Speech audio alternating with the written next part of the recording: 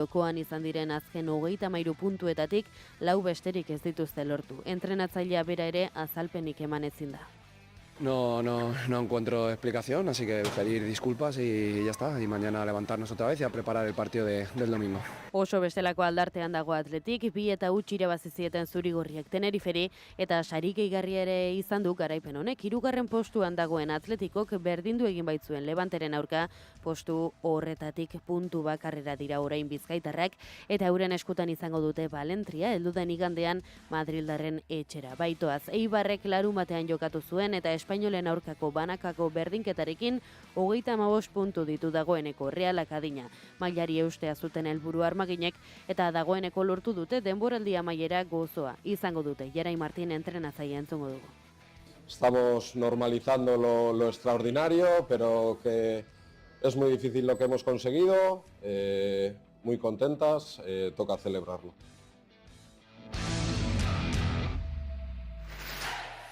Eta txirrindularitzan Pogačar jaun eta jabe agertu da berriro igande honetan, Lieiako klasiko handia irabazita bere erara gainera helmugatik 35 kilometrora erasoa jota. Amstel Gold Racen ez zuen irabazi eta esamesak hasi ziren Tadej Pogačar Esloveniar handia makaltxeago ote zebilen, baina astebetean fletxa balona lehenbizi eta Lieja ondoren irabazi ditu zalantza denak usatuz. Ardenetako 3koa ez du eskuratu beraz, baina 3tik 2rekin sasoi betean jarraitzen duela erakutsi du. 26 urte ditu eta 95 garaipen eskuratu ditu profesionaletan.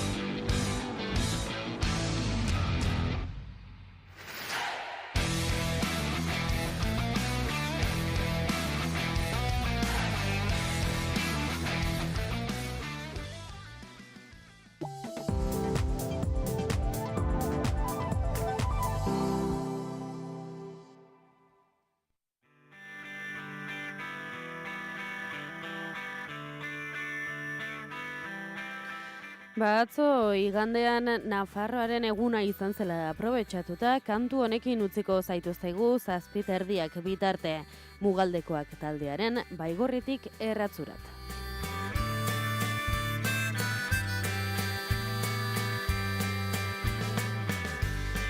Baigorritik Erratzurat, aldudetik Elizondorat, gatentzen baztango laboraria, noizetik noizerat, isilpean gordeka, bizkarlan betean, 30 kilo kobre soinean.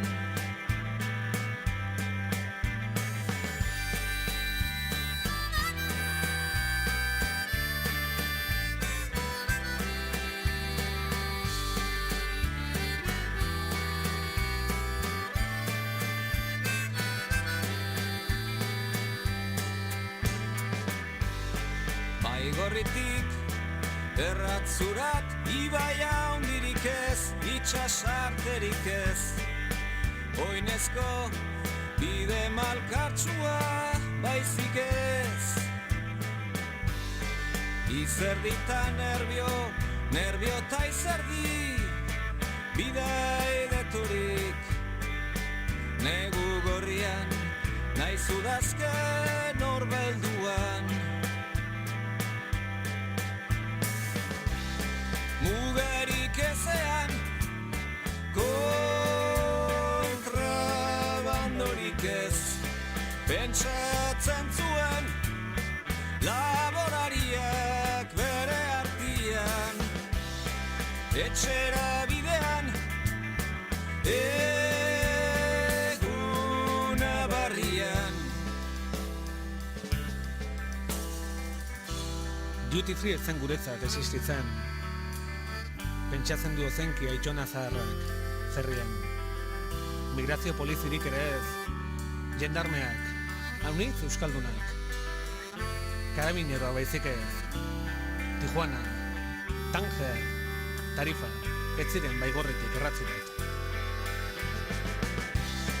Mugarik ezean, kontrabandorik ez, pentsatzen zuen, laborariak bere artian, etxera bidean, eguna barrian.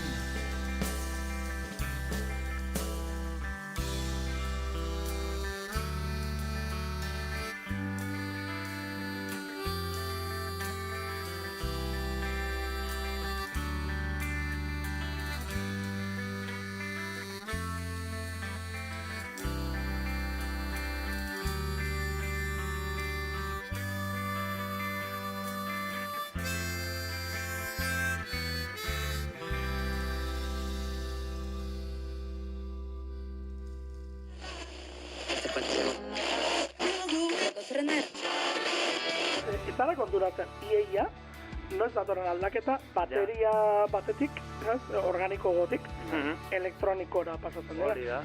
Eguerditan irekitzen dugu musikariako mikrofonoa. Euskal musika eszenaren berritasunak ardatz. Kaixo, Fermin. Opa, kaixo. Aritzartola, Gabon. Kaixo, Gabon. Bide Hernando Muñoz, Inigo Etxarresistiaga. Gabon. Gabon. Gabon. Aurkezpen berezirik ez du behar, baina aurkeztuko dugu Ruper Ordorika. Hemen daukagu gurekin. Gabon, Ruper, zer moduz? Ondo, eskarrik asko. Josune Arakistain, eguerdion. Kaixo, eguerdion. Zer moduz zaude? Oso ondo? Bai. Egualdi honekin, eta kantu berri xateratzen, eta... Bai, ez da. Bai, zera ondo. Anari Alberdi Santesteban, azkoitiarra, eta hemen daukaguna. Kaixo, Anari, zer moduz? Kaixo, ondo. Eta gauero, 10:00 aurrera, musikarien lanei behar duten tartea eskaintzen diegu. Musikaria, egunero, eguerdiko 12 eta laurdenetan, eta gaueko 10:00. Naiz irratia.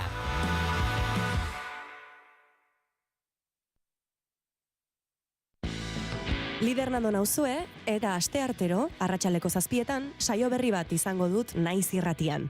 Eta zer topatuko duzuen bertan? Noski, musika. Baina ez orainaldiko tendentzia eta albisteetara lotua dagoen hori ez. Hemen saiatuko gara behintzat denbora gelditu eta ingurura begiratzen. Belarriak prest jartzen musikaren gozamenerako. Eta zergatik ez, bitxikeriaren bat edo beste ezagutzen ere.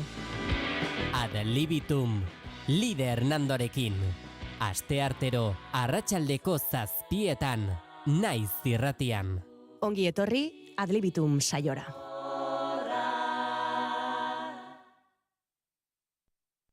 Informazioaren aria, Naiz irratian.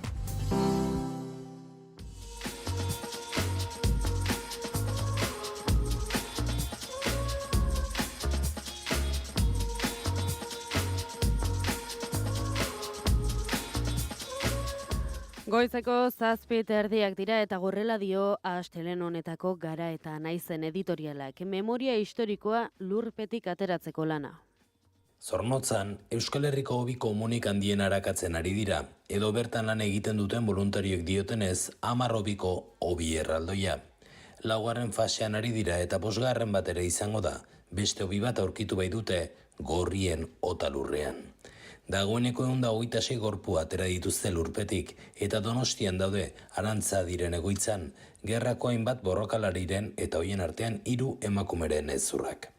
Memoriaren bila ari dira, egiaren, justiziaren, erreparazioaren eta ez errepikatzeko bermearen aldeko lan etengabean, Arantzadi, Euskal Prospekzio taldea eta beste zenbait elkarte talde eta herritar banako. Voluntarioak dira, baina merezi duen lana dela diote. Merezi du eurentzat, beren lanaren kontzientzia osoa bai dute, baina merezi du desagertuen serideentzat eta jendarte osoarentzat ere. Eta zabaldu egin beharra dago kontzientzia hori, jendarte osoaren memoria baita lurpean dagoena, berreskuratu eta antzez dadin zain. Inondik ere, eskertzeko moduko lana da. Voluntarioen artean auzitegi medikuak daude, Zornotzako hobian aurkezpenik behar ez duten Lourdes Errasti eta Pako Etxeberria. Haien lana funtsezkoa da eginkizun horretan. Ikerketa lan motela egiten dute, gehienetan oso urriak diren lekokotasunak bilduz eta lurrak gordetakoa aztertuz. Gaur, Luis Fondebraider Argentinarra auzitegi medikuaren hitza jasotzen dituzte orrialdeok. Aditua da lan horretan jakina, horregati da erreferentzia munduan eta apalasko memoria lurpetik ateratzeko eginkizun horretan zientzia forentziaren baliagarritasuna nabarmentzen du. Jendeari eriotzaz eta gorputza desagertuz kendu zioten nortasuna itzultzeko dio. Gogoratzen du Argentina intzindari izan zela eginkizun horretan, Estatu Espainolak aldiz etzion lan horriekin 2000 arte, eta gizarte zibilaren bultzadari esker izan da. Oraindik ere, irabaz lehen ondorengoek diote ez dela komeni zauriak berriro iregitzea, inoiz itxi ez diren zauriak. Ez omen da, hildakoen eta desagerrarazitakoen senidei komeni zaiena, haien memoriari eta gutxieneko duintasunari eutsi nahi dien jendarteari komeni zaiona.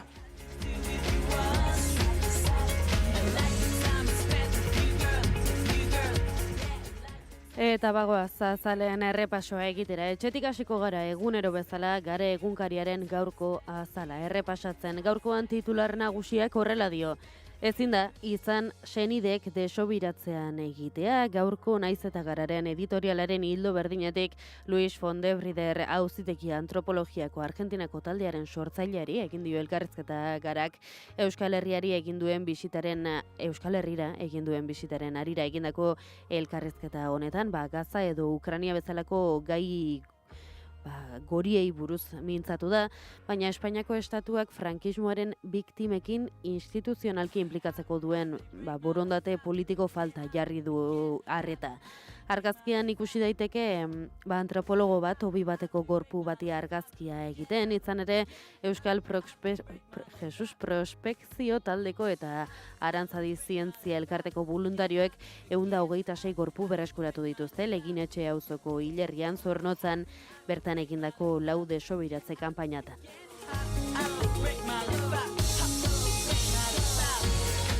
Astelena izanik gaur ez dugu berriarik aurkituko saltokietan, beraz deia egunkarira ekingo dugu salto. Hemen argazkia da nagusi, Irene Okiza atletikeko jokalaria agertzen da, atzean bere taldekideak dituelarik gola ospatzen. Teneriferen aurkakoa izan zuten atzo, 2-0 irabazita. Eta titularak dio eraikuntza eta zerbitzuak direla Euskal Enplegutik gehien tiratzen duten sektoreak. 3. sektorea irregularragoa ageri dela bere proiekzioetan dio deia egunkariak, kontratazioan behin-behinekotasun handiagorekin baina, eta autonomoen kopuruak bera egin duela eta enplegatu publikoenak berriz gora. Gipuzkoara goaz, Notizias de Gipuzkoaren azalak dio, laneko gaixotasunak 136 igo direla azken 4 urteetan. Iaz, 1.200 kasu erregistratu ziren Gipuzkoan, erdiak zerbitzuen sektorean. Eta argazkiari dagokionean, behiak, hauesek dira gaurko Notizias de Gipuzkoa egunkariko azaleko protagonistak. Iraitz Garaiburu Artzainaren atzetik ikusten dira behi hauek, Gorosmendiko igoeran, Hazienda hasi delako Euskal Mendietara igotzen.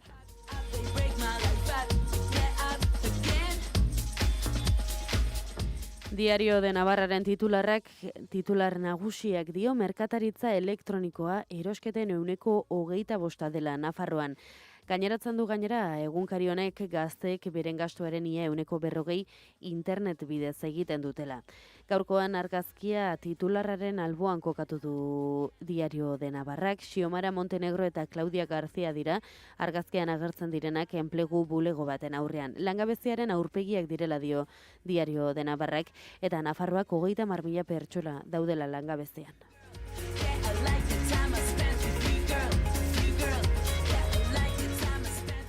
Gaurkoan Elkorreoko egunkariak berdin antolatuta daude eta titular berdina daramate Bai Arabako eta Bizkaiko aleek. Euskal Defentsa Industria berrarmatze plan milioidunari lotu nahian dabilela. Hauxe, titularra Dena dela argazkia dira nagusi, bi aleetan Bizkaikotik hasita suhiltzaile bat agertzen da su hartu duten zenbait kotxe itzaltzen Ibarreko landan 6 auto kiskalitak geratu ziren San Ignacio auzoan atzokoan eta egoiliarrak kezkatuta daude inguru horretan horrelako suak behin eta berriz gertatzen direlako. Arabako edizioan ordea San Prudentzioak noski jende talde bat danborradan parte hartzen ikusten da argazkian.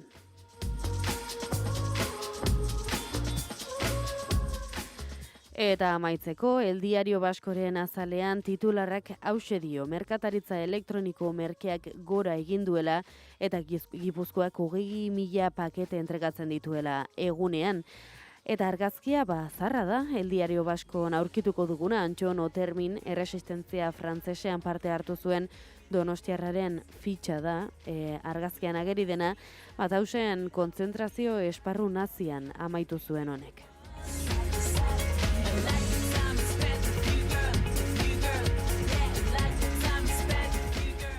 Eta goizeko 7 eta 37 minutu direlarik, honaino gaurko azalean errepasoa. Otea Lili irratsaioak ifrentzuaren bi alde ditu, zorrotza da Otea eta Lilia leuna. Pentsamenduaren alderik muturrekoenetara joan nahi dugu. Sega zorrotza pentsamenduaren hausnarketak azalera ekartzeko. Otea Lili saioan, Ritxi Aizpuruk musikariak gonbidatuko ditu astero. Musikaren eta bizitzaren argi ilunetaz hitz egiteko. Ostegunero, arratsaldeko 7:00, Otea Lili, Naiz Irratian.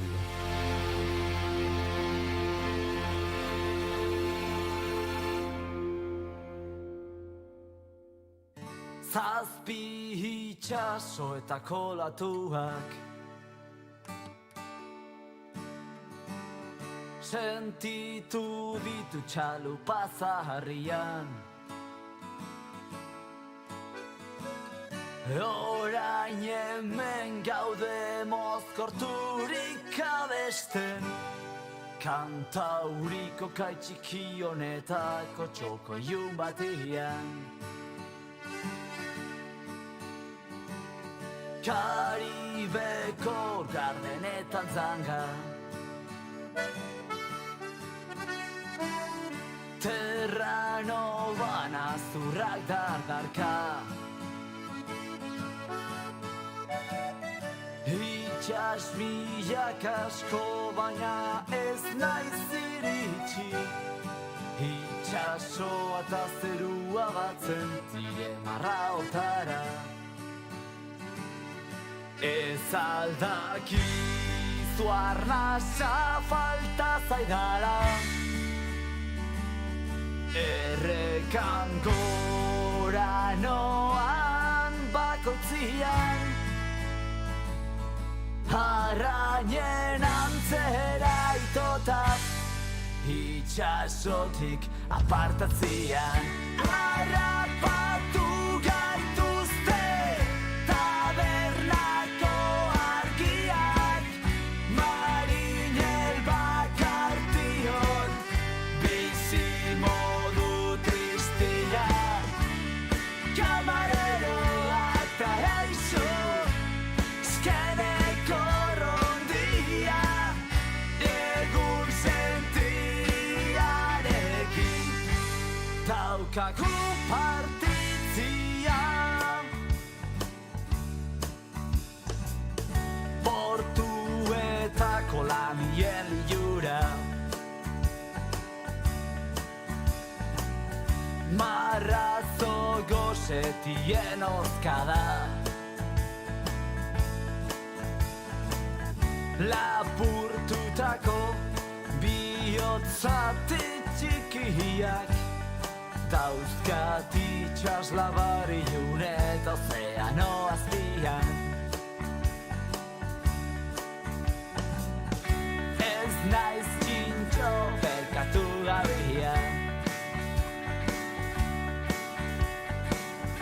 etxean nahi duten printzipia,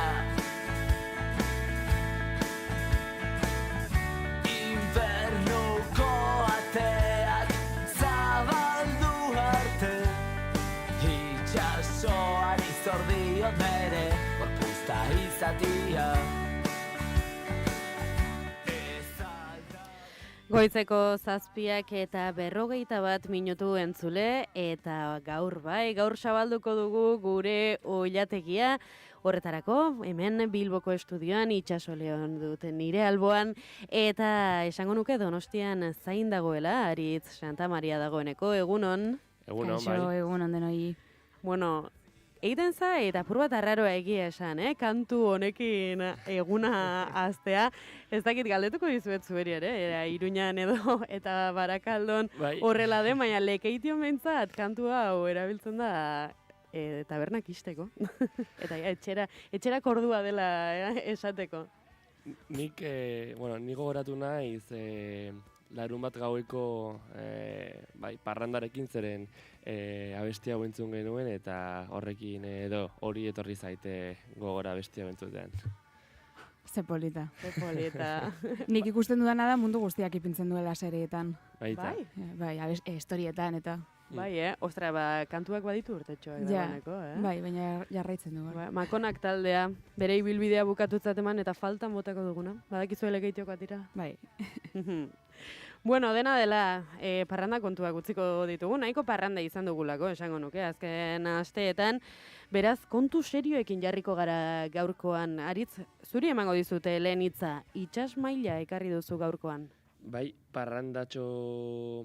alde batera utzi, aipatu behar dugu 1983 geroztik Bizkaiko golkoan itsas maila 8,43 zentimetro igo dela naturklima itsasertzaren behatokiaren arabera, eta 1980 geroztik Jesus, nago kriston astelanerekin barkatu, 0,2 gradu zentigradu igo da bataz beste uraren temperatura.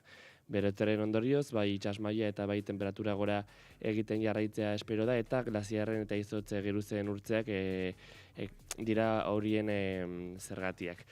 Ez dakite, igual, begietara datu hauek ez digute atentzioa eragiten, izan ere 8 zentimetro edo 0,2 gradu ez dira asko, baina aipatu behar dugu klima aldaketaren adierazle oso argiak direla hauek.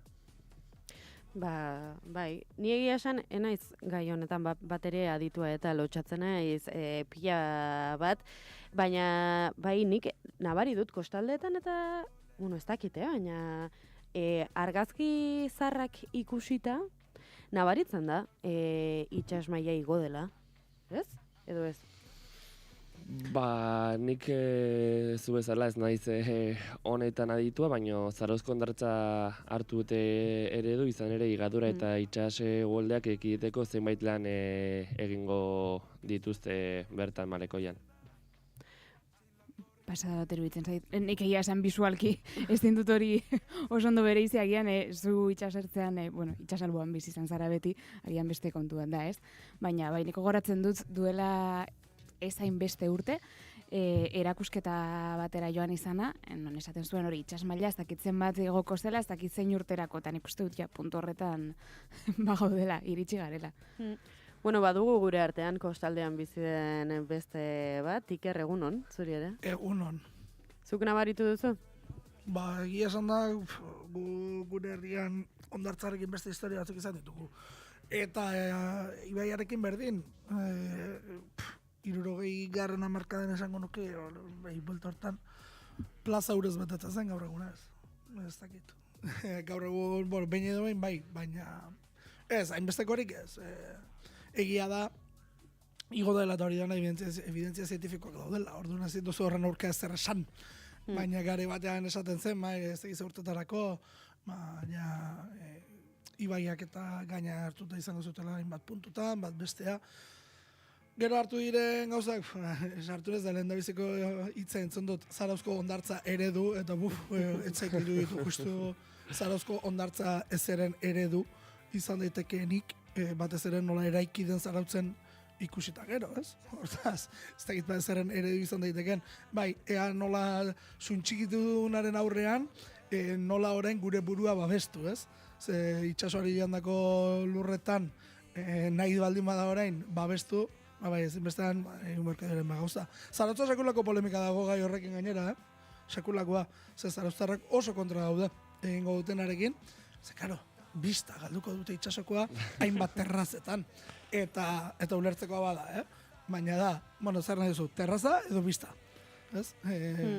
Hori da, bueno, en fin. Bai, hori ere bada ikertzuk aipatu duzuna, ibai askorekin gertatzen dena, ez? Ibaien ertzetan sortzen diren hiri eta herriek, gero euri normale baina euri gehiago egiten duenean, arazoak... Desgrazia handiak. Bai, hori da, arazoak ez, desgraziak izaten dira. Bueno, klima aldaketaren kontu honek ere utziko ditugu batzean, parrandarekin egin dugun bezala, gaur itxasok ekarri digulako, sare sozialetan jarrera atzerakoiak handitu omen direnaren sentsazioa duela. Bai, bueno, nik sentitzen dut zeloari esan diot, ez dakit astelen baterako ez dute den soegia, karriko dudan gaia, baina bueno.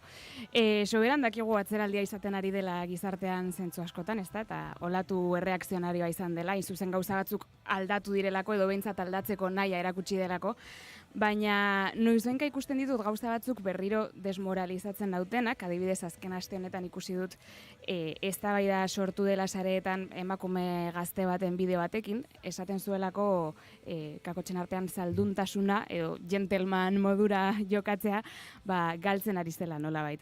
Eta hemen arreta eman didan lehen gauza da, ezer baino lehen baietz kontrako ahotsak egon direla, baina neskato askok eta emakume gazte askok diskurtso hori defendatu dutela iruzkinetan, hau da, lehen baino orokortuagoa dagoela agian, eta agian eman dezake, Euskal Herrian oasi batean gaudela zentzu honetan edo, baina nik uste dut guztia gaudela nolabait kutsatuta sare sozialen globaltasun honekin, ez? Eta guztiok kutsa gaitzaketela horlako joerek edo memeek, eta puntatu ditut hemen ikusi ditudanetariko batzuk, azken aldian ikusi ditudanetariko batzuk, bereziki TikToken, baina baita beste sareetan ere, eta ematen den joera horietako bat da, gizonek hau, emakumeek beste hau, ze barregarria den, ez? Ze barregarriak diren genero rolak, baina holako modu inkontziente batean, ez dakit agian beste belaunaldi batek barre egingo ligoken kontuak, ez? Gero nabaritu dudan beste kontu bat da, ze barregarria den nire mutilak ez dakiela makillajeari buruz, nire neskak ez dakiela futbolari buruz, eta holakoak. Ematen du ere tendentzia estetikoetan ere nabaritzen dela nolako itxura izan behar duen honen arabera emakume batek, askoz dotoreagoa, askoz garbiagoa, ikusi dut ere modan jarri direla batez ere estatu batuetan haien familia osoarentzat sukaldatzen duten emakumeen profilak, nola erakusten dizuten ustezko bizitza idiliko hori, etxeko handeraren bizitza, jakintzat jotzen dira harreman heterosexualak, jakintzat jotzen da, ez haizu bikotearekin hau gertatzen, jakintzat jotzen dira pertsonen bitartasuna bezalako gauzak, eta nik irakurri nuen pasaden egunean, Twitterren 2018ko sare sozialetako feminismo olatura itzuli behar dugula, eta bai, egia da borroka ez dagoela sareetan bakarrik, baina sareek belaunaldi bat ezi badute ein batean behintzat, gauza bera gerta daiteke orain txarrerako, ez? Ez dakit nola ikusi duzuen zuek olatu hau, konkretuki sareetan eman dena. Nik esango nuke, sare sozialetan gaur egun ikusten duguna dela sistemaren islada garbia.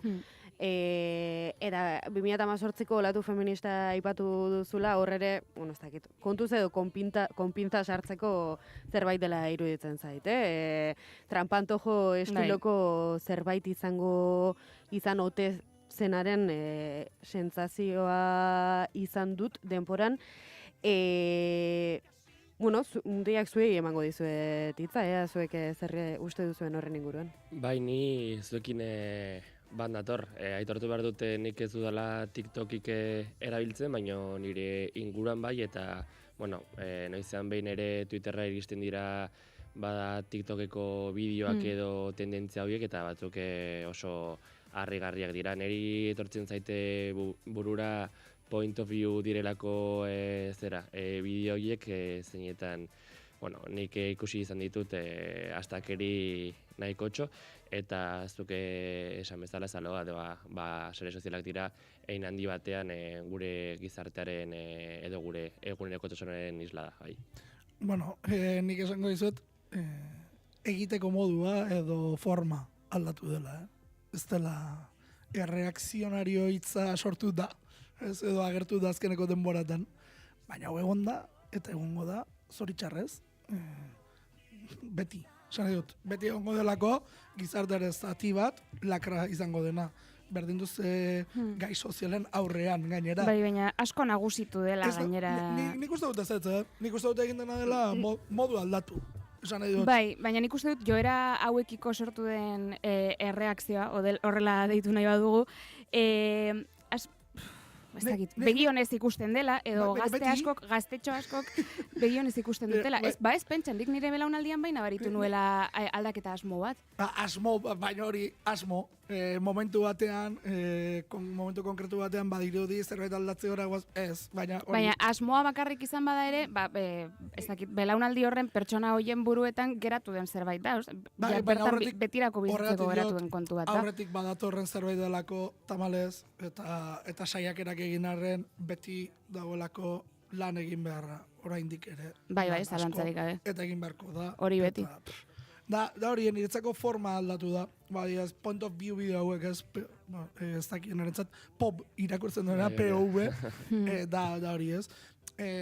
Bai, edo ez dakit, edo zein txorakeria txisteak. Bai, azkenean kultura dela adierazle izaten dela gara guztietan. Bai.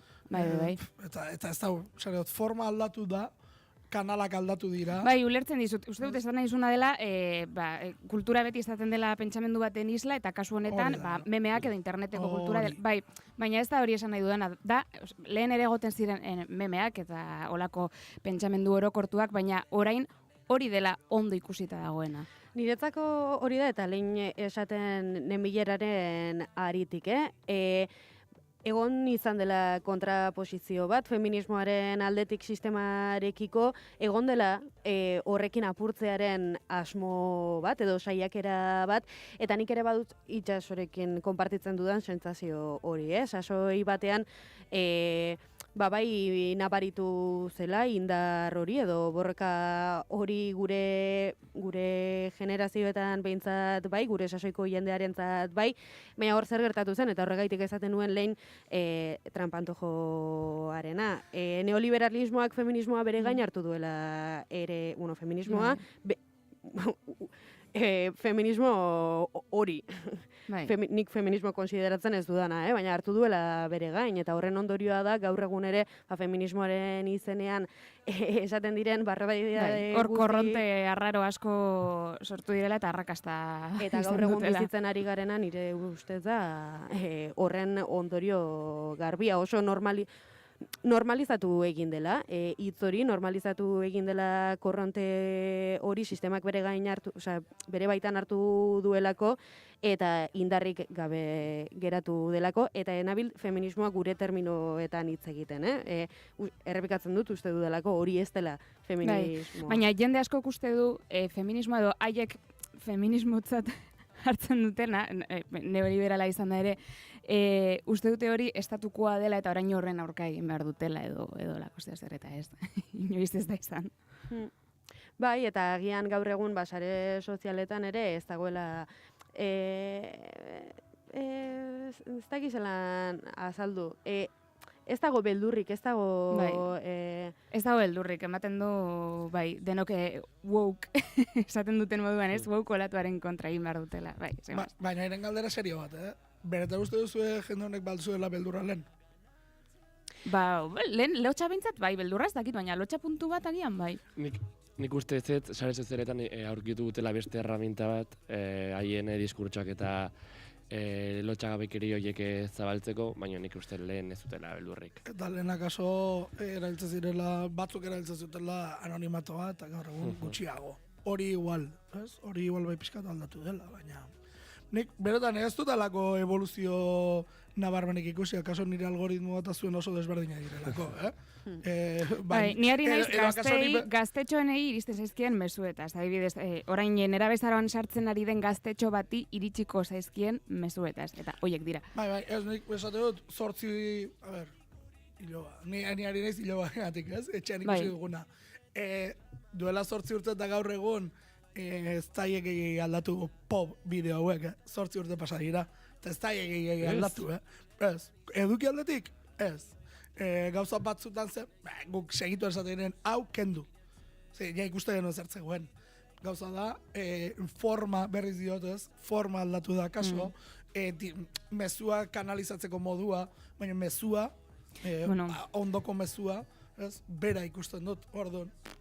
Eta honekin batera daude ez ditugu aipatu, baina agertzen diren podcast zatitxo hauek, olako gizonen podcastak ulertzen didazu, ez da? Oiek zorionez ez zaizkit iristen. Ja.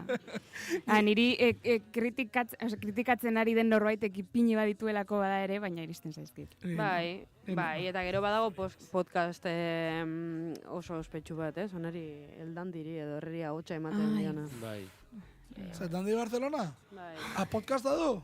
Ez, berak ez, baina gonbidatu bezala egoten da podcast batean. Edo bintzat egon izan da noizbait, eta, kriston astakeriak esan ditu.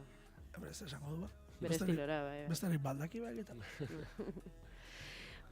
Zazpirak eta 57 Iker gaur ekarri duzu kanturik? Bai, noski.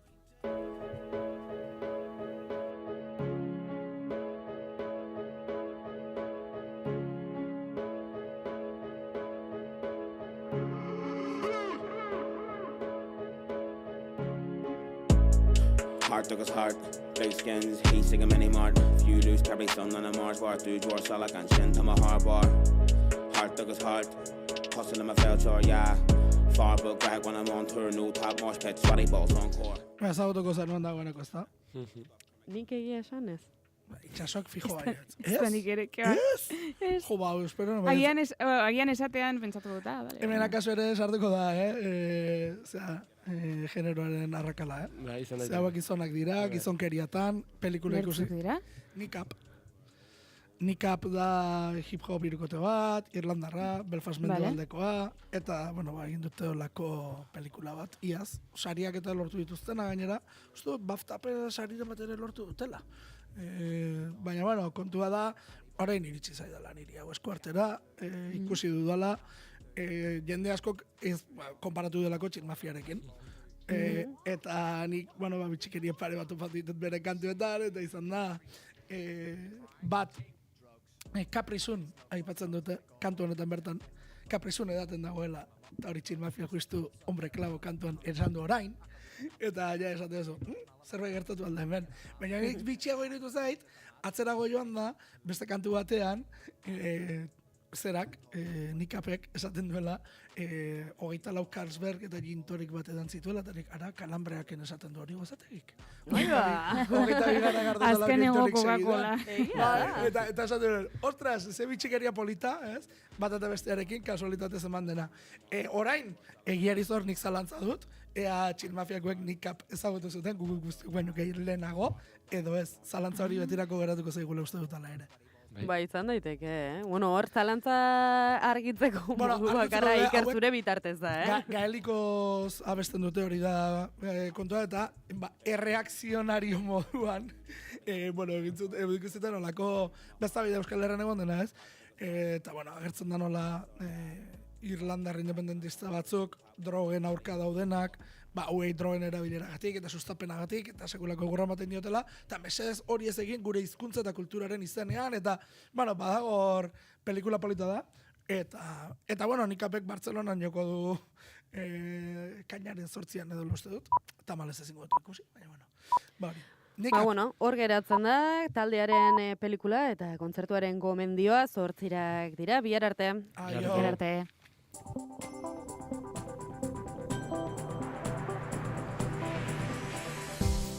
Informazioaren aria, naiz irratian, Pegi Lekuona. Egunon, goizeko 8ak dira, ongi etorri naiz irratira. Hamas gelditzen diren baituak askatzeko prest dago, sueten luze baten trukean gutxinez 5 urteko denbora tarte askatu dute. Salva Badiola, egunon. Egunon, Pegi eta egunon entzuleok. Katarreko lehen ministro eta negoziaketen arduradunak azaldu du Israelek baitu ez hitz egin duela gerraren amaiera aurreikusi gabe. Gaur hautatuko dute Kanadako lehen ministro berria, orain 3 hilabete Mark Carney liberalen buruak aukera gutxi zituen, baina Trumpen presioak favorito bihurtu du. America is not Canada. And Canada never, ever will be part of America in any way, shape or form. Eta nazioartetik ere astelehen honetan Eliza Katolikoko kardinalak Vatikanoan bilduko dira itasantu berria hautatuko duen konklabeari data jartzeko. Honi buruz hitz egiteko goiz honetan gurean izango da ere Carlos Olabarri, Arratiako abadea. Enplegu erregulazioko espediente kopuru azken urteetako baxuena izan arren, kaleratutako langileen kopuru esanguratsua da. Nafarroa da, espediente bidezko kaleratze gehien izan dituen herrialdea. Euskal Autonomia Erkidegoan 2000 langile gehiagori eragin zieten espedienteekiaz eta Nafarroan 5.000 gehiagori gainera kopuru absolutuen Nafarroan kaltetutako langile kopurua Euskal Autonomia Erkidegoaren bikoitza izan zeniaz, 18.000 9.000-aren aurrean. Kirol kontuetan berriz ACB Ligan Bilbao Basketek ezin izan du garaipen batekin ospatu Europe Cupen lortutako garaikurra 80 eta 83 galdu dute beltzezkoek UCAM Murtziaren aurkako etxeko partiduan. Jaume Ponsau, entrenatzailea. Yo hoy pues tengo la sensación que fruto de lo que ha pasado esta semana, que ha pasado cosas que se han celebrado porque se tenían que celebrar, solo faltaría. Pues quizá pues nos hemos encontrado en un contexto de partido en el que buscábamos ese momento de darle un zarpazo. Eta bururik altxa ezin da jarraitzen dute Realeko neskek eta gora begira 3. postutik puntu bakarrera Atletik azken garaipenari esker. 12 partida dira dagoeneko irabazi gabe eta jokoan izan diren azken 33 puntuetatik 4 besterik ez dituzte lortu. Entrenatzailea bera ere azalpenik eman ezin da. No encuentro explicación, así que pedir disculpas y ya está. Y mañana levantarnos otra vez y a preparar el partido del domingo. Eguraldia eta trafikoa naiz irratian.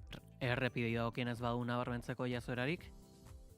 Kotxe baten arteko istripua egonda Zornotzan N634 errepidean 87. kilometroan eta horren ondorioz errepidea itxita dago norantzabietan eta bestalde ohiko autopilaketak daude Bilbok, Barakaldo, Galdakao eta Leioa inguruan. Eguraldiaren iragarpena Iker Ibarluzeak. Udaberri sasoiko eguraldi bikainarekin emango diogu hasiera asteari. Goizean behelaino agertuko da barnealdeko bailaretan, bereziki Kantauri Isurialdearen barnealdean eta Araba eta Nafarroa erdialdean. Gainera kostaldean ere lanbrolaino pixka bat agertuko da, baina eguzkiak segituan xurgatuko ditu, hodei hauek eta eguraldi eguzkitsua nagusituko zaigu denean. Arratsaldean zehar Pirineoetan bereziki ekialdean bero hodei batzuk ikusiko dira, baina ez dute inolako ondoriorik ekarriko.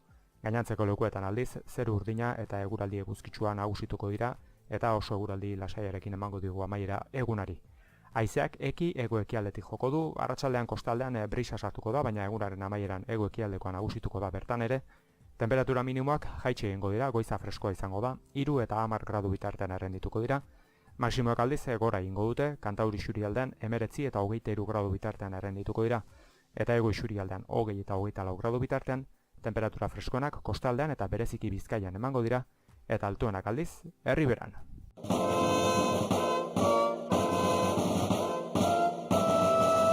Eta gaurko Arabarren egun handia da, San Prudentzio Gasteizko bezperako erretretaren ostean, Armentian izango dute hitzordu nagusia, gaurko honetan erromeria eta guzti, beraz aukera duenak goza dezala. Joarra Izpurua teknikan, apirilako 28 dugu, astelena.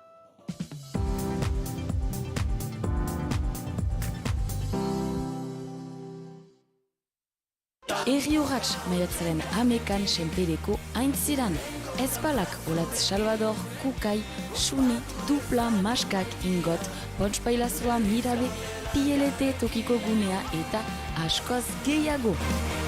Maiatzaren 11an denok senperera, denok erri urratxera. Eman sustengoa se askari. Xetasun guztiak erriurratx.eus webgunean.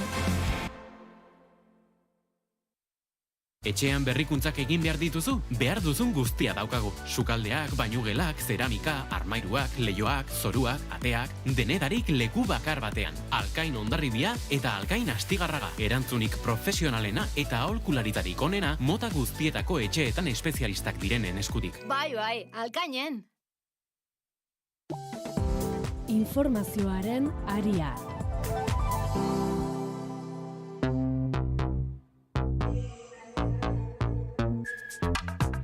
Astelen honetan bertan Eliza Katolikoko kardinalak Vatikanoan bilduko dira Aita Santu berri hautatuko duen konklabeari data jartzeko. Maiatzaren 5 izan daiteke datarik goiztiarrena, maiatzaren 10 beranduena, ezin bai dira Aita Santua hildenetik 20 egun, baino gehiago igaro. 71 herrialde ezberdinetatik iritsitako kardinalak dira gaur bilduko direnak eta datarekin batera erabakian nork parte hartuko duen eta nork ez ebatzi behar dute zehazki, Angelo Becciuren kasua dela eta. Il Papa mi dice che non ha più fiducia in me perché è venuta la segnalazione dai magistrati che io avrei commesso atti di peculato. Bekiuk parte hartzeko eskubidea duela dio, baina Frantzisko Aita Santuak baztertu egin zuen oraindik bizirik zegoela, eskandalu finantziaro batean parte hartu zuelako eta horregatik ere zigortu zutelako. Hain zuzen, Frantzisko Aita Santuaren ordezkoa hautatzeko konklabe honetan 80 urtetik berako 133 kardinal elkartuko ditu Sistina kaperan. Bilera, errituz betea izango da eta arrantzalearen eraztuna nork eramango duen erabakiko dute. Errituaren artean, bileraren amaiera eta adostasunera iritsi direla adirazteko ketxuria edota Habemus Papam esapidea esate izango dira. Bilera Sixtina kapilan egingo dute, 80 urtetik beherakoek. Adin horretatik gora 117 kardenal daude parte hartu ezin izango dutenak. Vatikanoko Santa Marta izaneko erresidentzian hartuko dute ostatu, erabakia hartuko dutenek, eta soilik bozketa egiteko aterako dira kapilara.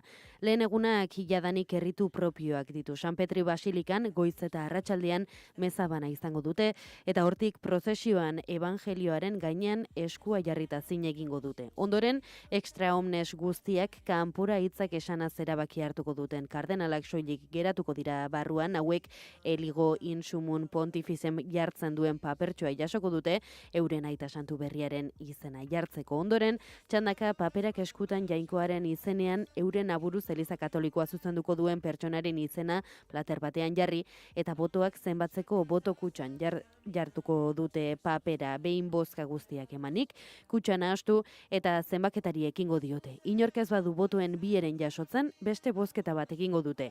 Lehen egunean izan ezik, egun bakoitzean, goizean eta arratsaldean bina bozketa izaten dira. Tximiniatik kebeltza ateratzen bada, ez dute inor hautatu. Txuria bada, kardenal batek bieren jaso eta Aita Santu izendatuko dute. Kardenalaren kolegioko dekanoak boto gehien jaso dituenari Aita Santu izan nahi duen galdetzen diote, eta onartuz gero zein izenekin deitzea nahi duten erabaki. Ondoren, San Petri plazara atera eta Habemus Papam ezaguna esanez iragartzen da. Aita Santu aukeratu berriak urbi etorbi bedeinkapena ematen du balkoitik.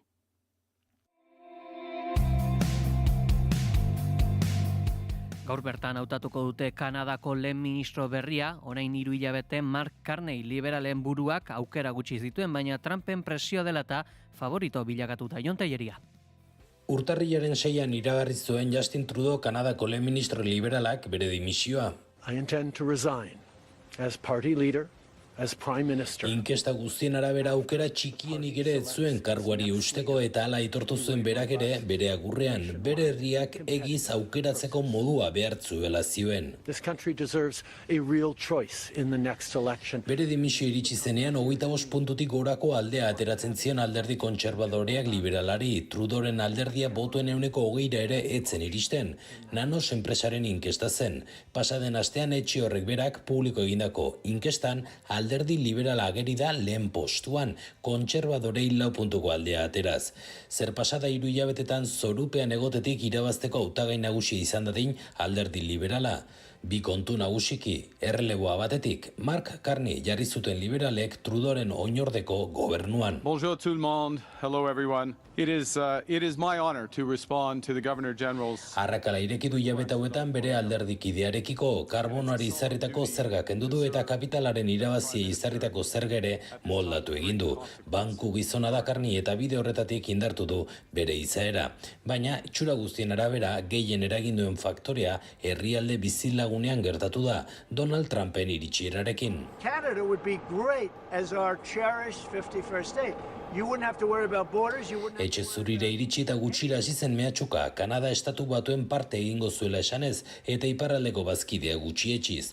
Honek erreakzio eragindu Kanadan, aberriarekiko lotura estutzea eta Trudoren oinordekoak ezinegon hori kapitalizatzen asmatu du. Bere aurkari kontserbadorea trumpismotik gertuegi dagoen gizon gisa erakutsiz gainera.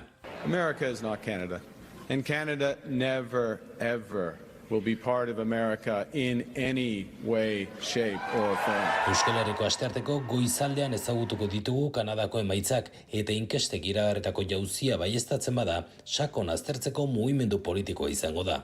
Hauteskunde hauetan igoera espero zuten Quebeceko talde soberanistek, baina Trumpen etorrerak ere zuzeneko eragina izan du ere beraiengan. Aukeran hobe Kanada estatu batuak baino diote askok. 2022ko hauteskundeetan Parti Quebecua alderdiak 3 diputatu besterik ez zituen lortu, baina orain hilabete gutxi botoen 35% iragarri zuten inkestek berarentzat eta ezkerreko Quebec Solideg alderdiarentzat beste 13% bat. Orain liberalak ageri dira nagusi Quebecen botoen 46ko aurre ikuspenarekin 25%an geratzen da alderdi soberanista nagusia. Trumpen iritsierak berak izan du eragina noski, baina baita azken hamarkadetan gobernu federalak hartu dituzten neurriek. Ere 1985ko erreferendumean gutxiegatik galdu zuen independentziak, ordutik Ottawatik Quebecen aitortzan urratsak eman dira 2006an adibidez, honen nazio izaera aitortu zuen parlamentuak. Vancouverren gizon batek 11 pertsona hil eta 20 zauritu ditu autoharrapaketa masibo batean. Polizia jakinarazi du ez dela eraso terrorista bat izan. Atxilotu duten 30 urteko gizona poliziak aurretiaz fitxatutako pertsonen artean zegoen osasun mentaleko zerbitzuekin izandako interakzioengandik. 8 hilketa kargu leporatu dizkiote oraingo. 8 eta 12 dira. Informazioaren aria.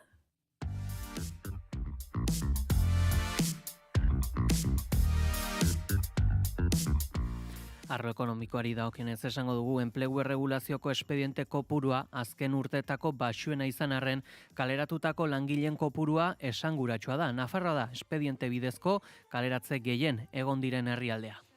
Azken hamarkadako kopuru basuenetan ageri dira Hego Euskal Herriko enplegu erregulazioko espedienteak gazteleraz ere gisa ezagunak direnak, baina oro ez aurre.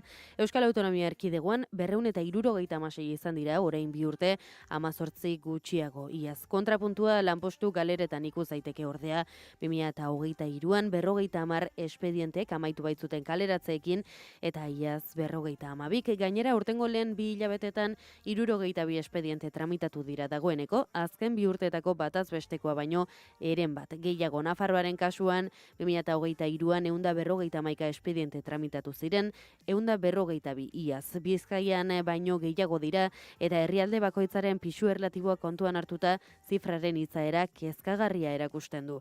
Espediente kopuru txikiagoak ez dakar alabeharrez langile kaltetu kopurua murriztea, kontrara Euskal Autonomia Erkidegoan 2000 langile gehiagori eragin zieten espedienteak iaz, eta Nafarroan 5.000 gehiagori. Gainera kopuru absolutuetan Nafarroan kaltetutako langile kopurua Euskal Autonomia Erkidegoaren bikoitza izan zeniaz 18.000-9.000 aurrean. Kaleratzei dagokionez, zerregulazio espedienteak izan dituzten langileen 10% inguruk galdu dute lanpostua Araba, Bizkaia eta Gipuzkoan. Nafarroan datu hau hobea da, ez baita 3% iristen, baina adierazgarria da kasu honetan ere Nafarroan Bizkaia baino lanpostu gehiago galdu direla datu absolutuetan. 900 pasatxo lehenean, 838 bigarrenean. Nafarroaren biztanleria eta jarduera ekonomikoa dezentea apalagoa izanik adierazgarria da aldea. Arlo ekonomikotik nabarmenduko dugu ere, Ramiro González Arabako diputatu nagusiaren ustetan Guardianako instalakuntzetan beste proiektu bat sortzeko operazio istea lortuko da. Baikor agertu da, EITBen eskainitako elkarrizketan plan bat eta inbertsoreak daudela onartu du eta operazioa aztertzen ari direla. Hay un plan, hay inversores, hay un análisis de la operación, hay unas negociaciones en marcha y hay el diseño de toda una estructura que sirva para devolver la actividad a Guardian, otro tipo de actividad, otro tipo de propiedad, para devolver la actividad a Guardian y para generar nuevos empleos. Más que de plazos, tenemos que hablar del compromiso de que la operación se culmine de la mejor manera posible para que tenga una garantía de futuro.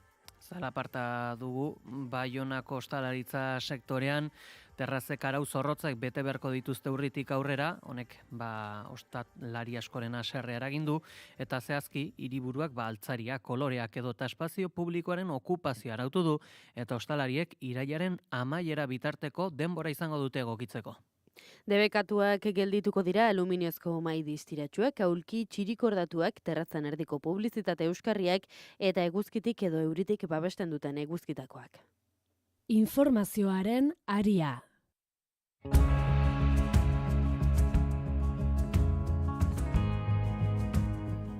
Nazioartera joko dugu berriro izan ere, Hamas gelditzen den bahituak askatzeko prest dago, sueten luze baten trukean, gutxinez 5 urteko denbora tarte askatu dute.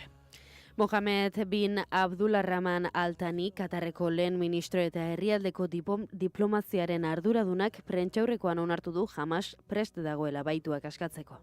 وقف إطلاق النار واستئناف إسرائيل لعدوانها على الشعب. Trukean Israelek presoak askatu beharko ditu eta 5 urte iraungo lukeen suetena errespetatu. Altanik azaldu du Israelek baitu ez hitz egin duela gerraren amaiera aurreikusi gabe, ondorioz amankomuna izan beharko lukeen helburua bilatu behar dela azpimarratu du. Katarreko lehen ministroak onartu du, zeharkako kontatuek bere horretan jarraitzen dutela eta elkarrizketek ez dutela etenik izan. Israelek martxoak 18an hautsi zuen indarrean zegoen suetena, bombardaketak eta lur bidezko erasoak intentsitate gorenarekin berrezarriz. Orduz geroztik hildakoen kopuruak 52.000 lagunetara igo da. Jonathan Guidal, Nazio Batuen erakundeko afera humanitarioen bulegoko Gazako arduradunak esan du, zerrendako poblazioa gutxinaka hiltzen doala. What is happening here, it defies decency, it defies humanity, it defies the law. It really is a war without limits. Eta horiek ala balizko oinerdekoa izendatu du Mahmoud Abbasek, Hussein al-Sheikh, Palestina askatzeko erakundeko egungo idazkari nagusia eta bere eskuineko eskua dena. Izendatu dute sortu berri den presidente ordek kargurako, honen bestez zuzenan Abbasen oinordeko bilakatuz. Hussein al-Sheikhek 74 urte ditu eta Alfateko kidea da, sektore batzuek kritikatu egin dute Israelera eta Ameriketako estatu batuetara hurbiltzegatik. Paeko batzorde exekutiboko idazkari nagusi izendatu zuten 2022an eta erakundearen negoziazio departamentuko burua da. Askatzeko erakundeak Palestinako mugimendu politiko gehienak biltzen ditu, baina ez Hamas eta ez da jihad islamikoa ere. Eta ki alde hurbiletik ere aipatuko dugu, Siriako agintari berriek Kurdistan deszentralizatzea eskatu dutela. Hitzez hitz, federalismoaren aitzakian errealitate separatista bat inposatzeko edo entitate banandoak sortzeko dozein saiakera gaitzesten dugu. Zehaztu du, komunikatu batean Siriako presidentetza berriak. Kamison Konferentzia Nazional Kurdua egin eta hurrengo egunean heldu da erantzuna Siriako auzi kurduari konponbide justu bat emateko ikuspegi errealista, estatu demokratiko deszentralizatua dela aldarrikatu dute. Halaber, kurduek ikuspegi politiko komun bati buruzko zirriborroan hartu dute eta Damaskoko gobernuarekin federalismoa negoziatzeko ordezkaritza bat sortzea.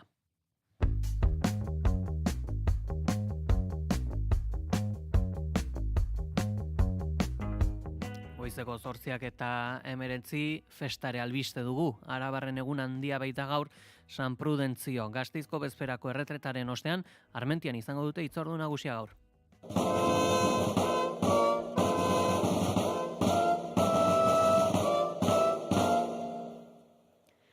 Bart gauean Gasteizko probintzia plazan entzunda erretreta San Prudentzio jaietako lehen ekitaldi nagusia.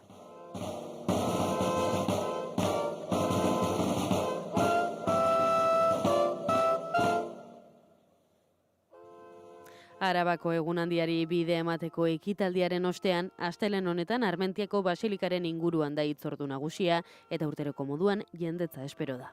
Eta Nafarroaren eguna ere ospatu dute beste urtebetez Baigorrin, 1979 urtetik egin den bezala. Nafarroa bera eta Nafarroa garaia mugaz gaindi euskal kultura eta euskararen bitartez elkartzen dituen jaiak euriari aurre egin dio. Pasaitzea elkarteak nabarmendu duenez, 1969tik hona gauza asko aldatu dira, baita euskal kulturari dagokionean. Aldarrikapen katea aldiz, naiz eta denboran zehar aldatzen den, ez dela sekula moztu azpimarratu dute. Individualismoa zabaldu eta euskaldunen arteko kateak hautsi nahi dituztela salatu dute, baina norberaren etxeko ateak hautsi eta erasoen kontra batzeko deia zabaltzen dute elkartasun kateak lotuz. Euskararen kateek inoiz baino indar gehiago behar dutela esan dute Nafarroaren egunaren antolatzailek. Fasismoaren gorakada ere gogoan izan dute Baigorrin. Egun osoan izan da animazioa, musikariak, aurren txokoa, dantza, kantua eta kontzertuak.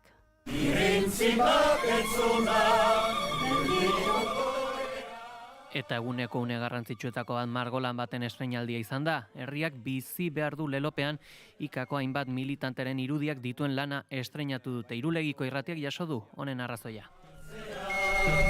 Margolan hori hemen Baigorriko sartzean den pareta batian, badira ikako militanteak, bere borrokan beraz erori direnak, Txomin eta Ramuntxotik hasiz, Madi, gero Christophe, baita ere eta Didier eta Popo desagertua dena. Importantena da, zergatik engaiatu diren gazte hurien momentu batean, eta bururaino engaiatu, egia da, dorpea izan dela initzen zat. Baina helburuak argi ziren, eskualeria ezagutua izan dadin, euskara txikia izan dadin, lurra saldua ez dain izan, eta gauza horiek eta helburu horiek beti hor dira. Eta hor dion behar zen hori ezagutarazi, denik gazter, eta erran, hala.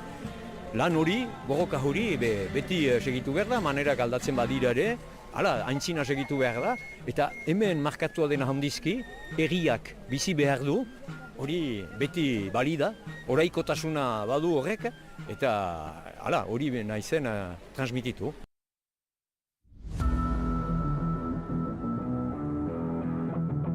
Kirol aria, naiz irratian.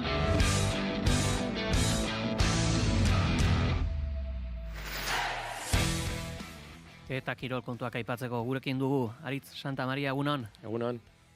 Zer nolako kontuak ditugu? Astelehen honetan aipagai. Bada, pilotarekin ekingo diogu, nahi laso buruko finalerdietan izango da final laurdenetako bigarren jardunaldian berea, irabazi eta Peio Etxeberriak Elordi txapleketatik kanpo utzi ostean. Partida ikusgarria eskaini dute Peio Etxeberriak eta Aitor Elordik igande honetan. 21 galduta agur esan behar izan dio txapelketari bizkaitarrak. 13 ere joan zen Elordi, baina partidari buelta eman eta 21 eta 20koa jarri zuen Maiabikoak. Dena alde zuela kale sakean Elordik eta 21 nazirela zabalera sakea botata erabaki zuen neurketa zenoztarrak. Txanponaren bi aurpegiak beraz, azken tantoak gogoan protagonisten agotik. Bagenekiun irabaziez gero ze premia dagoen hemendik 15 egunera gainera, eta asko sufrituta, baina aurrera du. Kostatzen ari zaidan hor paretara ateratzea, Andonik esaten zian bilatzeko pareta, baina ezin nun, ez? Eta pentsatu dut sake guztiak hor txokora eta pixkat sartuta zegoela Aitor, eta atera dut, ona izan da, eta oso pozik. Azkeneko tanto horretan aurrera pausu emot, gorputzea torria eta eskerre boleaz kanpora. Eta gero berak azkeneko tantuen sorpresa sarrapa boste ez aholelako sakiakin eta penakin. Emaitza honek finalerditarako aukera gabe utzi du Elordi eta parean Unai Lasok lortu du hurrengo faserako txartela. Bere lanak egin zituelako larun batean, noski 13 eta 22 irabazi zion Iñaki Artolari. Amultzoan Larrazabalda pasaden astetik finalerdietan dagoena. Finalerdietarako txartel bila garaipen manarekin dira Dario eta Jokin Altuna Amultzoan eta Artola eta Peio Etxeberria Bemultzoan. Elkarren aurka hariko dira hirugarren jardunaldian partida bakarrera finalerdietarako txartelaren bila. Eta saskibaloia izpide, ACB Ligan Bilbao Basketek ezin izan du garaipen batekin ospatu Eurocupen lortutako garaikurra. 83 galdu dute beltzezkoek ukan murtzearen aurka etxean. Ikuskizun faltarik ez da izan, hala ere zaleentzat. Berriro euren taldea oso kontra zegoen markagailu bati buelta ematen ikusi ahal izan bai dute. Azken laurdena 42-60 batekin abiatu zuen Bilbao Basketek eta berriro ezinezkoa zirudiena egin zuten. 34-16ko partzela batekin luzapena behartuz. Azken kolpearen falta 3 puntuegatik ihes egin ziren garaipenak. Yo hoy tengo la sensación que fruto de lo que ha pasado esta semana, que ha pasado cosas que se han celebrado porque se tenían que celebrar, solo faltaría. Pues quizá pues nos hemos encontrado en un contexto de partido en el que buscábamos ese momento de darle un zarpazo, pero no encontrábamos inspiración, nadie acertado. Ospakizunaren ajeak izan daitezkeela iradoki du Jaume Porsarnau entrenatzaileak partida amaieran. Baskoniak bere alde izugarri landutako garaipena ekarri du Valentziatik, ondo hasi eta ondo amaitutako partida, tartean gauzak ilun jarri zaizkion arren.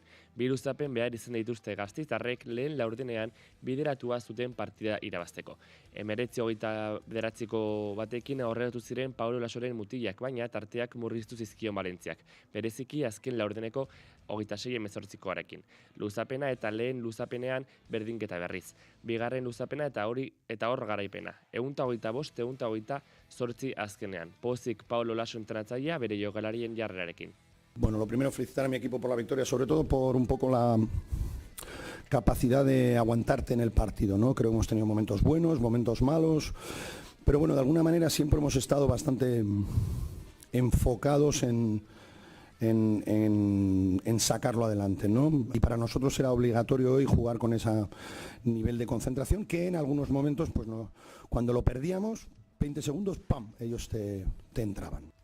F Ligan bururik altxa ezinda jarraitzen dute Realeko neskek eta gora begira 3. postutik puntu bakarrera Atletikek azken garaipenari esker. F Ligako azkenaren aurka zuen igande honetan partida oraindik Sánchez berak entrenatzen duen Realak eta ez da honen aurka ere. Huts eta 2 galdu dute txuri-urdinek Valentziaren aurkako partida.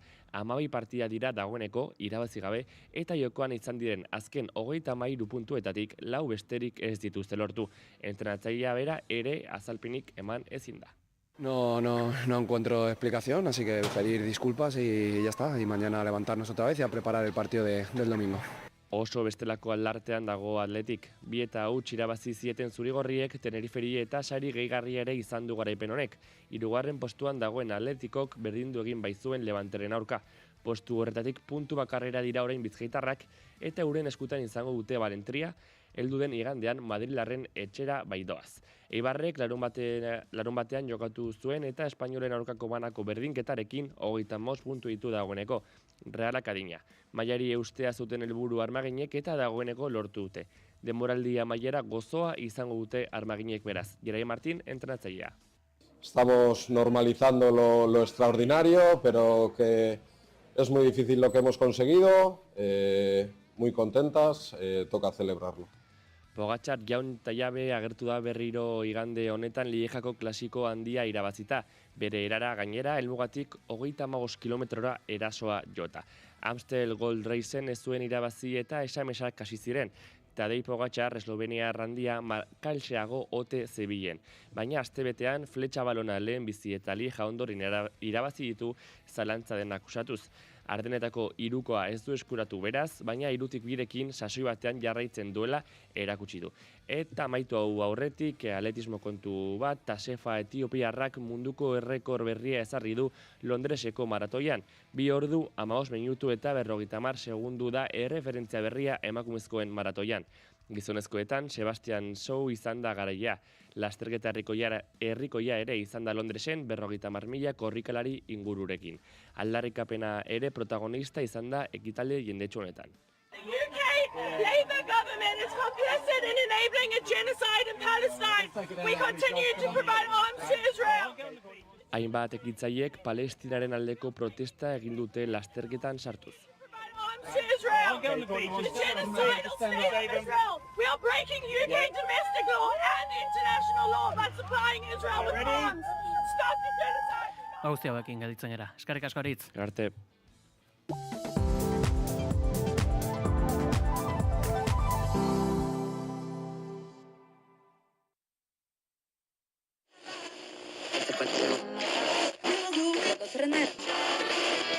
Ez da konturatzen, iaia, noiz datorren aldaketa, bateria batetik, organiko gotik, elektronikora pasatzen dira. Eguerditan irekitzen dugu musikariako mikrofonoa. Euskal musika eszenaren berritasunak ardatz. Kaixo Fermin. Opa, kaixo. Aritz Artola, Gabon. Kaixo, Gabon. Bide Hernando Muñoz, Inigo Etxarri Sistiaga, Gabon. Gabon. Gabon. Aurkezpen berezirik ez du behar, baina aurkeztuko dugu Ruper Ordorika.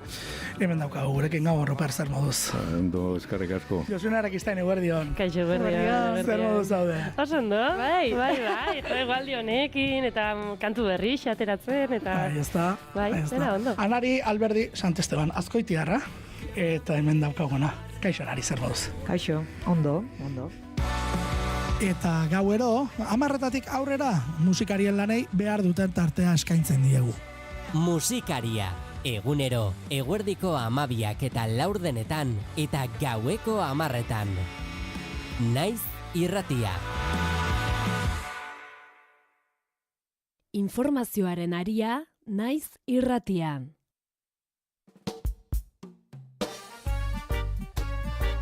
Goizeko 8:30 gaindituta musikari egingo diogu tarte txiki bat, izan ere gaurkoan Araban eta Gasteizen egun handia dute, beraz talde gasteiztar batekin jarraituko dugu. Potato, elastika kontzientzia.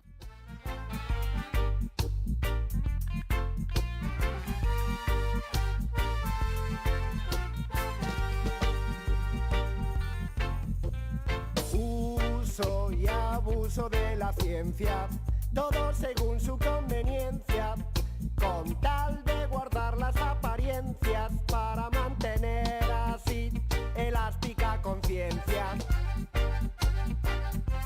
Elástica conciencia. Tecnología eleva su potencia. Tecnocracia, dominio en esencia, sin saber qué hacer en su presencia, pues el progreso llega y no la independencia. Sin saber qué hacer en su presencia, pues el progreso llega y no la independencia.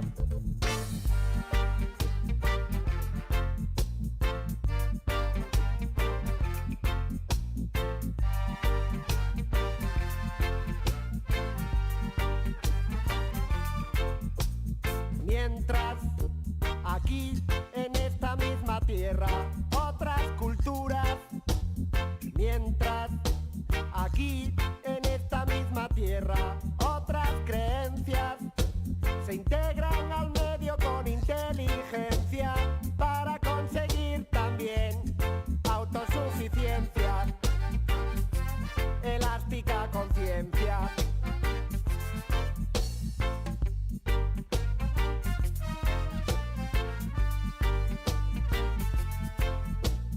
Tecnología eleva su potencia. Tecnocracia, dominio en esencia, sin saber qué hacer en su presencia, pues el progreso llega y no la independencia. Sin saber qué hacer en su presencia, pues el progreso llega y no la independencia.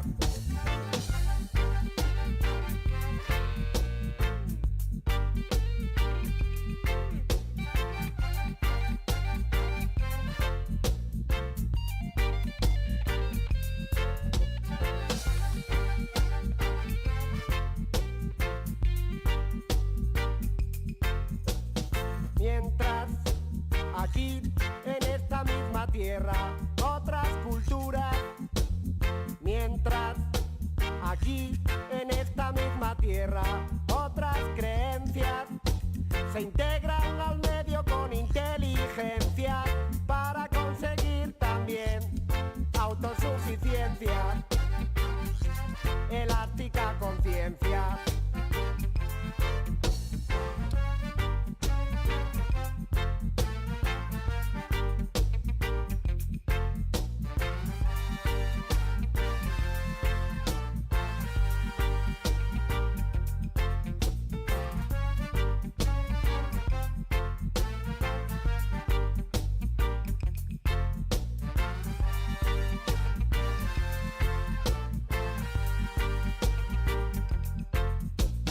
Uso y abuso de la ciencia, todo según su conveniencia, con tal de guardar las apariencias para mantener así elástica conciencia. Elástica conciencia.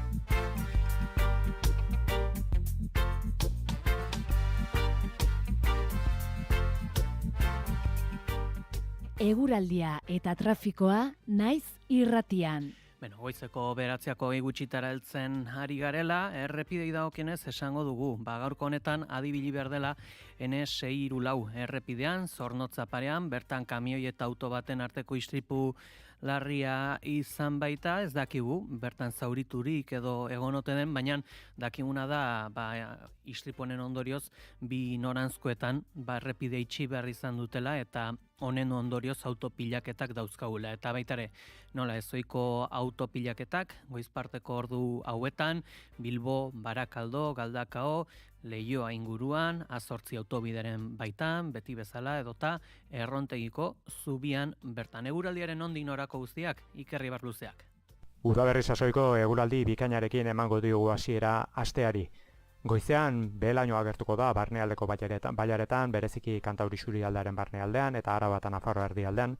Gainera kostaldean ere lanbrolaino pixka bat agertuko da, baina eguzkiak segituan xurgatuko ditu, hodei hauek eta eguraldi eguzkitsua nagusituko zaigu denean. Arratsaldean zehar Pirineoetan bereziki ekialdean bero hodei batzuk ikusiko dira, baina ez dute inolako ondoriorik ekarriko. Gainantzeko lekuetan aldiz, zeru urdina eta eguraldi eguzkitsua nagusituko dira eta oso eguraldi lasaiarekin emango digu amaiera egunari.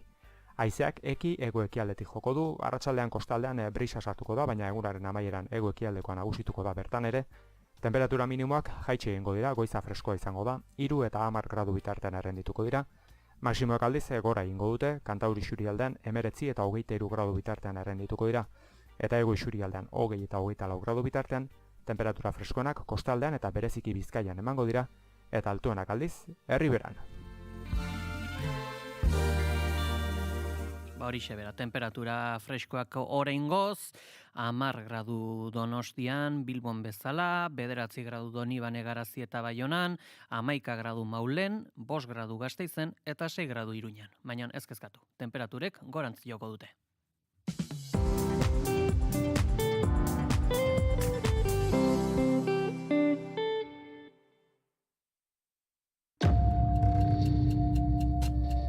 Ba, mentzan herri batian, jauntxo bat, gizon doktore bat, ederra.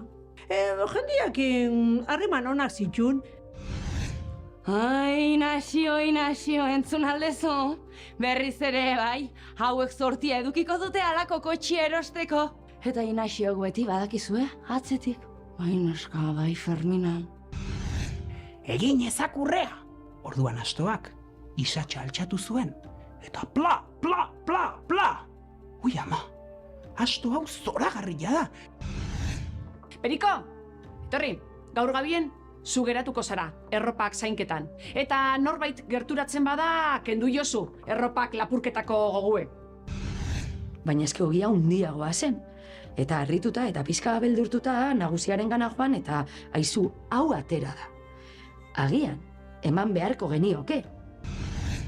Eta gizonak esan zien, ara, ni soldadu zahar bat naiz, eta armadatik bota naute zaharra naizelako eta nun baita ez dutalako zertarako balio, eta bi txampon besterik ez didat eman. Eta bakarra gelitzen zain, ne baduzu, ara, zuentzat hau. Ala bazan ipuinak podcasta entzun gai duzue Spotifyen eta Naizeko YouTube kanalean. Eta irratian zuzenean, larunbat eta igandetan goizeko 9:00 albistegia amaituta.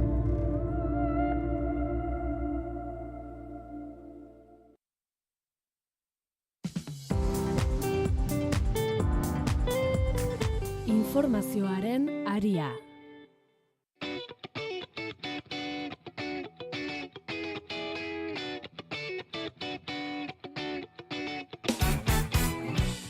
Heldu zaigu analisi mailari tartea egiteko unea, ohiko legez, goiz honetan gurekin daude Garbiñe Biurrun magistratu eta Ekina Torresagasti kazetari eta filosofoa, egunon.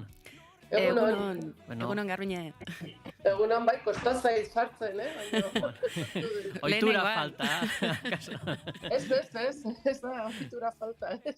Beno, aipatu beharra dugu hori bera, izan ote duzuen atxeden hartzeko denbora, zer moduz, Garbiñe? Nik gutxi egia esan etxean egon naiz, ez naiz ino atera, eta, egualdia ere nahiko kaskarra indigu ez da, baina, tira, aprobetxatu dut gauzak aurreratzeko, gero lasaiago ibiltzeko, beraz, ondo aprobetxatu eta pozik alere. Hori ere garrantzitsu dela. Ekine zure kasuan? Bai, aprobetxatu dut, espaliko partez, uste dut gehiagi erreseteatu ere egin dudala, baina bakitze bizikleta goko dudala, oraingoan Eurobelo beharrean bia berda. Izan da. Noraino joan zara? Mediterraneo alderaino, Pirineo ingurutatik. Gomendagarria, terra alta, gomendatzen dizut. Bikan, apuntatua gelditzen da. Izan ere, baina gaurko honetan bestelako kontuak ere baditugu gaurkoa, behintzat laneko segurtasun eta osasunaren nazioarteko eguna da, 2024an Hego Euskal Herrian 76 langile hil ziren lan istripuetan, bada, testuinguru horretan, ELA sindikatuak ahotsa eman die lan istripuren bat sufritu duten Aritz Santa Maria. ELAk jakinarazi dituen datuen arabera, 2024an 76 langile hil ziren lan istripu baten ondorioz. 2026an 18 dira Hego Euskal Herrian hil diren langileak, horietatik 8 garraiolariak.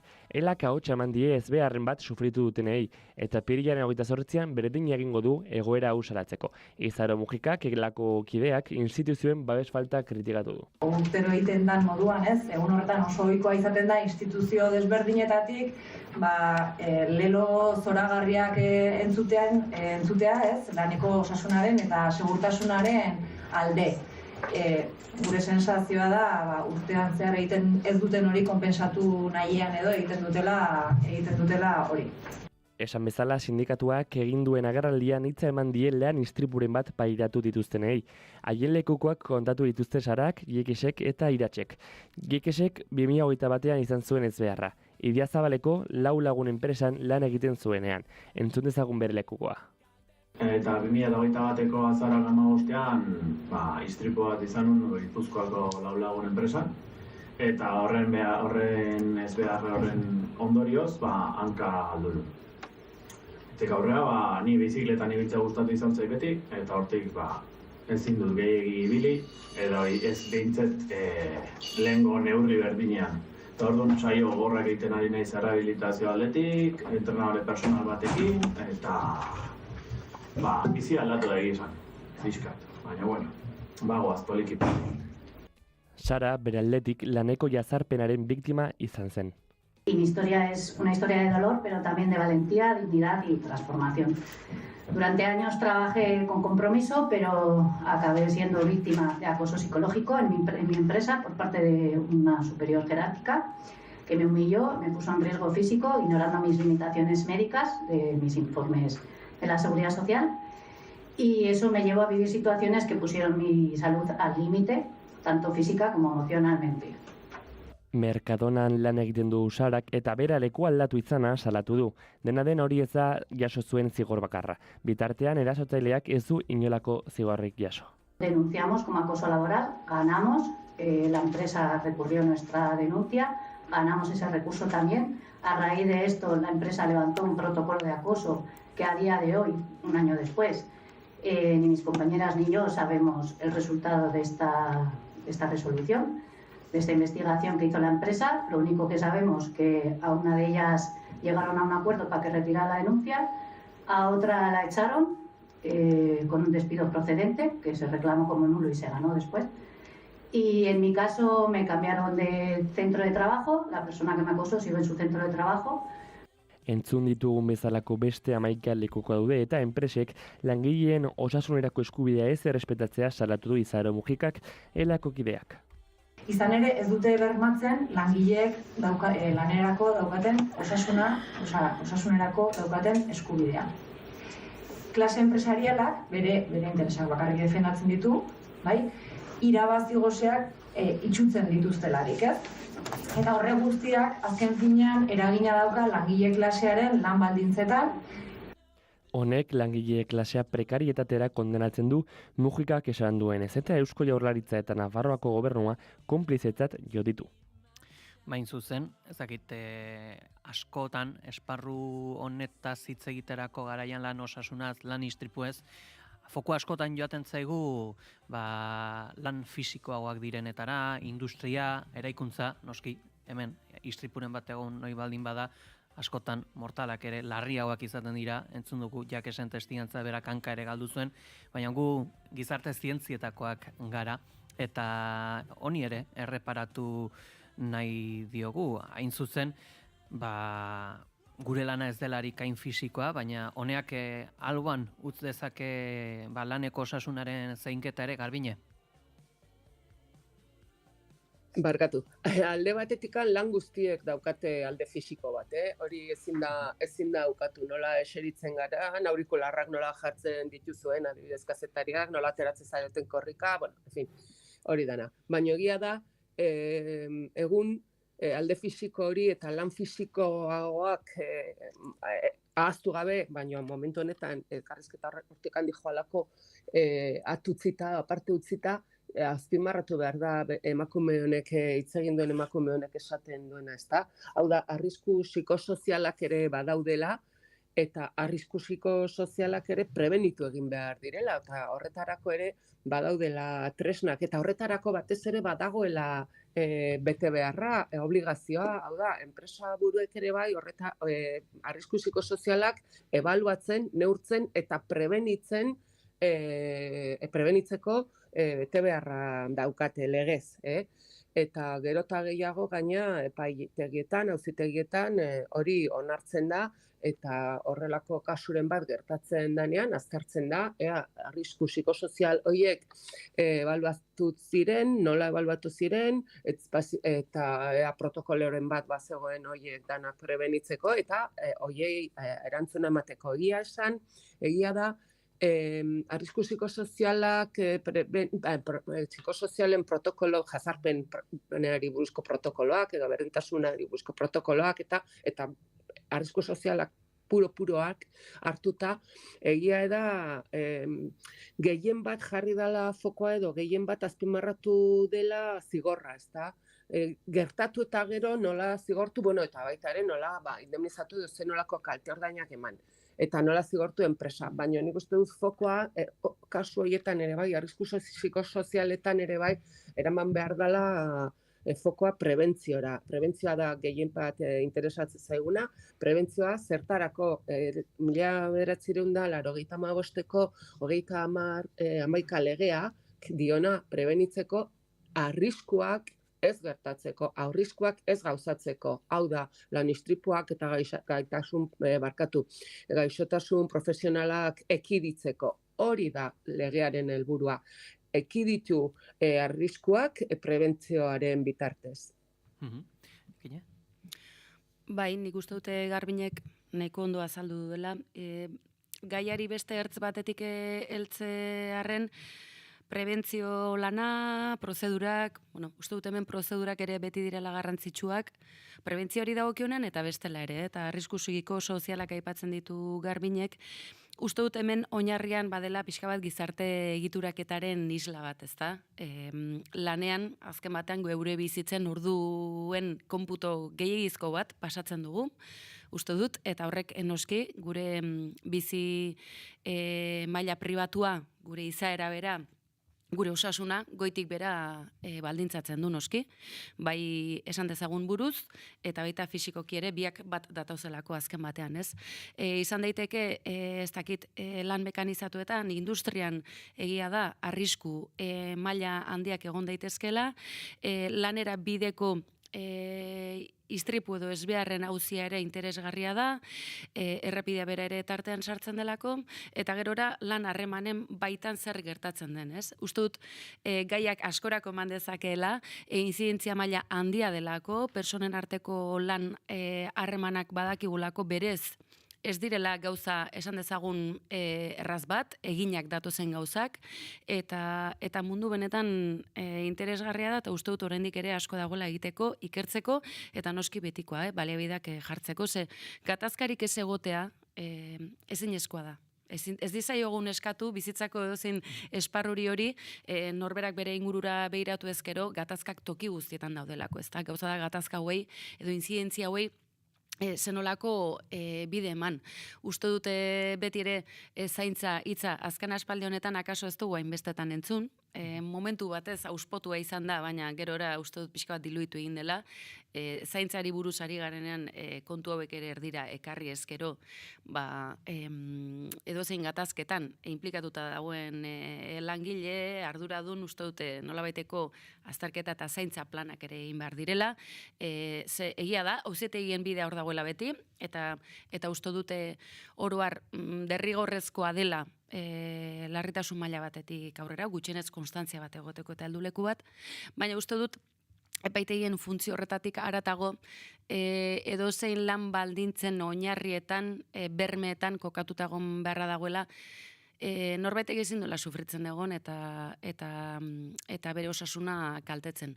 Hori non hasten eta non bukatu? Hori ere beste galdera interesgarri bat da, lanak osasuna kaltetuko badigu, kaso lan egiteari utzi beharko geniokelako, eta orduan beste plano batean geundeke. Bueno, edozein kasutan labur biltze aldera. Uste dut emakumeok oso ondo dakigula, zer den lan osasun prekarioa izatea, hasteko eta ben normalki baldintza eta baliabide urriagoak ditugulako, lan gehiago egin behar dugulako, gehiago demostratu behar dugulako, eta oroar ahulagoak garelako edozein jazarpen kasu, edota objetiboki ez baloratuak izateko. Eta horrek lan osasunarekin zerikusi zuzena dauka, eta horrek gehitu nahi beste baldintza, izan lan fisikoaren ondorioak, edo ez behar fisiko larri bat izateko arrisku gehiago izatea. Ez da uste dut nik horrela plantatuko nukela. Hain zuzen gaurko egunkarietan ere datorren beste datu bat ere bada, lan arloko gaixotasunak 1000 bat izan direla Gipuzkoan, baina baja kasuak erdia izan direla. Ez dakit, honek ere egin genezake akaso lotura gaur egun absentismoaren bueltan dagoen eztabaidarekin ekine? Absentismoarena bada beste kontu honekin ere zerikusia izan dezakena, Uste dut absentismoa bezala, eta adegi hainbatetan nahiko kezkatuta ikusi dugu, ezta? Batetik alako goi exigentzia edo gain exigentzia bat dagoela sindikatuen aldetik, eta aldiz langilegoaren aldetik konpromisoa nolabait bera badijoala. Tira, kasuz kasu aztertzekoa da, edo enpresa zen enpresa, sektore sektore, zure bizitzan espadu inolako baliorik, zure ordu horiek pasatzen badituzu, ez dakite, esate baterako, janari azkarra zerbitzatzeko kate erraldoi batean, non metzaren inor, eta gainera egiten ari zaren zerbitzua ez da ez gizartearen onurakoa edo eta ez dakit euripean etxez-etxe jendea sofan telebistari begira dagoenean bere igande gauetako zizkamizka hori eramatea kapritxo hutsa denean, ez da? Horri gehitu gizarteak badituela bere baitako gaitzak, egiturazkoak, eta gaitz horiek badira klasearekin lotura zuzena dutenak. Eta zuzen ere absentismo hori akaso horregatik kokatzen da, maila bajuena edo klase edo pobreenak direnen gainez. Akaso aberatsek ez dutelako absentismoa egiten, baizik eta bestera batera bizi dira, ezta? Bada, fenomeno bat, eta pentsatzen dut enpresa txiki ertainetan kalte handi egin dezakena dela, zuk apostu bat egiten baduzu, epe luzerako langile bat kontratatzerakoan, eta halako egoera batean egonda, ez? Kasuz kasu, gai interesgarria iruditzen zait, baina ez naiz ausartzen gehiagora joaten, ze beti pentsatu izan dut, lanean utxe egiten duenak, pisuzko arrazoia dauzkala. Eta ez dela nire ustetan bintzat alperkeria kontua gongo da kasuren bat, baina uste dute ez dela hori kasu isolatuak direla, aldiz badagoela normalki arazo edo gaitz bat horren atzen, ez da. Gehiago jakiteko ere, gurekin dugu Oskar Rabat dela sindikatuko segurtasun eta prebentzio ordezkaria, egunon? Egunon baita. Gaurko egunera heltzeko pasaden ostiralean hainbat testigantza eskaini zenituzten, arreta deitu zuen kasuen baitan sartzen dela ere, langilearekiko jazarpena, zaintzen dau edo badago kasu hauetarako protokolo zehatzik? Egia esan enpresa askotan, kasu hori gainera nahiko deigarria da enpresa handi baten langilea izan da. Enpresa gehienetan osasun mentalaren inguruko arazoak edo arrisku psikosozialen inguruko prebentzioa egin gabe doa eta arduragabekeriz esan behar dut hartzen diela, naiz eta osasun kalte oso larriak izatea. Aipatu duzune adibidea gainera, plantatzeko ikusteko ze egoeratan gauden gai honekin 2020tik hona hainbat eta hainbat kasu etortzen zaizkigula ere esan beharra dago. Gaur egun gure lanaren zati handi bat tamalez jazarpen eta gatazka kontutan egin behar dugu. Egoera hortan lan ikuskaritzak naiz eta lan oso txukuna egin eta langileak bat baino gehiago egia esan behar baldin badugu. Egoera humilagarria eta higadura psikologiko sistematikoa pairatu behar izan zuela eta infrakzio oso larria jasota ere, isun txiki bat enpresandirako nola ez, 7.000 eurokoa izan zen, eta horrek guk uste dugu ez duela behar duen tratamendua edo behar duen egoera buelta ematen enpresari oso merkatetzen zaizkiolako personen bizitza urratzea, bai fizikoki eta baita ere psikologikoki. Orduan, gai horretan, naiz eta ezagutza eta teknikoki ebaluaketarako tresnak oso ezagunak egon, enpresak ez dute inongo borondaterik. Izan ere, mahaigainera dakartzaten eztabaidak dira lankargei eta erritmoei inguruko eztabaida, mugak izan behar dituela, legez mugak izan ere behar dituela, eta baita ere enpresa barruetan izaten diren joka molde desegokien inguruan, eta batzutan enpresa batzuek beldurrarekin eta egoera horrekin erosoagoa daude, prebentzio lan eta justo prebentzio lan bat egitea baino. Lan istripuei dagokienez eta lan osasunari dagokienez, okerrez banago ere goranzko joera dute orain lan istripu ez traumatikoek. Bai, azkenengo urteotan, gainera transporte garraiolarien kasua mai gainera ekarri behar dugu, gero eta gehiago izaten dira.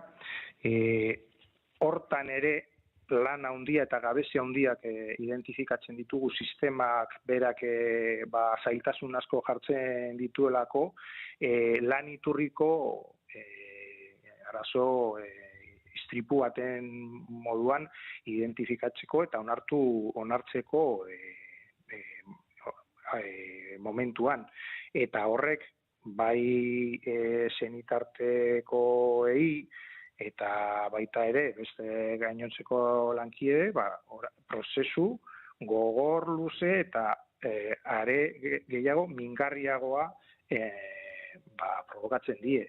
Eta sisteman laneko ez behar tasak direla, eta bakarrik erreparatuz, zan nahi dut lan baldintzak, oroar eta ikuspegi orokor batetatik ez badira ikuskatzen, begiratzen eta prebentzio egoki bat egiten,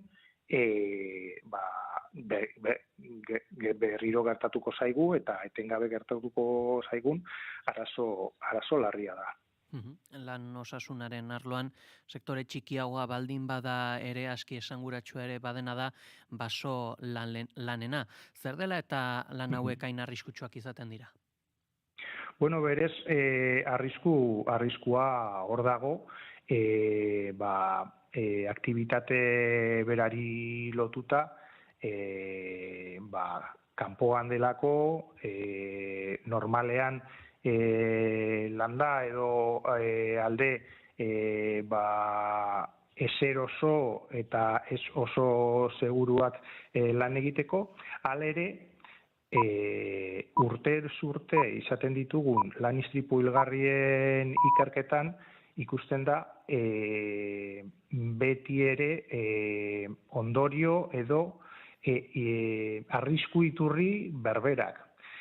Azpikontratak direla eta inbertsio falta dela edota formakuntza edo antxinatasuna gutxiko kasuei loturiko esperientzia edo babes falta.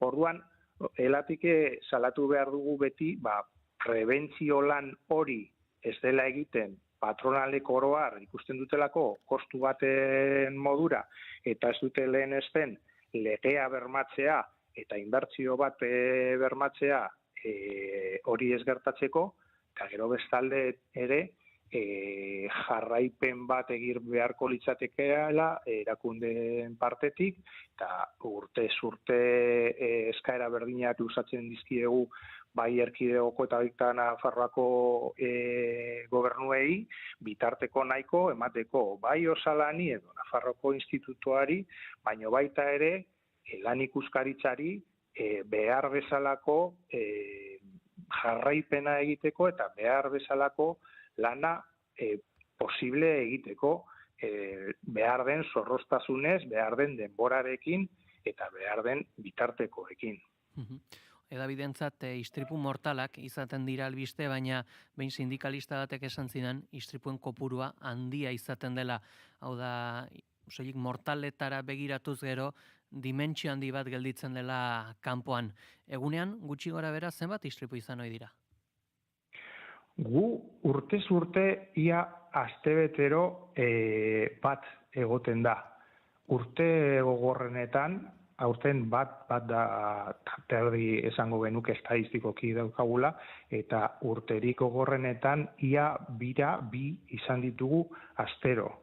Naiz eta urtean bi egotea, guretzako onartezinak diren zifrak dira, gainera haien atzetik familiak eta egoera kezkagarriak gelditzen direlako, eta gainera txarrena edo okerrena zera da askotan, gehienetan edo guztietan ez esateagatik, legea bermatuta, legeak ematen dizkizun bermeak eta hartu beharreko teknikoki posible diren eta organizatiboki posible diren neurriekin, gehienak ekiditu genitzazke. Eta hori da guretzat gogorrena. Kexa ere plazaratu duzue gobernuen arduraz, zer egin behar dute administrazio publikoetako prebentzio zerbitzuek? Bueno, hasteko esan dudan bezala bitartekoak eman. Guk aspaldi gabiltza eskari zuzen bat egiten, erkidegoan dagoen laneko ikuskaritzaren kopuru, teknikarien kopurua Europar bataz bestera ailegatzeko hemen erkidegoan bikoiztu beharko litzaketekela eta Nafarroan hirukoiztu. Bakarrik Europar batasunean dagoen bataz bestekora heltzeko. Horrek esan nahi du gutxi gora bera 120 ikuskari beharko genituzke erkidegoan eta 55 Nafarroan. Osalanen ere uste dugu indartu beharko genituzkela bai bitartekoak eta baita beste eskumen batzuk ere ematea, adibidez, institutuan, Nafarroan gertatzen den moduan, zigortzeko edo sakonago egiteko aukera. Gaur egun ez dituela. Lan ikuskaritzan eta osalanen zergaitik ipintzen dugun fokoa, enpresen jarduera hobeto eta zorrotzako ikuskatzeko. Orain arte, lan hau langileengan deskargatzen da eta akaso sindikatuak egiten dugun lanean, baino legez erakundeak bermatu beharko lukete legea betetzea eta betearaztea ere. Beste adibide bat jarri genezakeelatik iaztik gabiltza salatzen erkidegoko adibidez, erkidego eskutza publikoan dagoen egoera negargarria, nolabait izateagatik. Langileen egoera lan osasun aldetik, azterketa medikoak ez ditela egiten, eta lan arrisku psikosozialen egoera, langileak berak egoera oso larria identifikatuta ere, alere prebentzio zerbitzu propioak, Eusko Jaurlaritzak jartzen diona, Eusko Hezkuntza Sailean prebentzio zerbitzuak, ez dute baliabide nahikorik. Ez ditut orain nire aurrean zenbaki guztiak, baino gutxi gora bera, 30 langile diren horretan, gutxi gora bera zeuren eskolatan banandurik, adibidez, Araban esaterako Araba osorako bi teknikari baino ez daude. Eta Euskal Erkidego osorako arrisku psikosozialen arloko teknikari bakarra dago, hezkuntza osorako. Eta non eta hezkuntzan, guk identifikatzen baldin badugu, lan arrisku bat, ez da altueratik jaustea, ezik eta lan arriskuan gertatzen diren faktoren psikosozialan identifikazioa eta prebentzioa. Horrek islatzen du guretzako nahiko garbi, zein den bai publikoan, bai pribatuan ere, zein den lan osasunaren egoera. Oskar Rabat, Ela Sindikatuko Segurtasun eta Prebentzio ordezkaria, eskerrik asko, goizanetan gurera gerturatzeagatik. Zuei, mila esker. Informazioaren aria, naiz irratia. Goizeko 9 gaindituta nabarmendu beharra dugu Aita Santuaren hiletaren testuinguruan mundu guztiko agintariak izan direla asteburuan Vatikanoan, batartean Donald Trump Ameriketako Estatu Batuetako presidentea eta Volodymyr Zelensky Ukrainako presidente ere bilera egiteko probestu zuten bidaia aulki pare batean eserita ikusi genituen. Salva Badiola, egunon. Egunon Peieta, egunon entzuleok. Vatikanotik bueltan zela eta Zelenskirekin izan zuen bileraren ostean, zenbait Davidek Ameriketako Estatu Batuetako presidenteari galdetu diote ea Krimeari uko egiteko prestetakoen Errusiarekin bake akordio bat lortzearen truke. Hauxe bere erantzuna. Oh, I think so, yeah. Look, Crimea was 12 years ago. That was President Obama. They gave it up without a shot being fired. So don't talk to me about Crimea. Talk to Obama and Biden about Crimea. Baietz erantzun du, baina ez hitz egiteko berari Krimeaz hori Biden edo Obamarekin hitz egin beharko luketela. Gaineratu du atxekabetuta dagoela Errusiak Ukrainiaren aurka egiten jarraitzen dituen erasoekin. Halaber, Trumpek dio 2 aste barru erabakiko duela Vladimir Putin Errusiako presidentearekin fidatu daitekeen edo ez. 2 weeks or less, and if it's a little more at the time, I say, but, you know, they're losing a lot of people. We have 3,000-4,000 people dying every single week. That's a lot of people to lose. You can imagine parents waving from Ukraine and from Russia. Ederto, eta egunaren ondik norakoak aipatzeko ere gurekin daukagu Oñatza Izpuru, egunon. Egunon Peli eta entzule guztiak, gaur laneko osasun eta segurtasunaren nazioarteko eguna denez, sindikatuen mobilizazio eta irakurketa ezberdinak egingo dituzte. Haietako nagusiena, Lab, SK, Steilas, Etxalde, Iru eta CGT sindikatuek egingo dutena elkartaratze bateratu egingo dutelako Iruñan eta Donostia 2008ko istripu hilgarriak salatzeko. Egun hau dela eta amiantoarekin hiltziren beharginak ere gogoan izango dituzte KAF enpresan 2 orduko lanuztea egingo dutelako.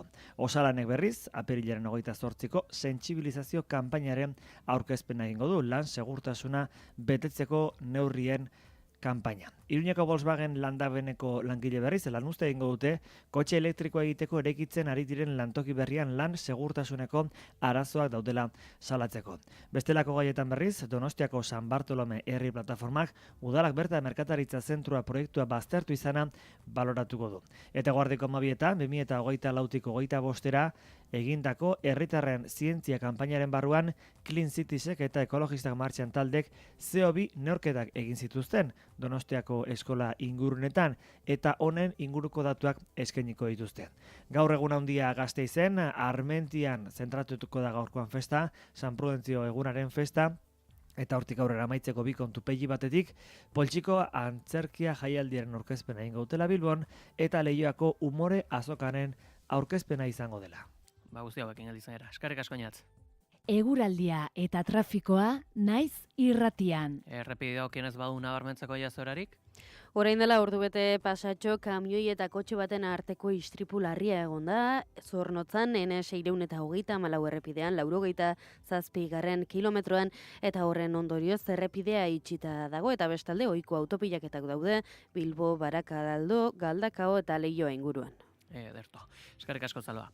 eta eguraldiari dagokionez, Iker Ibarluzeak dauzka xehetasun guztiak. Udaberri sasoiko eguraldi bikainarekin emango diogu hasiera asteari. Goizean behelaino agertuko da barnealdeko bailaretan, bereziki Kantauri isurialdearen barnealdean eta Araba eta Nafarroa erdialdean. Gainera kostaldean ere lanbrolaino pixka bat agertuko da, baina eguzkiak segituan xurgatuko ditu, hodei hauek eta eguraldi eguzkitsua nagusituko zaigu denean. Arratsaldean zehar Pirineoetan bereziki ekialdean bero hodei batzuk ikusiko dira, baina ez dute inolako ondoriorik ekarriko.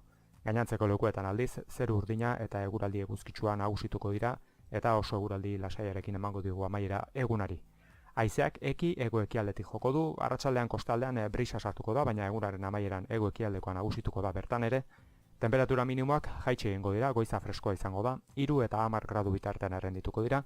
Maximoak aldiz gora egingo dute, Kantauri isurialdean 19 eta 23 gradu bitartean errendituko dira, eta hego isurialdean 20 eta 24 gradu bitartean, temperatura freskoenak kostaldean eta bereziki Bizkaian emango dira, eta altuenak aldiz, herriberan. Badugu xehetasun bat ere Zornotzan izandako NS 34 errepidean izandako istripuaz, jakinarazi dute pertsona bat larri zauritu dela nabarmendu dugun, kamioi baten eta auto baten arteko istripuan. Goizeko 9:11 dira.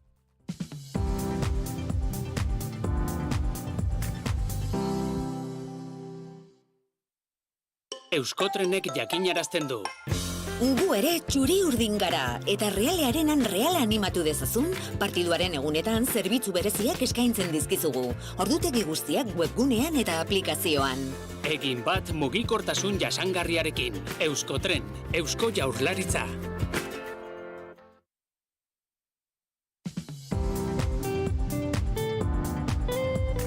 Informazioaren aria.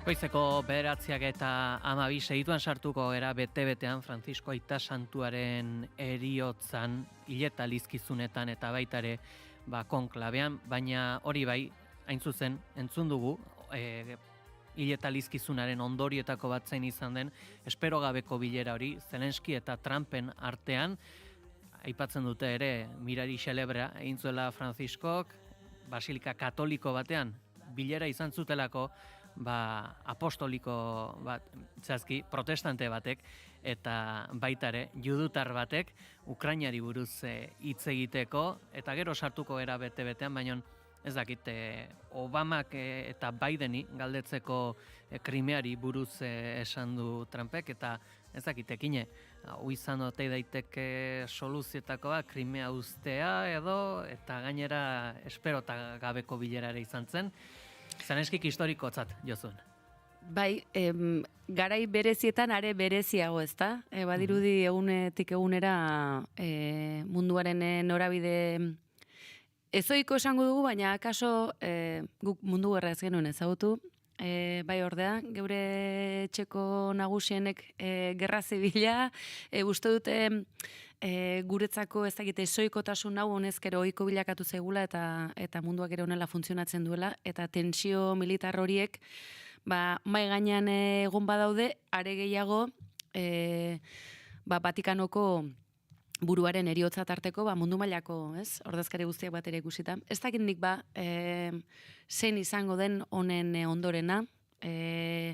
Irudi hauek iruditzen zaizkiet nahiko merketxoak direla, ikusita larritasun maila zein den. Krisi nuklearraren atarian ere ustez egon gara, segitzen dugu. Putinen norabidea ere zein ote egia da, mendebaldeko edabidek ez dutela apenas horri buruz gauza hondirik esaten eta zaila dela ere. Munduaren beste zati horretan, Errusian, Txinan, Korean, inkluso dota Japonian ze Kristo esaten duten norabide guzti honetaz. Edo zein kasutan, zenbaitek aipatzen zuen, Trump bere etxean bezala saldu zela, guztia nolabait urratuz, ez da horrela izan. Antza denez, Vatikanoak oraindik ere protokolorako frantsesa baliatzen du, eta frantses izendegia baliatuta, kokatu zituzten estatu buru guztiak, beraz, uste baino txintxoago aritu ziren guztiak. Improvisatutako bilkura hauetan ikusten da Zelenski bintzat bapatean orain izugarrizko premia duela, guzti honi alako akabera emateko. Izan daiteke, ikusi duelako erabat bakarri geratu dela, eta baten batek bultzatu egin duela harrokeriaz Rusiaren aurrean altxatzera, eta gero akaso atzera begira jarrita konturatu da, badagoela nolabaiteko babesarekin, baina ez Ukrainaren interesei dagokienean, ezta? Bueno, tira, bitxikeria bat badut, gerorako nego duzue Aita Santuaren hiletaari dagokionean, baina gerorako tartea baduzue. Bete-betean izan ere Eliza Katolikoarentzat egun garrantzitsua izango da gaurkoa. Aurre ikusten denez, gaur ezagutu dezakegu Aita Santu berria hautatuko duen konklabearen hastapen eguna, prozesu honetaz San Francisco Aita Santua hitz egiteko gurean da Carlos Olabarri, Arratiako abadea, egunon? Egunon. Atzoko mezan egontzen, elementu berezirik Francisco Aita Santuaren heriotza dela eta? Bueno, bai, meza guztietan bere alde otoitz egin zan, eta hori, gehien hori egiten da, Eliza Katolikoan hori. Hildako bat daukagunean, bai Aita Santua edo bai beste edozein, bere alde otoitze egiten da, eta atzoko elizkizuetan alan egin zan. Euskal Elizarekiko nolako ekarpena izan du Francisco Aita Santuak? Nik uste dut, asko, ez da, asko.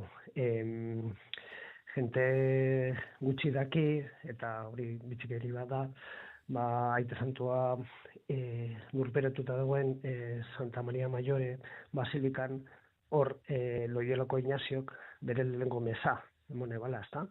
Abade egin zenen, bere lehengo mezain ospatu ebala, eta hortik aurrera, nik uste asko, ez da? Nik uste bai, guk, bada gure eleizan, aspalditik, daragozan gauzak, mai gainean ipinegera, ez da, laikoen eginkizuna, laikoen lekua eleiza, emakumeen lekua eta eginkizuna eleizan, behar hemen gure eleiz barritetan aspaldin daruaguz horrek aurrera eraten gurean, ezta? Eta nik uste dut, hemen egindana edo egiteko ohituta gauzenak, Aita Santuak mundu zabalera zabaldu ditu, ezta? Nik uste dut hori da behar bada garrantzitsuena.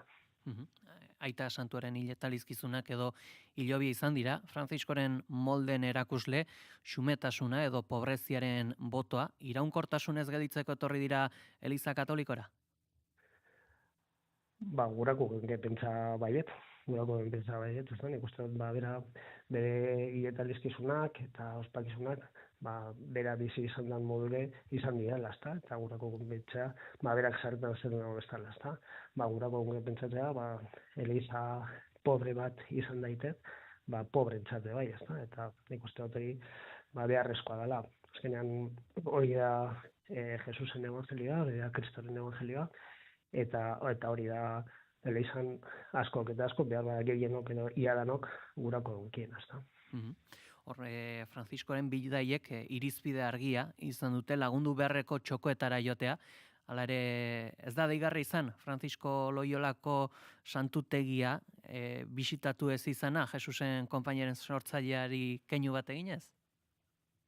Hemen, klaro, Euskal Herrian gurako izan gonkia, ezta? Ona etortea eta Loiolara etortea. Baina, bere aukerak egin ditu, eta hori mai gainean ipini dako honke, ezta? Berak beste leku batzuetara joatea izango da dau, behar bada kristautasuna jarraituta dagoen lekuetara, pobreak dauzen lekuetara, Lampedusara, lekuaietara, ezta? Eta, hori izan da bere aukera, nahiz eta guk gura izatea, ona etortea, baina, bera kalan ebatzi dau, erabaki dau, eta nik uste dut, ondo dagoela, ezta. Astear da konklabea, purpuratuen bilerak martxan daude eta baitare kongregazionak. Esan daiteke konklabe bat alderaketa eginez alderdi politiko baten kongresuaren antzeko ere izaten dela? Nik uste dut ez. Nik uste dut azkenean politikak edo politikan dauzenak basarritan beste gizarteko arlo guztiak politikan erabiltzen dibezenak, erabilina erabilzenak, nik uste dut hori ez dela horrela, ni bentsat ez dut horrela ikusten. Azkenean, behar bada hemen mendebaldetik, gure Europatik, gauzak alan ikusten ditugu, baina azken finean, ikusi bada, Eliza mundu osoan dauela, munduan zehar dauela, eta gure kategoriak eta politikan erabiltzen ditugu kategoriak, sarritan ez dabe balio, nik bentsat ala ikusten dut. Pixkat aipatzen izun hau, hain zuzen, oraingo bilera hauetan erabaki beharko delako ere Elizaren norabidea, aipagai ezberdinetan zer nolako rolak izango dituen, zeintzuk izango diren lehentasunak, eta zentzu honetan, badago zer esana, ala erabaki beharrekoa pederastia arloko aferetaz, emakumeak Eliza Katolikoan duen rolatzala LGTBI kolektibaz? Nik uste dut, nik uste dut hor aite santuak, Frantzisko aite santuak hasi dauzenak, horretan sakondu beharko litekela, eta talako jarraipen bat emon beharko leukela. Azkenean, nik uste dut horrek zuk aipatutakoa eta beste gai asko main gainean dauzela, Elizak horrei bebai erantzun bat emon behar dutela, eta horregatik, nik uste dut, horretan eta beste askotan datorrena, eta datorrenagaz batera Eliza osoa, azkenean sarritan esaten dugu, eta ondo esan da dago, aite santuak sino zena, hau da, kristau elkarte guztiak, bere garrantzia eta bere lokua eukidaiela, zabaldu dago, eta orduan oin ezin genke esan, oin zein aite santu dator, eta berak esango esku, eta berak egingo daudana, Frantzisko aite santuak zabaldu dauna da, alkarte bat izan gaitezen, eta alkarte honetan, Jangoikoaren herri osoak ahotsa auki daiela, eta bere erizpidea emon daiela, eta aite santuak hori entzungo dago, Zesarretan hori dinot, alde batetik esaten dugu, kristau herria edo Jangoikoaren herrian dano garrantzitsua garela, eta bestetik, abizpetzetan, hori ez da, aite santua nori izango da, ze berak erabakiko daudana, eta berak erongo ditu berak gure dagoen lekura, Eta nik uste dut, Frantzisko aite santuak egin dagoana, edo erakutsi duzkuna, hori dara, herri bat garela, Jangoikoaren herria garela, eta kristauen herria garela, alkarte bat garela, eta bidea alkarrega zein beharko gonkela. Jakin beharko da ere, zer gertatzen den Angelo Becciu kardinalarekin, aita santuak funtzioak kendu zizkion, baina ez titulua, zure ustetan zer gertatuko da? Ez tekot ideari bez. Nik uste, ez dakit zelan dauen gautzea, esan dabe horre aita santuaren eskutitz bat dago zala, eta eskutitz horietan bazaten dela Becciu kardinala ezin dela konklabea sartu, baina ez dakit hori norakoa den, negurako nuke, horrek ez daiela ez gaitezela gauza garrantzitatik kendu, azkenean niretzat behintzat ulertezina da hori, Becciu kardinalak konklabea sartu gurea, baina bere arrazoiak eduko ditu, bere gustuko sartzeko eskubidea daukala, eta beste kardinalen artean, eta aite santuak idatzitakoagaz, hori erabaki beharko da.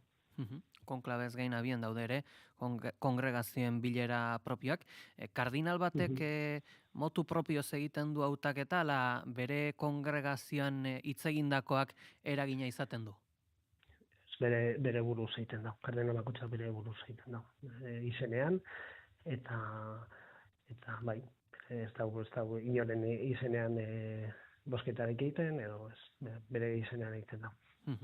Horre Reinhard Marx kardinal alemanak esan du, konklabeak egun gutxi iraungo dituela, Venezuelako Baltazar Porrasek goiz honetan esan du, 2-3 egun iraungo dituela, ez dakit, izan daiteke hau pista bat gauzak nahiko argi daudela ondorioztatzeko? Bueno, dinot, ni azkenean sarrita zaten, nire lagunei eta urkoi bai, ni herri abade bat naz, eta hor dauzen kardenalek ni baino askoz gehiago daki, ez da. Egia da, azkeneko, kongregazio horrokoretan, edo nagusietan, edo txar nagusietan, aste honetan emoten diran txar nagusi horietan, urrengo aite santuaren porfila, emoten dala. Eta orduen, gauzia ez da, alan izango, labur izango dala gauzak argi dauzelako. Gauzak argi dauz, edo egungo dira, aste honetan zehar, kardenalen artean, berba egingo dabelako, eta euren artean, urrengo aite santuaren perfil hori argituko dauriela, eta horregaitik dinot, labur, edo nik uste dut, horregaitik esaten dabela, labur izango dela, astelenerako, pentsaten delako astelena hasiko dela, astelenerako, gauzak nahiko argi egongo direlako, ez da, azkenean, guzarritan uste dugu hori. Astelenean hasten direla, konkalabea, astelena hasten dela, edo hasiko dela, eta hor hasten dela dana, ez da? Eta ez da horrela. Aste honetan zehar, eta aurreko asteetan, nik uste kardenalan Roman egon da, horren artean berba ingo egela, on batxar nagusi hauetan, edo kongregazio horretan berba ingo da gela, eta horregaitik, astelenerako, nik uste nahiko argi eukiko dauriela, urrengo aite santuaren izena behar bada ez, porfil hori ez da. François Xavier Bustillo, arren, Euskal Herrian jaio da. Kinieletan sartu dute, baina aipatzen dute ere gaztea omen dela. Zakit, jakine dugu, aukerekin ikusten ote duzun, eta nola aurkeztuko zen iguken kardinal hau? Bueno, aukerak badin joztu, aukerak daukaz edo ez, nik benetan ez dakit, ez da, ze kardenal asko de ez doaz ezagutzen, eta lehen esan doan, ez da, sarritan urkoak edo lagunak edo kuadriakoak galdetzen abenean, kardenal asko de ez doaz ezetzen, eta interneten begitu behar dut, nordan edo nodi datorren, edo zelan pentsatzen dagoen. Kardenal Bustillo hori badakite ni oindala urte terdi Erroman, abadentzako alako formazio heziketa baten egon nintzen, eta berak hitzaldi bat emon eman, eta horregaitik ezetzen dut, naparra dela, jaktzen dagoela, niri hor Erroman entzunean, benetan asko gustatu jatan, eta Bilbora ekarteko gure azre egon nintzen, eta nik uste Elizarentzat oso ona izango litzatekeela. Azkenean bebai nik uste, Frantzisko aite santuren bidetik joango litzatekeela, eta jarraipen bat egongo zala, ez da. Baina hortik kanpora be ez dakit aukerak daukasan edo ez, sakonean bere pentsakera ez dut ezetzen, berbaldi batetik ezetzen dut, eta ni guztu entzun eban, eta berak uste dagoena, ni horregaz bat asko bat nator, baina hortik gehiago zinek askorik esan bez. Azken bitxikeria bat ere badaukat Xavier Bustillori buruz, zakite, euskalduna da? Bai, nafarra da. Bai, euskaraz badaki? Euskalduna, ez dakit, euskaraz dakien. Bai, ikertzen jarraitu beharko dugu. Nizerari, eta beragaz berbetan dugu nazenen, beti ergeraz egin dugu, baina ez dugu alkarregaz bio bakarri berbarik egin, beste talde nagusi bategaz, eta orden ez dakit euskalduan. Ados, ikertzen jarraitu beharko dugu hor, jakiteko halko dugun, elkarrizketa eskatu berari edo, baina hor, misterioekin geldituko bera. Benetan oso zabala da, dinote hori beragaz berbaiteko, elkarrizketak egiteko, eta, bera, nik uste horretan errestasun guztiak ipiniko lokelaz. Guzti hauekin gelditzen gera, Carlos Olaberri, Arratiako abadea, mila esker, goiz honetan gurean izateagatik. Eskerrik asko zeuei, egun honi izan. Berdin. Eta aurrera jarraituko dugu, segundurik galdu gabe, izan ere aipatuko dugu, eta ipatu dugu analisi mailan ere, gaurko egun honetan Vatikanoak baduela egun garrantzitsua, kardinalak Vatikanoan bilduko dira aita santu berria hautatuko duen konklabeari data jartzeko. Maiatzaren 5 izan daiteke datarik goizenena, maiatzaren 10 beranduena, ez baitira aita santua hil denetik 20 egun baino gehiago igaro zaloa.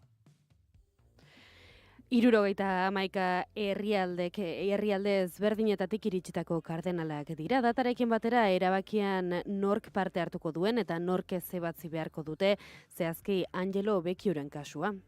Il Papa mi dice che non ha più fiducia in me perché gli è venuta la segnalazione dai magistrati che io avrei commesso.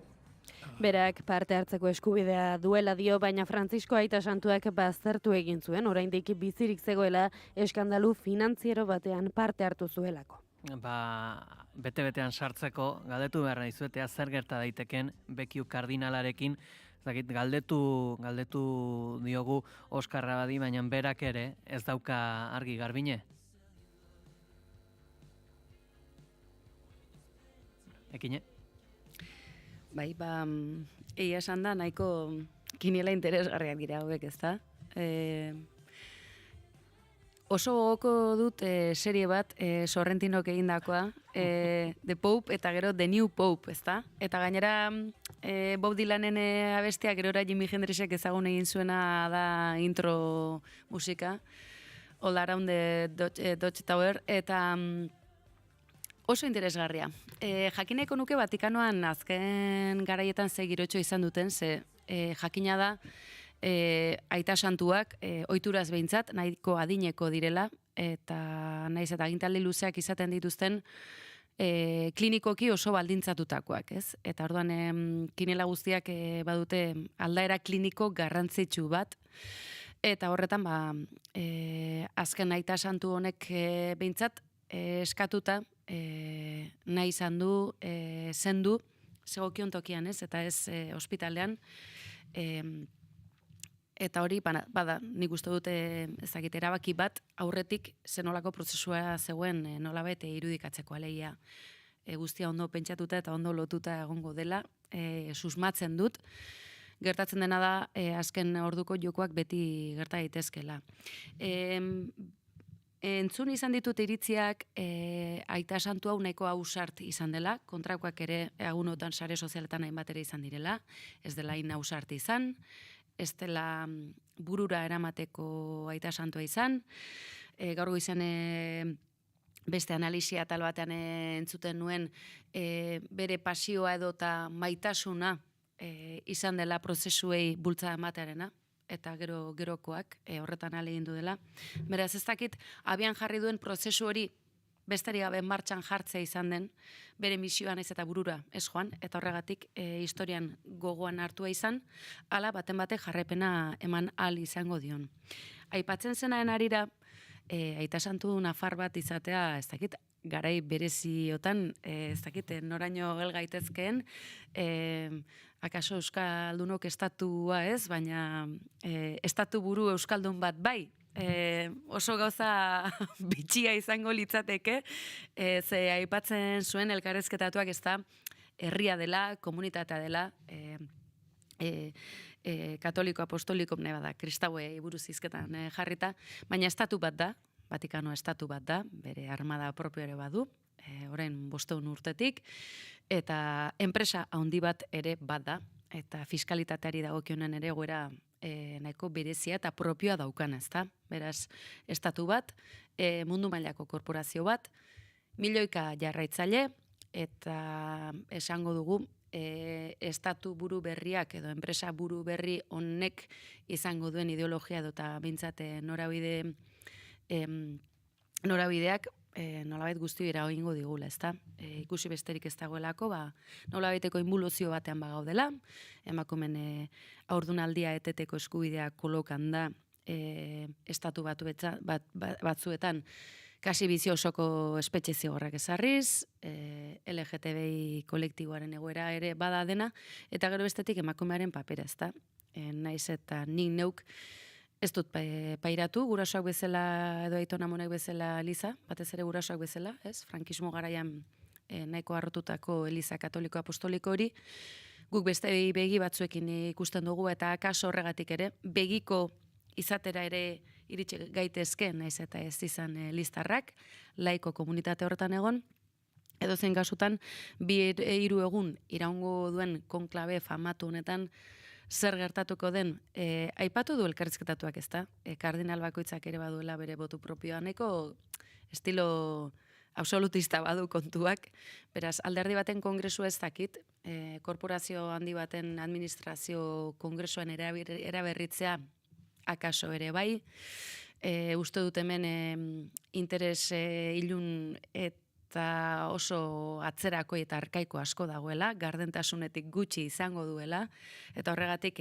abia puntura itzultzen naiz, ezta? Sorrentinok, eta uste dute Vatikanotik gertu bizi direnek oso ondo dakite, Vatikanoa bera zer den, eta akaso Loiolako basilikan, bestelako Vatikano estilo bat sustatu nahi izan dute, hori Vatikano aldera heltzea, bueno, akaso gauza interesgarri izango litzateke, ez Inazio Loiolakoaren ibilbidearekin arro sentitzen naizelako, ezik eta tira, jesuitek badutelako orain historia interesgarria, eta herri honetako kapitulu oso interesgarriak gertatu direlako Loiolako basilikan, ezta? Beraz, espiritu hori Vatikanoan datzen jarraitzea, batira. Eta azken aipu bi, ezakite, Korsikara egin zuen, ezta? Azken bizitetako, abendu partean. Akaso horrek esan nahi bat izan dezake, Korsikako Elizako buruak izan dezaken paperari buruz. Eta bestetik, konklabe hau ere kasi zuzenan segituko du, baina esan da bezala, jakin gabe zertaz ari diren, baina Aita Santunen heriotza zuzenan ikusi dugu, hori gauza berria da, itxuraz behintzat berak eskatutakoa bete egin dute, eta hori ere albiste izan da, eta tira, bagun hauetan baten eta bestean arakatzen. Aurreko Aita Santuaren hiletarekin alderatuta, esan dezakegu, posik joan izan dela, oso txukun joan delako.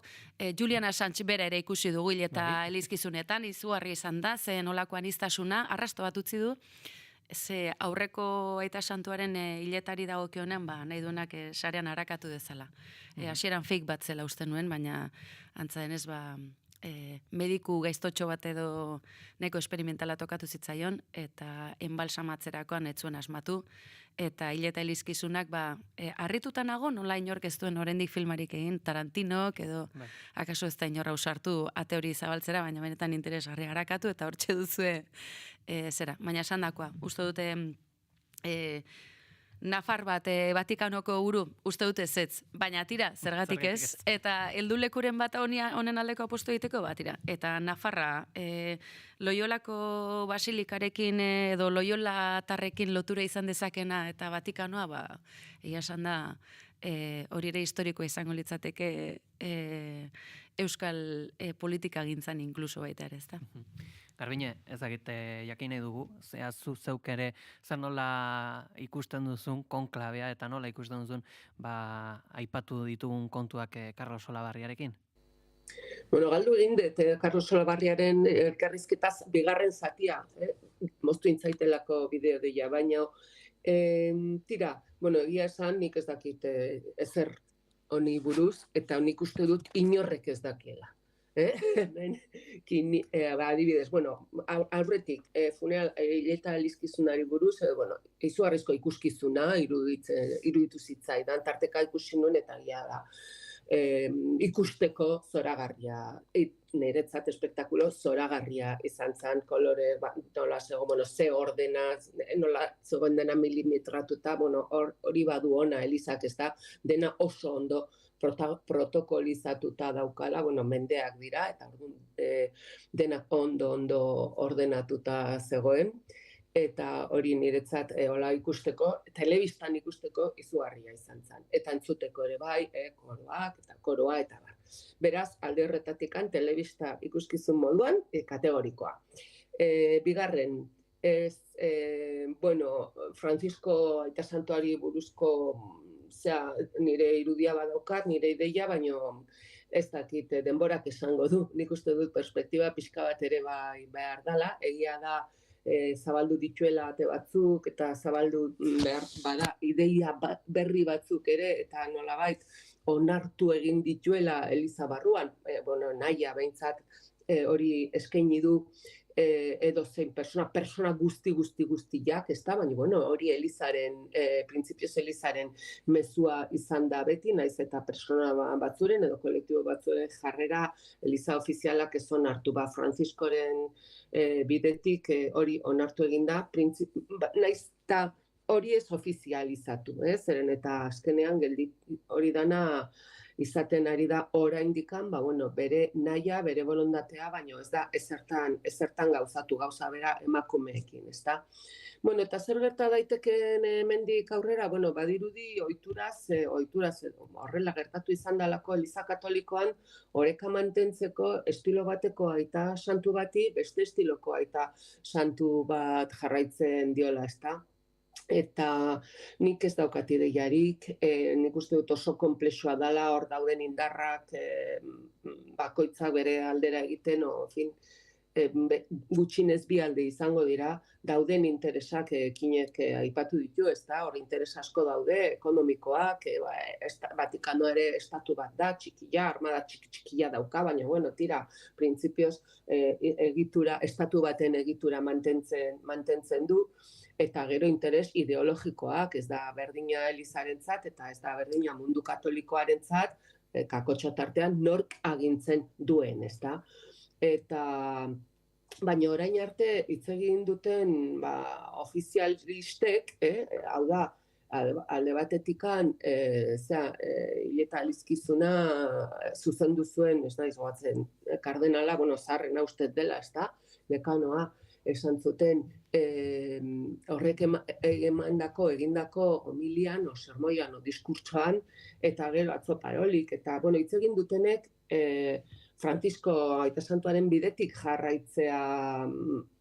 jarraituko dela esaten dute, baina, klaro, esaten dute evangelioaren bidetik jarraituko dutela. Evangelioaren bidetik horrek zer esan nahi duenik ere ez dakiz, zeren eta nik uste dut denek pensatzen dutela, hor barrun dauden guztiek pensatzen dutela evangelioaren bidean daudela, hori gero interpretatu egin behar da, noski. Eta Elizari bukatzeko Eliza eta jesuitak aipatu dira, ezta?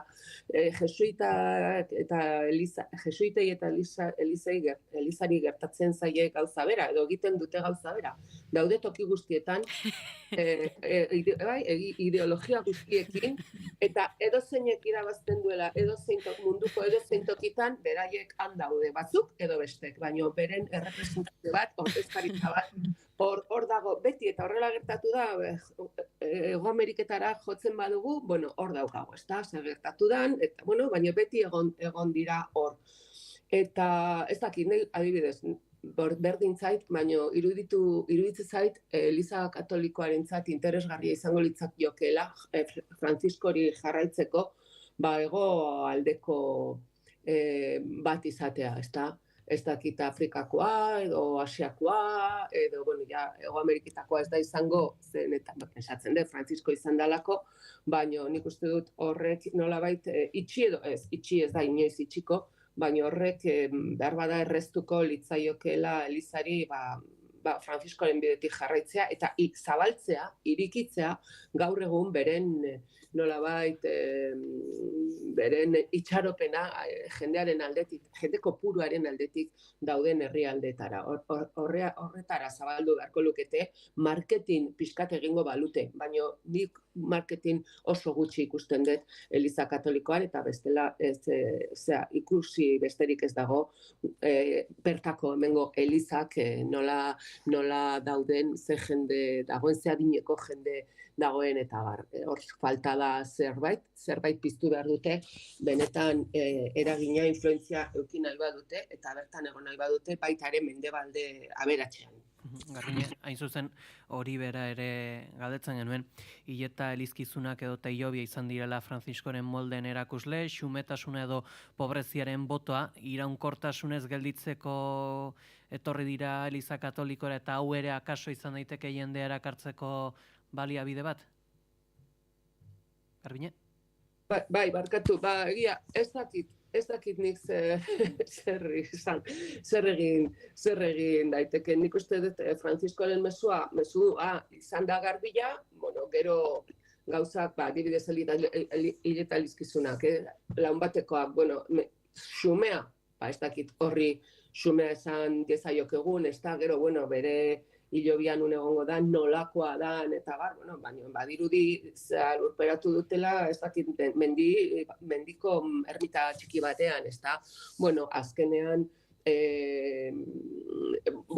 dagoen boatoa eta dagoen zera, ezin da ekiditu, baina nik uste dut Elizak behar duela, bueno, sikiera mezua, esan dudana, zabaldu beste toki batzuetara, hemen ez dago ja ezer, hemen ez dakit mendebaldean zer egin barko luketen, baina egiten esaten dut, nik marketing aipatzen dudanean, hori aipatu nahi dut, eta bertako jendeak, ez dakit Elizaren mezua zientziaren eta teknologiaren eta mundu horren aurka dago, aurka edo behintzat beste izraintzuan dagoen, baina nolabait Eliza saiatu behar du, bain bere mezu hori, itxaropen mezu hori eta baita ere uztartzen gaur egungo bizimodu berezi edo arraro, daukagun berezi edo arraro honekin, ez dakit nola egiten dan hori, baina nik uste dut hortikan jonbarko luketela. Goizeko 10 orden gutxi dira, eskartu beharra dizugu, Garbiñek, goiz honetan ere gurean izateatik. Bai, barkatu eta alde egin behar dut, naiz eta oso baldarri bili naizen gaur, moztu egiten zalako denbora guztian, orain iraundu dut eta eskertzen dut. Mila eskertzuei, bai, aste hona izan. Berdin. Eta maiatzaren lehena ere ona izan, zazue. Noski baietz. Garbiñe. Ekine, pixkate, aipatu beharra dugu ere, Elizaren etorkizuna edo jende arakarri nahi baldin badu, xumetasun hori beharko du, pobreziaren boto hori, zakit? Begira, Fermin Muguruzaren kontzertuetan pantalla handian desmontutu azaltzen da dantzan, eta jende guztia dantzan jartzen zaio, ezta? Ez dakit, uste dut badaudela komunitatea nolait dantzan, eta konprometituta jartzeko modu ezberdinak, ez naiz ni izango, nahiko pairatu dut. Haurtzaroan, herri txikietako Elizako agintea, batez ere bataiatuta ez gaudenen kasuan, eta ez dion nik favore handirik egin nahiko Eliza santuari, edozein kasutan, uste dut balio kristau horiek sustatu nahi dituzten laiko, edota fededun, edota egituratutako herritarrek badutela espabilatzeko tenorea, batez ere adin nagusiko jendearen fede edo konpromisoarekin batera, ez dakite, belaunaldi berriei dagokienean ekarpen bat egin nahi baldin bada, eta gaur egun bizi dugun egoera global honetan, ekarpen edo berme edo eta etorkizunari begira ez dakit, oinarri batzuk edota atzera egiteko freno batzuk jarri nahi baldin badira, ez? Uste dut hor emakumearen parte hartzea garrantzitsua edo egiturazkoa izango dela, eta ustez abiatutako prozesu horiei jarraipen ematea, ezta? Ari gara LGTBI komunitateaz, ari gara parte hartzeaz, ari gara Elizaren abusuez eta horien argipen ikerketa eta ez errepikatzeko neurriez, eta oro har parte hartzeaz, ez? Uste dut, fedea berez, ez da gauza txar bat, gauza da, ze nola transmititzen den, nola egituratzen den, eta horrek botere ekonomiko eta politikoekin ere ze harreman daukan, ez da. 2 minutu, goizeko 10 gutxi izan daitezen, bestelako kontu batzuk ere aipatuko ditugu.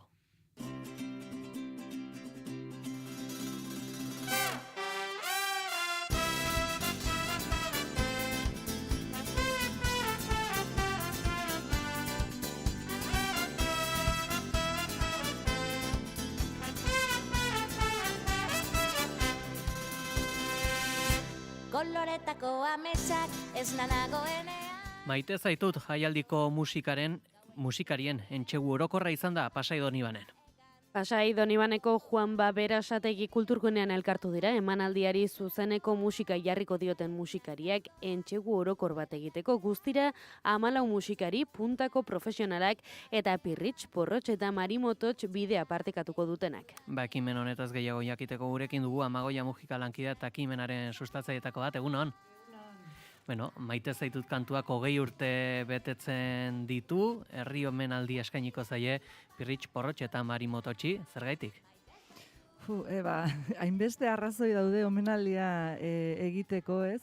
Gu elkartu ginen orain dela urtebete herritar talde bat, bakoitza bere kolorekoa esango dugu, eta hain justu galdera hori egin genion gure buruari, benetan noizbait esan aldiegu pailazoei herri honi eman dioten guztia.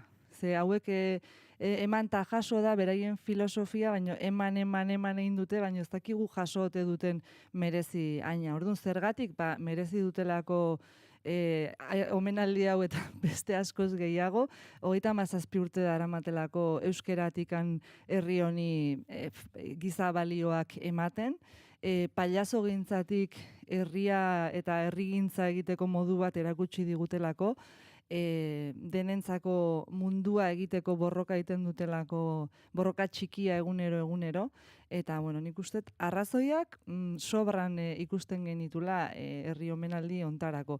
Eta are gehiago, orain ja urtebete daramagu prozesu hontan, azken aste hau mugitua izango da, guretzako, ze gauza oso handia atea zaigu nahi gabe, hola, gauzak dian bezala, eta bidean zehar nik uste berretsi egin diala arrazoi horiek, ez? Beraien diskografia errepasatu degunean, beraien lana errepasatu degunean, beraiekin lan egin duten sortzaileak eta lagunak elkarrizketatu ditugunean historia hontarako, berretsi egin da, baietz, merezi dutela herri omenaldi handi bat, merezi dutela guk esatea zenbat maite ditugun eta zenbat eman diguten, eta arrazoiak sobran daudela iruditzen zaitu. 14.000 lagun biltzeko helburua jarri duzue, dagoeneko Armaiako sarrerak bukatu daude, garaiz gabiltza omenaldira joan alizateko? Bai, oraindik pistan badaude sarrera batzuk.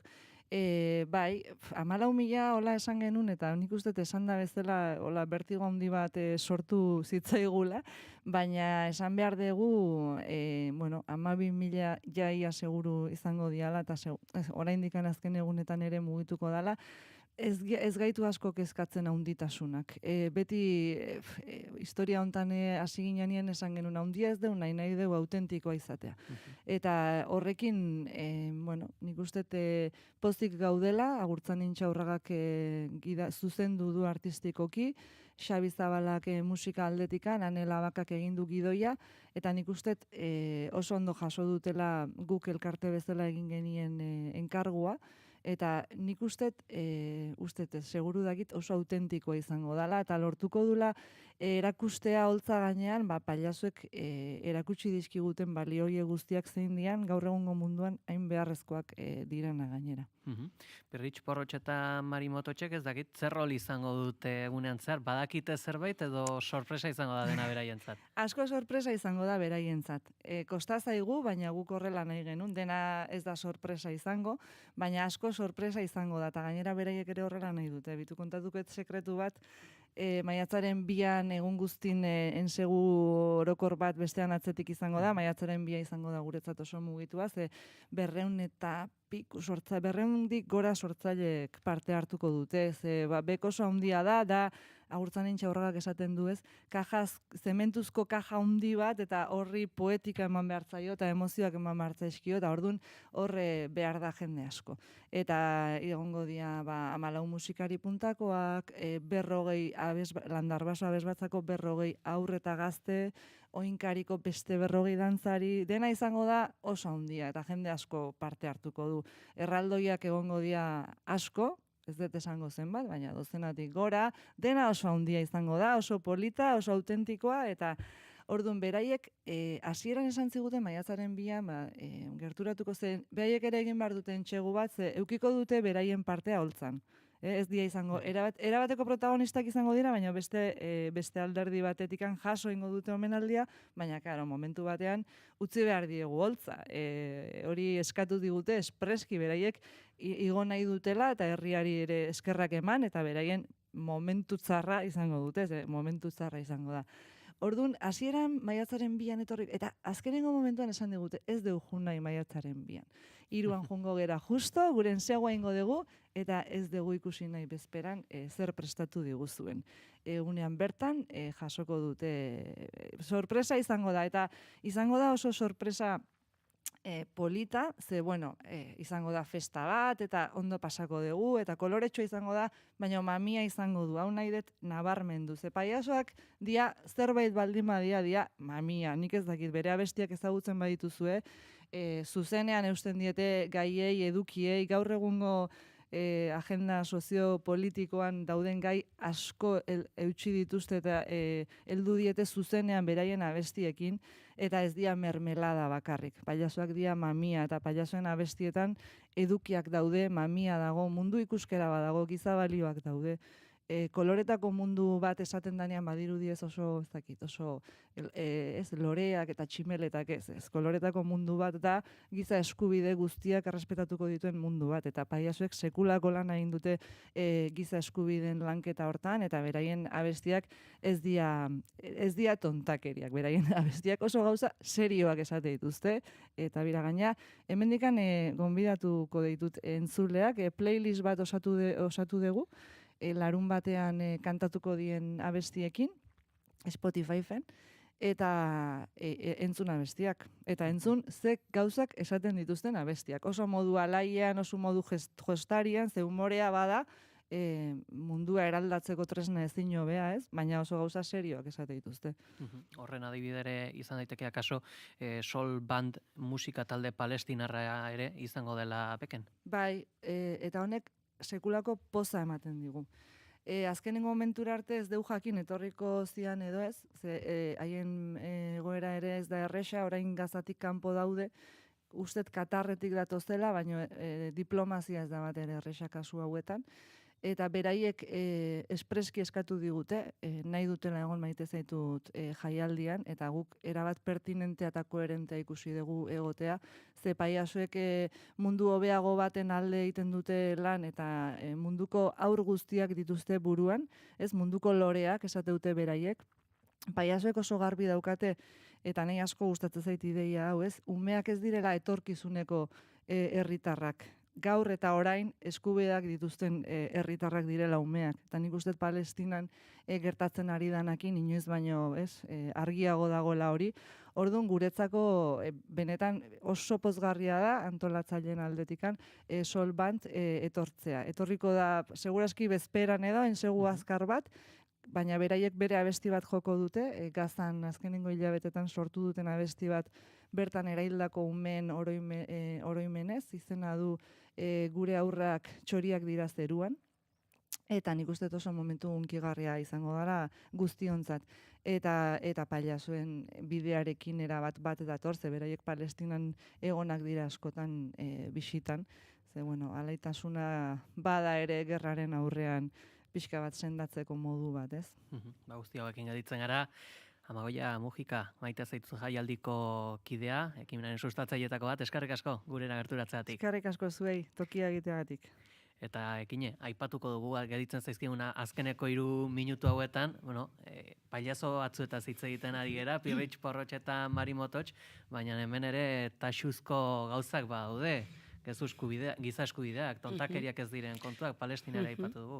Mamia aipatzen du ezta, nik uste dut oso ondo azaldutan, ez dela mermelada kontua, mamia asko gondela, egia da ni flanerita bere astakiloak edota kalabaza tripuntziko belaunaldikoa naizela, Pirritx eta Porrotxekin gazte egin nintzela, eta akaso beste distantzia batetik, eta beste distantzia horretatik hain zuzen ere mami hori nola heltzen den, ezta? Ez bakarrik aurrei bakarrik komunitateari ere mezua bestera batera iristaraztea hori ere artea delako eta horretan benetan asmatu dute, ezta? Akaso bek ere konklabe mota bat ere bilakatuko ote da, garrantzitsuena ez baita nor jartzen duzun buruzagi, baizik eta ze edukitaz ari zaren hizketan eta norabidea ere non jartzen duzun, eta ia da gure aurrak txoriak dira zeruan haze pisua daukan kontuak, ezta? Zuzenan ari garela, aur belaunaldi oso baten masakrea zuzenean segitzen eta azala gogortzen ari zegula, ezta?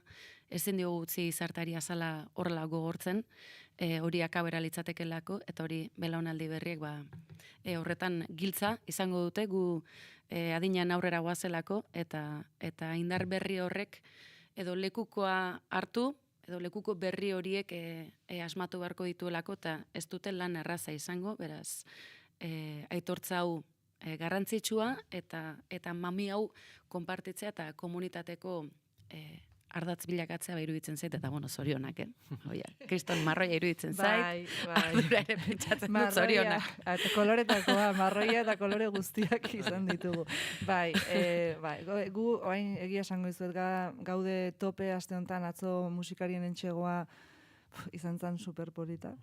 Ze ja ikusten dugu egitan dala hau, eta oso pozik gaude, eta nik uste merezi dula, eta ondo pasako dugula. Baitzauekin, itxiko dugu gorko analisi maila, eskerrik asko berri ere Amagoia, eta eskerrik asko zuri ere ekin atorra zazti gaur gurera gerturatzegatik. Ondo izan. Bai, berdin.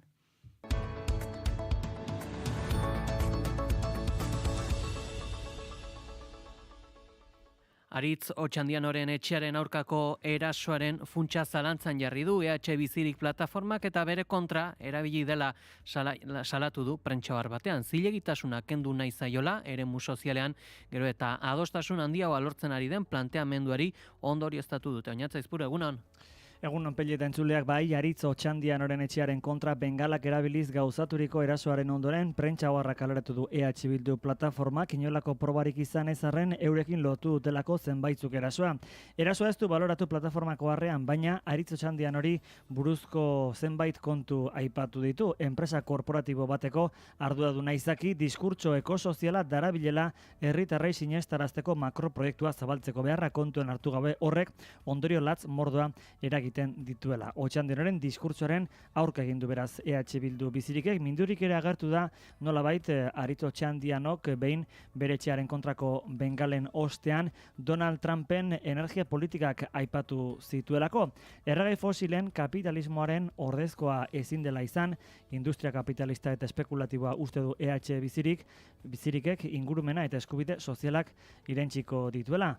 Trantsizio berde horretan ez dutela sinesten diote ez delako energia ereduaren aldaketa ez da ekologikoa ere, eta planteamendu horrek ez dituela planetaren mugak errespetatzen eta ingurumenaren defentsa ere ez duela lehenesten ondorioztatu du. Gaurkoan San Prudentzio eguna, Araba eta Gasteizen eguna handia jaieguna, bere patroiaren eguna Barta abiatu zen ospakizuna erretreta eta danborradarekin, eta egitarau ofiziala jadanik hasia da. Arabako 8 eta San Prudentzioko 8ekin Gasteizko provintzia plazan.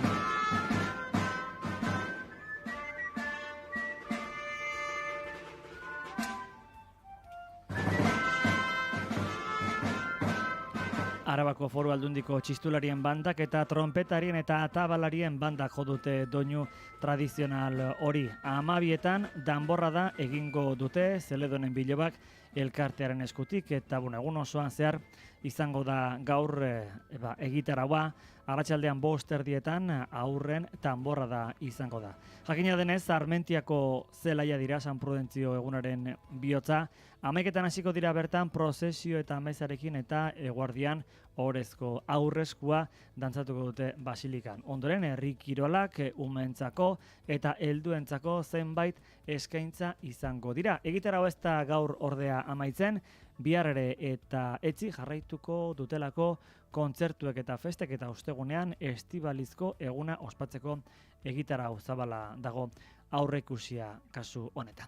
Errepidei dagokionez esan, gaur istripu bat dela eta N634 errepidean kamioi baten eta auto baten arteko istripu larria izan dela, noranzko bietan errepidea itxirik eta auto ilarak handitzen ari dira. Momentu batetik bestera erreila zabaldu dute, orain txandakako pasoa ematen ari dira, baina adi puntu horretan N634an baldin bazarete. Eguraldira garpena jaso ezagunik Ribar Luzea. Udaberri sasoiko eguraldi bikainarekin emango diogu hasiera asteari. Goizean behelaino agertuko da barnealdeko bailaretan, bereziki Kantauri Isurialdearen barnealdean eta Araba eta Nafarroa erdialdean. Gainera kostaldean ere lanbrolaino pixka bat agertuko da, baina eguzkiak segituan xurgatuko ditu, hodei hauek eta eguraldi eguzkitsuan nagusituko zaigu denean. Arratsaldean zehar Pirineoetan, bereziki ekialdean, bero hodei batzuk ikusiko dira, baina ez dute inolako ondoriorik ekarriko. Gainantzeko lekuetan aldiz, zeru urdina eta eguraldi eguzkitsua nagusituko dira, eta oso eguraldi lasaiarekin emango digu amaiera egunari. Haizeak hego-ekialdetik joko du, arratsaldean kostaldean brisa sartuko da, baina egunaren amaieran hego-ekialdekoa nagusituko da bertan ere. Temperatura minimoak jaitsi egingo dira, goiza freskoa izango da, 3 eta 10 gradu bitartean errendituko dira. Maximoak aldiz gora egingo dute, Kantauri isurialdean 19 eta 23 gradu bitartean errendituko dira, eta hego isurialdean 20 eta 24 gradu bitartean, temperatura freskoenak kostaldean eta bereziki Bizkaian emango dira, eta altuenak aldiz Erriberan. Guzti hauekin gelditzen gara. Eskerrik asko Oñatz, baina joan aurretikan agurtuko ditugu bigarren kafeako kideak. Egunon? Egunon. Beno, gaurko astelena dugu. Goiuri, zer nolako kontuak aipatuko dituzue? Bueno, astelenero bezala puri-purian tartean telesail eta pelikulen gomendioen zerrenda prestatu dugu, beraz entzun adi, urrengo egunetan ez balin badaukazue zer ikusi, gu kontatuko dizuegu zer dagoen oraintxe horrela interesgarria plataformetan. Horrez gain Marcos Tedin Uribururekin hitz egingo dugu, egizu gure Argentinar euskaldunena dela, eta berarekin Argentina Connection egingo dugu, eta badakizu zertaz hitz egin berdigun Aita Santuaren inguruan nola ez Argentinarra zen, eta klaro guri ere interesatzen zaigu gaia, eta berak proposamena bota, eta guk esan diogu baietz hitz egin dezala, ea zer kontatzen digun, ea Argentinan nola ari diren bizitzen kontu hau guztia, eta horrez gain Oiana Arana bertsolaria ere etorriko da gurera, eta senyora sariketa lehiaketa zarituko gara berarekin. Oso ondo, guzti hauekin gelditzen gara. Eskerrik asko Juri. Agur. Eta gure partetik besterik ez esan beharrekoak esan da, joateko tenore aldu zaigu. Ondo segi, egun polita izan. Naiz irratia.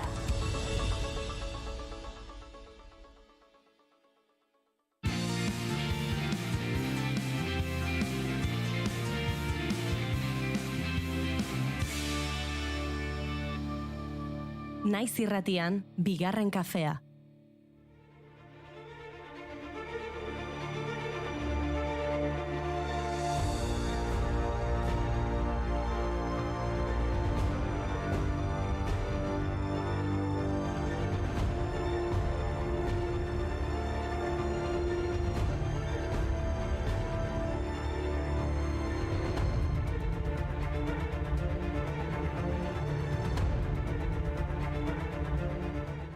Egunon guztioi eta ongi etorri bigarren kafera. Makina prest daukagu kafeina banatzen hasteko badakit arabarrek behintzat eta lazka otarrek ere egian beharko dutela.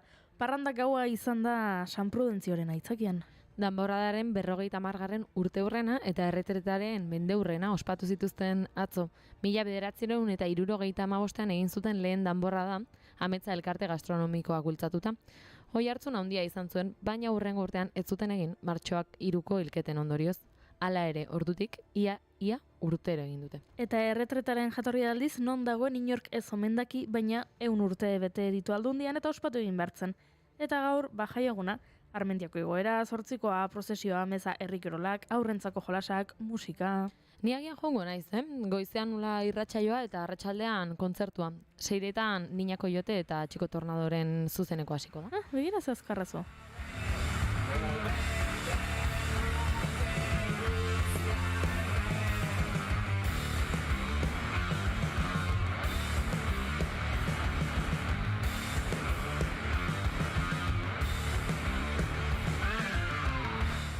Eta nola ez Prudentzio deuna aipatuta efemeride handi bat aipatu behar dugu 1988ko apirilaren 28an, hau da gaurko egunez, Gasteizko gaztetxea okupatu zuten 100 gaztek. San Prudentzio eguneko eguerdi aldera 250 gazte inguru elkartu ziren Farinasetik manifestazioa abiatzeko. Manifestazioa amaieran apezpikoaren jabetza zen Lorezainaren etxea okupatu zuten. Berehala lantaldeak sortu eta lanari ekin zioten. Barnean zegoen zaborra atera, komunikazioa landu, erresistentzia sistemak antolatu. Lehenengo 3 asteetako gauetan 21 pertsona lo egitera gelditzen ziren gauero. Arrisku handiko egunak baitziren. Gainera, lehen hilabetean batzarrak egunero egiten zituzten. Mehatxu eta kanporaketei aurre egiteko talde sendoa osatu zuten. 37 urte igaro dira eta milaka pertsona sartu dira etxe horretan. Festetan parte hartuz, jarduera bat antolatuz edo euren gain hartuz gaztetxeari eusteko eta etorkizunera begira proiektatzeko zeregina. 25. urteurrenean abesti hau egin zuten. Zorginduta baleude bezala, zorginduta baleude bezala. 25 urtez borrokaren izerdiaz, izan dira gure estatuak, izan dira, izan dira, izan dira.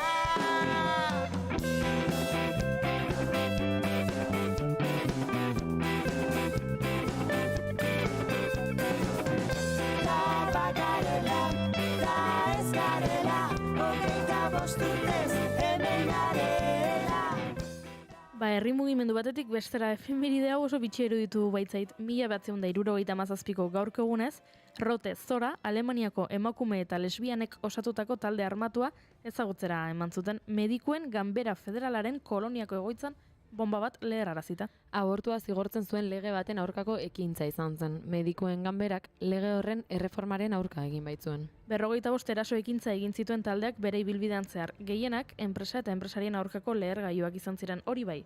Ekintzek ez zuten inoiz zauritutako biktimarik sortu. Taldearen azken ekintza 1984an izan zen, eta 1986an taldea desegitean zela iragarri zuten.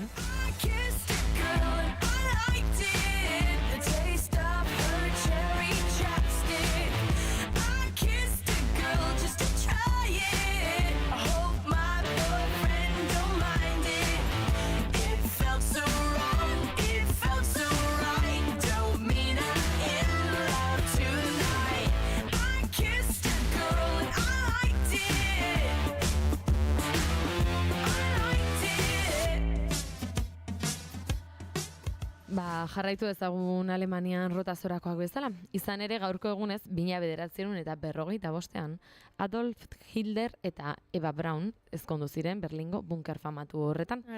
Ezkontza bunkerreko bilera aretoan egitea erabaki zuten. Handik egunero Führerrak milaka soldadu frontera hiltzera bidaltzen zituen tokian. Jo, ese romantikoa, izu, ze polita. Bueno, harremana bera bezala, Ebak 17 urte zituen, 40 urteko Adolf ezagutu zuenean.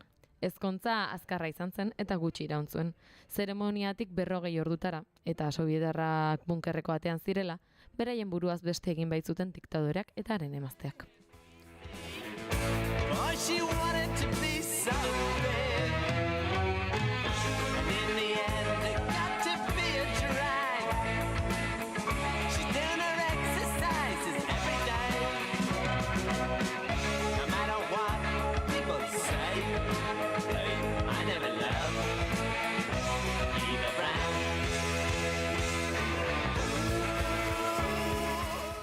Eta gaurko egunez beste bikote baten eriotza, beste diktadore baten eriotza. Izan ere Hitlerren ezkontza egunean Benito Mussolini Italiako diktadorea eta Clara Petacchi bere maitalea exekutatu zituzten italiar erresistentziako kideek. Bere erregimena gainberan zegoen eta Suitzara ihesean zioala harrapatu zuten partisano italiarren kontrol postu batean.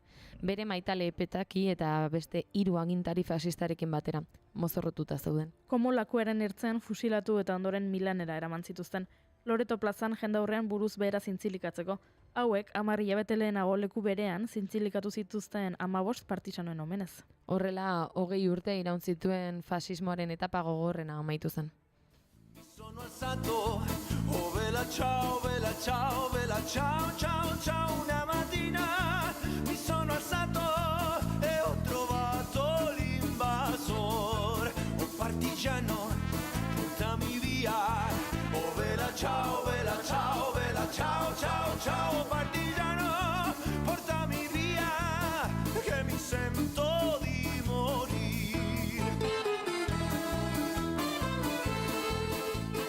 Tira, baina utzi ditzagun diktadurak atle batera eta zoriondu dezagun, gaurko egunez, jaiotako pertsona oro eta oro ez balin bada batzuk behintzat adibidez, Edoi Etxarte zorionak, Iruindar idazleari, eta zorionak Jon Euria Bizkaitar bertsolariari. Eta bi aktore aipatu nahiko nituzkenik, zorionak Penelope Cruz eta zorionak Amaia Berasturi. Zorionak. Penelope sari ugari jasotakoa da, eta Amaiak ere hainbat izendapen jaso zituen Akelarre filmean egindako lanagatik. Eta beste, bere abesti bat jartzeko aitzakia ematen didanez, Zorionak, Valeria Castro, kanariar kantautorea da. Castro eta berak ere badaki zerbait sarien inguruan. June, 2023an Latin Grammy sarietarako izendatu zuten kantautorea abesti honenaren kategorian Larrau kantuarekin. Eta Goya sarietan 2024ko jatorrizko abesti honenaren saria jasotzeko izendatu zuten Vetusta Morlarekin batera El amor de Andrea lana egitagatik, baina nik bere diskoko abesti bat jarri nahi dut.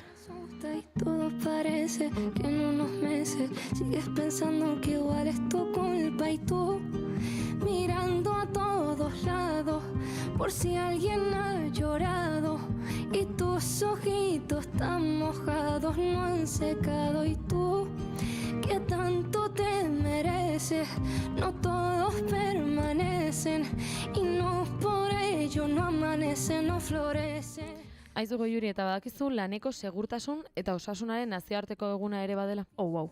2003tik ospatzen da egun hau, eta urtero lelo berri bat izan ohi du. Aurtengoa osasuna eta segurtasuna iraultzea, iaren zeregina eta digitalizazio lanean izango da. Kanpainak teknologia berriek laneko segurtasuna eta osasuna nola aldatzen ari diren azaldu nahi du. Besteak beste, zereginen automazizazioaren, tresna adimendunen eta gainbegiratze sistemen erabileraren, errealitate zabalduaren eta errealitate virtualaren eta lanaren kudeak eta algoritmikoaren inguruan. Lanaren eraldaketa digitalak lan modalitaten bilakaera ekarri du. Hala nola lan plataforma digitalak. Horregatik guk irrati tradizionala egiten dugu, baina streaming plataformetan ere ikusgaitzak ez, Kaixo txat. Dream I'm living it, baby love me 'cause I'm playing on the radio. Pick me up and take me like a vitamin, 'cause my body's sweet like sugar venom, oh yeah.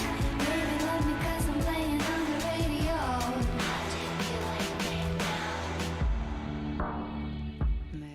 Eta gaur irratian zer izango dugu, kontu interesgarri ugari Markostedin gure argentinar euskaldunarekin hitz egingo dugu, eta uste dut nire erromatar imperioaz hitz egingo digula, aita santua. Badakizu, argentinarra zen. Bilera dute gaur kardinaleek konklabearen data erabakitzeko, eta aita santu berriaren hautaketa bideratzeko. Ziurrenik maiatzaren 5ean hasiko dira. Bueno, alare gaur ez dizuet konklabe pelikulaz hitz egingo berriro ere, baina telesail eta pelikulez hitz egingo dugu puri-purian tartean Imanol González Gurrutxaga zinema zuzendariarekin. Eta Oiana Aranarekin bertsolaritza munduan behar diren arnasgune eta zarituko gara, senyora sariketa laizter hasiko baita. Eta musika pixka bat, maite dutak, zuen mezuak, txateko txiste txarrak, denetarik izango du gorko irratsaioak. Zer diozu, dantzarako prest? Beti. Apirilak 28 ditu eta astelena da. Ziur. Ongi etorri, bigarren kafera.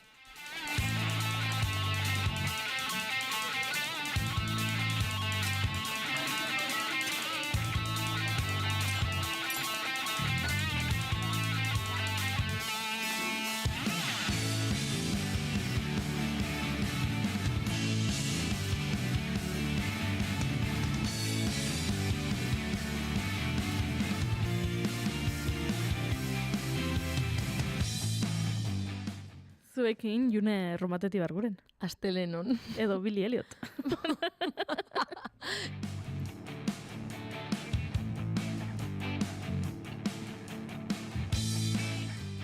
Nigo jurez izan handian hau zuek gaur dantza egin dut Junek begiradarekin bezala akatu egingo nau eta. Eske gaur ja inigo gabe, ni bakarrik enun ingo dantza.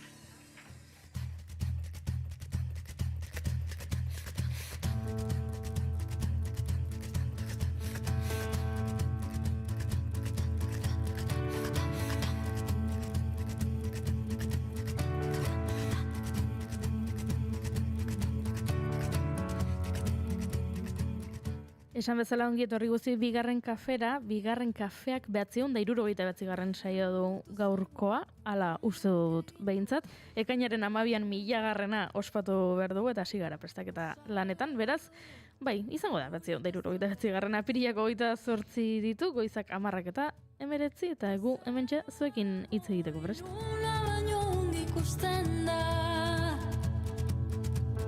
Hauetzegoen gaur egin beharrekoen zerrendan.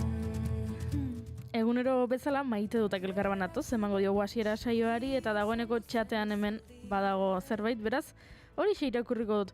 Gora San Prudentzio, gora Gasteiz. Eta ostiralean Josune ezagutu nuen, hori dio Gorkak eta bai entzuleari azalpen bat zor diogu. Kontua da astelenetan Josune Belez de Mendizabal izaten dugula gurean eta Arabako kontuak ekartzen dizkigula. Eta Josune Belez de Mendizabal parrandan dago gaur. Claro. Eta orduan esan zigun, nik astelenean ezingo dut irratian kolaboraziorik egin, bai, ja. Ondo pasa. Eta asteazkenean iritsiko da 8 horrekin? Ez dakit bai?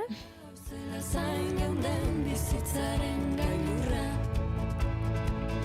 Zederra den bizirik egoten derregoa. Da zurekin egiten badut nire bidea. Eta zuk Jone ze baite duzu?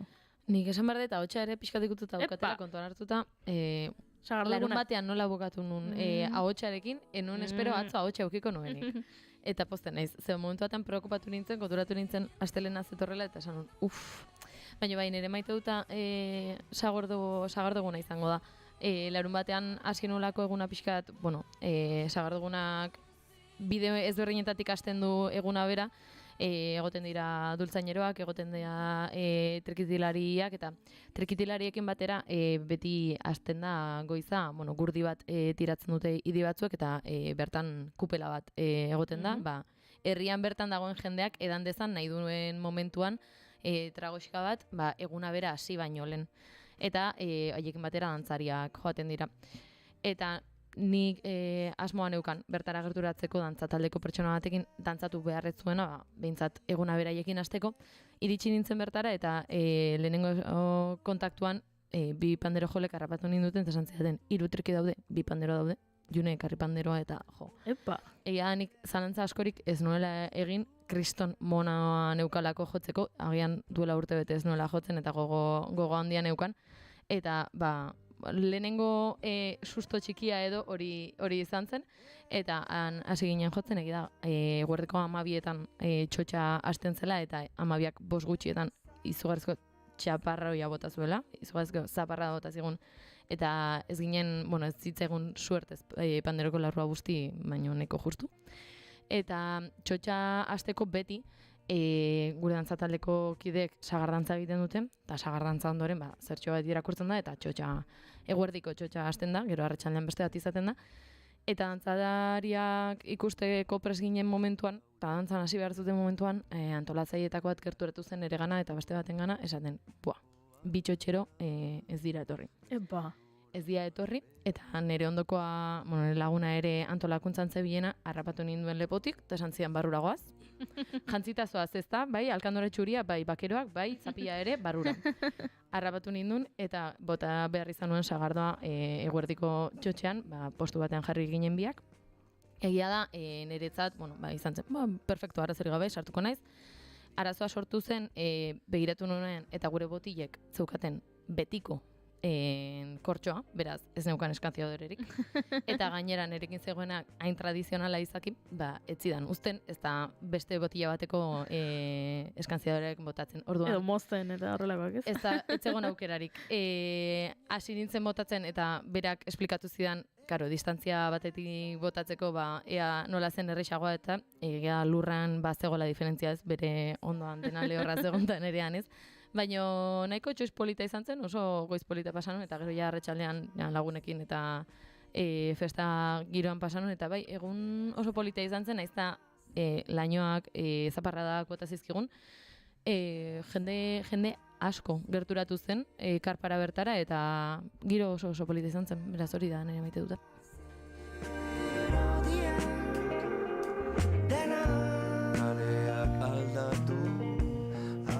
Zuk uste duzu gure lehenengo gonbidatuari maite dute elkarbanatzeko galdetzen badiogu Agian jakingo duela edukiko du esateko. Zer erantzun? Egunon, oien arana. Egunon. Zer modu zaude? Ondo, eta zuek zer moduz? Gu oso ondo, eta orduan pentsatu dugu hemen enboskada ingo genizula, eta nola guk irratsaioa beti hasten dugun, gure maite ditugun gauzak elkarbanatuz, jendearekin basan dugu aizu. Agian galdetu behar diogu, ea berari zer maite duen. Bai, izan da enboskada txikia, nekarrena zer pentsatua, baina okurritu zait, zorionez zerbait.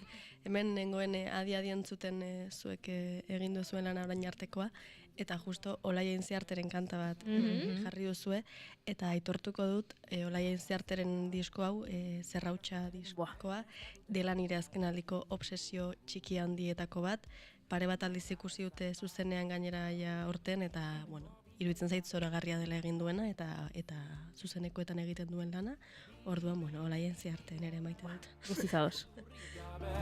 Dena ongi dago, zu bazaude, bibegi bilore, beldurrik gabe, dena ongi dago, zu bazaude, la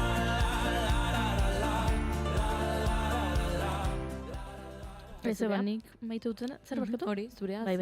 Ez esan behar nizuen, batzutan sakon, eta oso maite dut filosofiekoak ekartzen ditu dela, baina gaur ez. Gaur pixka eta zalekoa. Gaur astelenean gaude. Astelena da. Eta kontatu behar dizut maite dudala, arraizopa. Arraizopa kontzeptu gisa asko gustatzen zait, eta jatetxeetan geroz eta zailagoa da topatzea. Arraizopa. Eta nik herrian behintzat oso leku gutxitan topatzen dut, eta beste herrietara eta hirietara joaten naizenean ere, nik uste dut lehen arraizopa gehiago egoten zela jatetxeetan, eta orain koste egiten zait, eta atzo jonitzen Gasteizera. Ez parrandara, baina ala egokitu zen, eta kasualidadez. Eta orain jonintzen Aldezarrera Erdizka tabernara. Eta eguneko menua oso goxoa egoten da, eta zer topatuko eguneko menuan da arraizopa. Eta, jazta, igandea, pozik, igandea, jak, zoragarria, arraizopa januelako. Oso goxoa zegoen, zerbitzariak oso jatorrak izan ziren, eta konpainia ere ona, eta arraizopa, zugarria.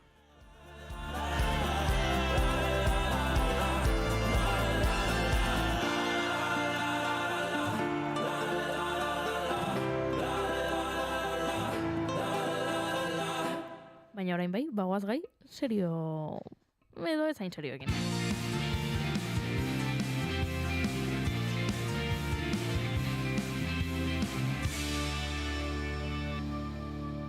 Emaiozu bigarren aukera bat egunari. Naiz irratian, bigarren kafea.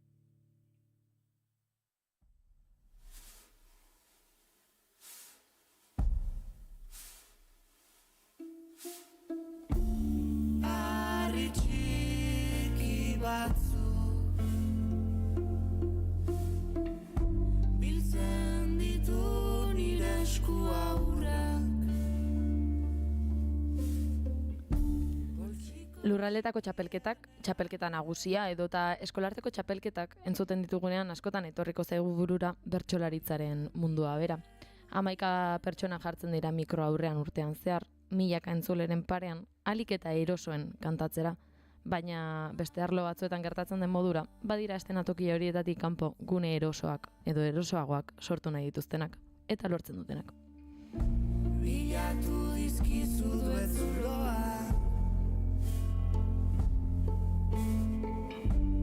hor daude ondoko paretan. Bertso plaza berriak sortzearen beharraren aurrean, emakumei zein aspiratutako genero identitatei ikusgarritasuna emateko sortu zen senyora sariketa, eta aurtengoa 5. edizioa dute. Apirilaren 12an aurkeztu zuten aurtengo edizioa, eta maiatzaren 10, 17 eta 31 izango dira hainbat saio.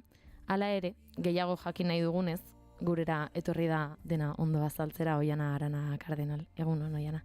Egunon, ikusiko dugu ea ondo azaltzen dudan. Azaltzen hasi aurretik, bigarren kafeko 2 galdera ofizialak erantzun behar dituzu. Ea ba. Bueno ez, 2 galderetatik bat. Nik 2 botako ditut eta zuk aukeratu, bietako zein gu bakarrarekin konforme geratzen gara. Honakoak dira galderak. nola gustatuko litzaizuke edo nola irudikatzen duzu zure hileta, zure funerala? Hori lehenengo galdera, bai, badakigu horrela ez dela erraxa. Eta bigarren galdera, orain etorriko balitz zinema zuzendari bat. Eta esango balizu, zure bizitzari buruzko pelikula bat egingo dut. Baina pelikulan ezin dugu kontatu jaio zinenetik orain artekora. Pelikulak kontatuko du soilik zure bizitzako etapa zehatz bat. Etapa hori izan daiteke bi aste, izan daitezke unibertsitateko 4 urteak edo dana delakoa. Baina etapa zehatz bat izan behar du, eta horren galdera da, ea zein etapa aukeratuko zenuken. Bale, biak erantzungo ditut, baina biak erdizka. Bat kontatuko Perfecto. Iruditzen zait oso importantea dela hitz egitea, zer nahi dugun gure hiletetan eta zer ez. Azken aldian askoren ez horren inguruan hausnartzen, horri buruzko ikerketa lan bat egiten zelako hain zuzen ere, heriotzaren ondorengo doluari buruzkoa, eta iruditzen zait, min asko egin diezaiokegula elkarri, nahi gabe, ez dakigulako nola agurtu jendea edo, tarduan uste dut interesgarria dela hori egitea. Nik oraindik ez dut pentsatu, baina pentsatuko dut. Eta zinema zuzendariarena trampa egingo dut, iruditzen zait, nien ez bat ere serie zalea, pelikulako beto, gustorago ikusten ditut, baina uste dut, egin daitekela horrela komediazko serie, utxal horietako, utxal baina ez, horren utxal horietako bat nire azken 2 urteetako bizipenekin. Orduan, uste dut hori esango nukela. Oso ondo, biak erantzun da, eta biak ondo erantzun da gainera, Klima aldatzen da, aroz, eta talde. Orain ja, bai, pixka bat, gaira bueltatuta. Bai, Oiana, lehenik eta behin, galdetu nahi nizuna da, nola deskribatuko zenuken edo nola azalduko zenioken gaiaz ezer ez dakien pertsonatei zer den, senyora Sariketa bera. Bale, senyora Sariketa da, orain dela 5 urte, bertsolari transfeminista batzuek sortu genuen, bertsolari eta bertsozale transfeminista batzuek sortu genuen sariketa bat, orduan oinarrian bertso sariketa bat da, bertsolari kantatzen dute, epaile batzu daude, eta gero irabazle bat dago, gure kasuan ez da txapelduna, Pamela duna da, senyora jarri genion ez izena, apur bat simboloa indartzearen edo. Orduan, bai saiatzen garela transfeminismoaren oinarriak aplikatzen lehiara eta aplikatzen bertsolaritzara, eta orduan horrek, eragin du nolabait bertsolaritza tradizionalarekin edo bertsolaritzan lehia ulertzen, bertsolaritzan eta oro munduan lehia ulertzeko modu tradizionalarekin talka batzuk topatzea. Eta orduan, epailerizpideen aldetik adibidez oso diferentea da, ez guztiz, baina bai, adibidez guk ez dugu zenbakien bidez epaitzen, modu asamblearioan eta kualitatiboki epaitzen ditugu bertsoak, iruditzen zaigolako modu egokiagoa dela, igual zailagoa, baina orduan, apur bat, bertsolaritzan lehia ez horren modu ertxian eta ez horren modu normatiboan ulertzen duen sariketa bat, jende berria bertsolaritzara hurbiltzea helburu duena, eta ideologia transfeminista zabaltzea helburu duena nola nahi ere. Eta bai, 5 urte egin ditugu 4 urteetan bideo oso arrakastatxua izan dugula esango nuke. Ez dut esan nahi arrakastatxua zenbakitan, ez dugu Navarrarena beteko. Baina bai, iruditzen zait, sortu du dela publiko bat, badagoela bertsozalego transfeminista berritu bat, eta jendea egoten dela zai urtero, ez? Senyora Sariketa noiz iritsiko, eta bertsolarien artean ere, lortu duela horlako referentzialtasun bat, eta gumentzat pozik gaude egiten ari garen bidearekin. Modu asamblearioan, esan duzu, eta asko gustatu zait, aitortu duzula zailagoa dela. Horrela, zalantzari gabe niri horrela iruditzen zait. Bai, iruditzen zaitez, askotan zenbakien bidez epaitzen baldin badugu azken emaitza da batuketa bat. Eta, batuketa baten gainean ezin da diskutitu, ez? Hori da emaitza, eta gero argudiatu nahi duenak argudiatu dezake, baina ezin da, ez? Epaile gainera, batean epaitzen dute, eta nik uste dut bertsolaritzan hori ere kontuan hartu beharrekoa dela, ez? Epaileak kritikatzen ditugunean ezin dugula ahaztu beraiek ere batean jasotzen dutela gaia, batean entzuten dutela bertsoa, eta momentuan epaitzen dutela dauzkaten medioekin eta ezarrita dagoen parametro multzo horren arabera, ez? Guri bai iruditzen zitzaigula interesgarria elkarrezketa bat egotea epaia eman aurretik. orduan guk egiten duguna da oharrak hartu, ez ditugu zenbakien bidez epaitzen bertsoak, horlako, sortu genituen epairizpideak orain dela pare bat urte, eta egiten duguna da taula batean apuntatu, lau epaile egoten dira normalean, eta epaile bakoitzak dauka espezialidade bat bezala. Bakoitza fijatzen da gauza konkretu batean, guretzako oinarrizkoak dire lau gauzatan, eta orduan gero apunte guzti horiekin egiten da bilera bat, igual batzuetan aspergarria da, igual entzularen zaterez, baina saiatzen gara, igual bertso paperak egoten dira, edo bestelako utxunea betetzeko eta interesgarra iruditzen zaigun bertsolari batzuk plazan jartzeko beste motibo bat aurkitzen dugu, eta orduan egiten dugu bilera bat, eta batzuetan bilera horiek tensoak dira, nola ez, uste dut erabakiak hartu behar direnean bilera asko tensoak izaten direla, baina esango nuke, ni izan nintzen epailerizpideen lantaldean egon zenetako bat, eta gerora epaitu izan dudana epailerizpide horiekin. Eta iruditzen zen normalean nahiko ados egoten garela, eta batzuetan diskutitu dugunean ere, azkenean nola oharrak hartu ditugun eta argudioak badauzkagun, elkar erraz konbentzitu dugula, eta emaitza honak egon direla behintzat. Bideetatikan hasita edo hasierara jota, bai azkenean ari gara senyora sariketaz, eta entzule askok hartuko dute senyora hitza, zerbait txar moduan, ez, edo niri aurrekoan ume batek kaletik senyora deitu zidan, eta mina eman zidan, baina zuek hartu duzue senyora zuentzat, zergatik izan dago? Bai, iruditzen zait, polita dela batzuetan, igual gaitzesgarriak iruditzen zaizkigun hitzekin apropiatzea, eta uste dut bizitzan askotan egiten dugun zerbait dela, eta horren aldarria egiten dugula eguneroko bizitzan. Alere, niri iruditzen zait, guk senyora sariketa sortu genuenean, guk ere gure artean elkarri senyora ditzen genionean, ez genuela modu irain moduan esaten, ez? Edo guretzako etzela klase altuko emakume bat, ez igual gure amonentzako, neskameak izan diregune amonentzako senyora bat izan daiteken hori, ez? Edo ez dela, ez dakit Donostiko, ez dakit Zeusotan, ez dakit etxetan bizi den pertsona bat, guretzako, senyora izatea bada jarrera konkretu bat izatea bizitzaren aurrean, eta apur bat,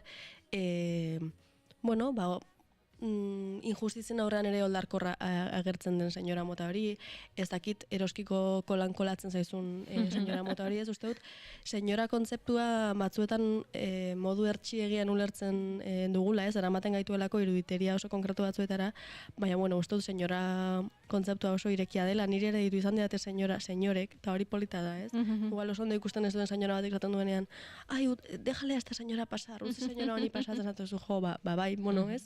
Uste dut, eta senyora sariketaren bitartez ere ireki dela ikuspegi hori, eta esango nuke senyora sariketan kantatzen duten, eta senyora sariketaren inguruan gabiltzan guztiok daukagula senyoratik zerbait, eta denok beharko genukela euki senyoratik zerbait, iruditzen zait askotan eredu moduan hartzen ditugula gizon errakastatxu zahar gehiegi, eta azten zaizkigula bestelako lanetan pertsona horiei lentejak prestatzen egon izan diren senyora hori guztiak. Eta, beraientzako omenaldi bat ere bazen, izan ditugu gatazkak eta jendeak esan dizkigu gauzak, eta igual gehiago ere gaztelaniatik datorrelako, eta ez dakit zer. Baina, egin dugu bidea, akaso berriz hasiko bagina ez dakit itzori aukera duko genuken edo ez, baina nik uste dut ja egin dugun bidearekin eta gu nahiko konforme gaudela kontzeptuarekin eta jarraituko dugula senyora izendatzen. Noski baiet, gora senyorak. Noski. Eta esan duzu ez, 5 urte dira ja antolatu zenetik, 5 urte pasa dira, baina hau sortzeko utxune bat ikusi zenuten, edo behar bat zegoen hor, ezta? Azkenean transfeminismotik oholtza horiek erosoak izan zitezen. Zein izan ziren lehen arrazoi horiek edo ze utxune nabarmentzen ziren? Bai, iruditzen zait, utxuneak edo, bila ziezkero edo non aurkitzen direla, ez?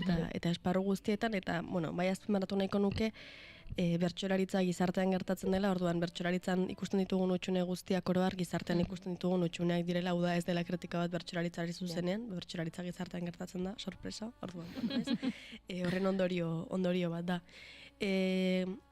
Uste dut, geundela momentu batean, justo pandemia zen, 2019, oraindik zen pandemia hasi, baina, eta bai, saretu ginen bertsolari batzuk nik garai hartan, nituen 17-18 urte esango nuke, bai.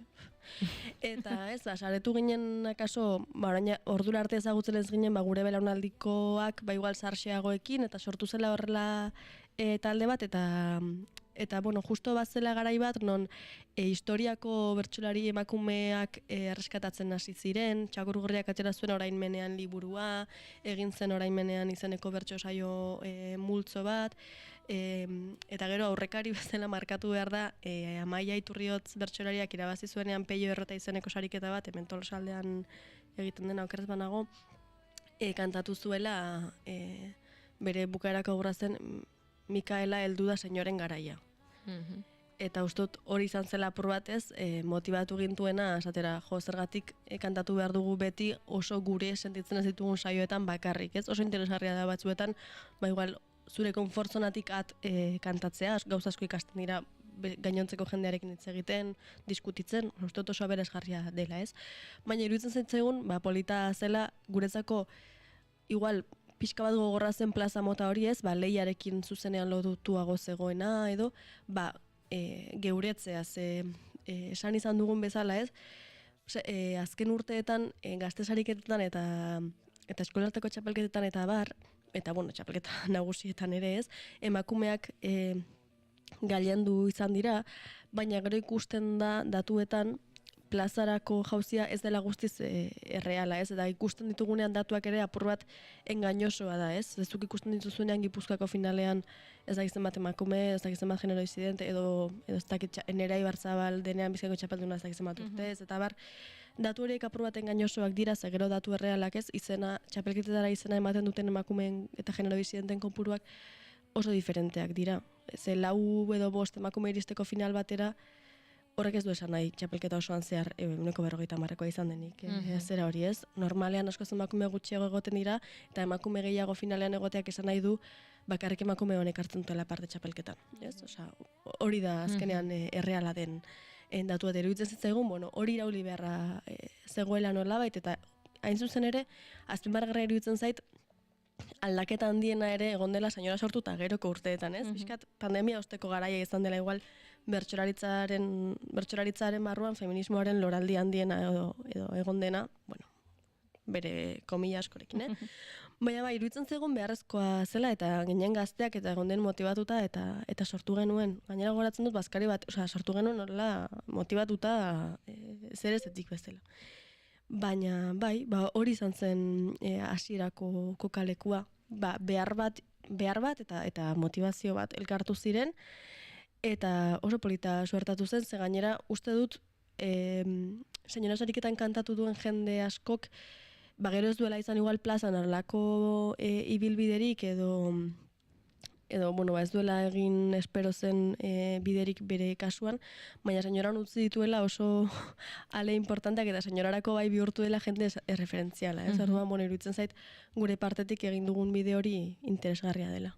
Oiana iruditu zaitela oso, azpimarragarria ez, orain egin dezun hausnarketa bi eta nahi nuela senyora sariketetatik txapelketa ezberdinetara jo pixka bat, azkenean, esan dezuna, azkeneko urteetan ni entzule moduan, bertsozale moduan iruditu zaitelako aldaketa bat egon dela, asko dagoela orainik aldatzeko, baina aldaketa bat egon dela, eta agian ikuslegoan ere aldaketa hori eman dela, edo ikuslegoa nik agian nabaritu dut irekiago, eta entzutera irekiago, ez dakit hori oholtzatik nabaritzen den, lehen adibidez gai batzuk etzielako ez da, kontemplatzen gai batzuk lantzea edo gai batzuei bira eman eta zuen eramatea.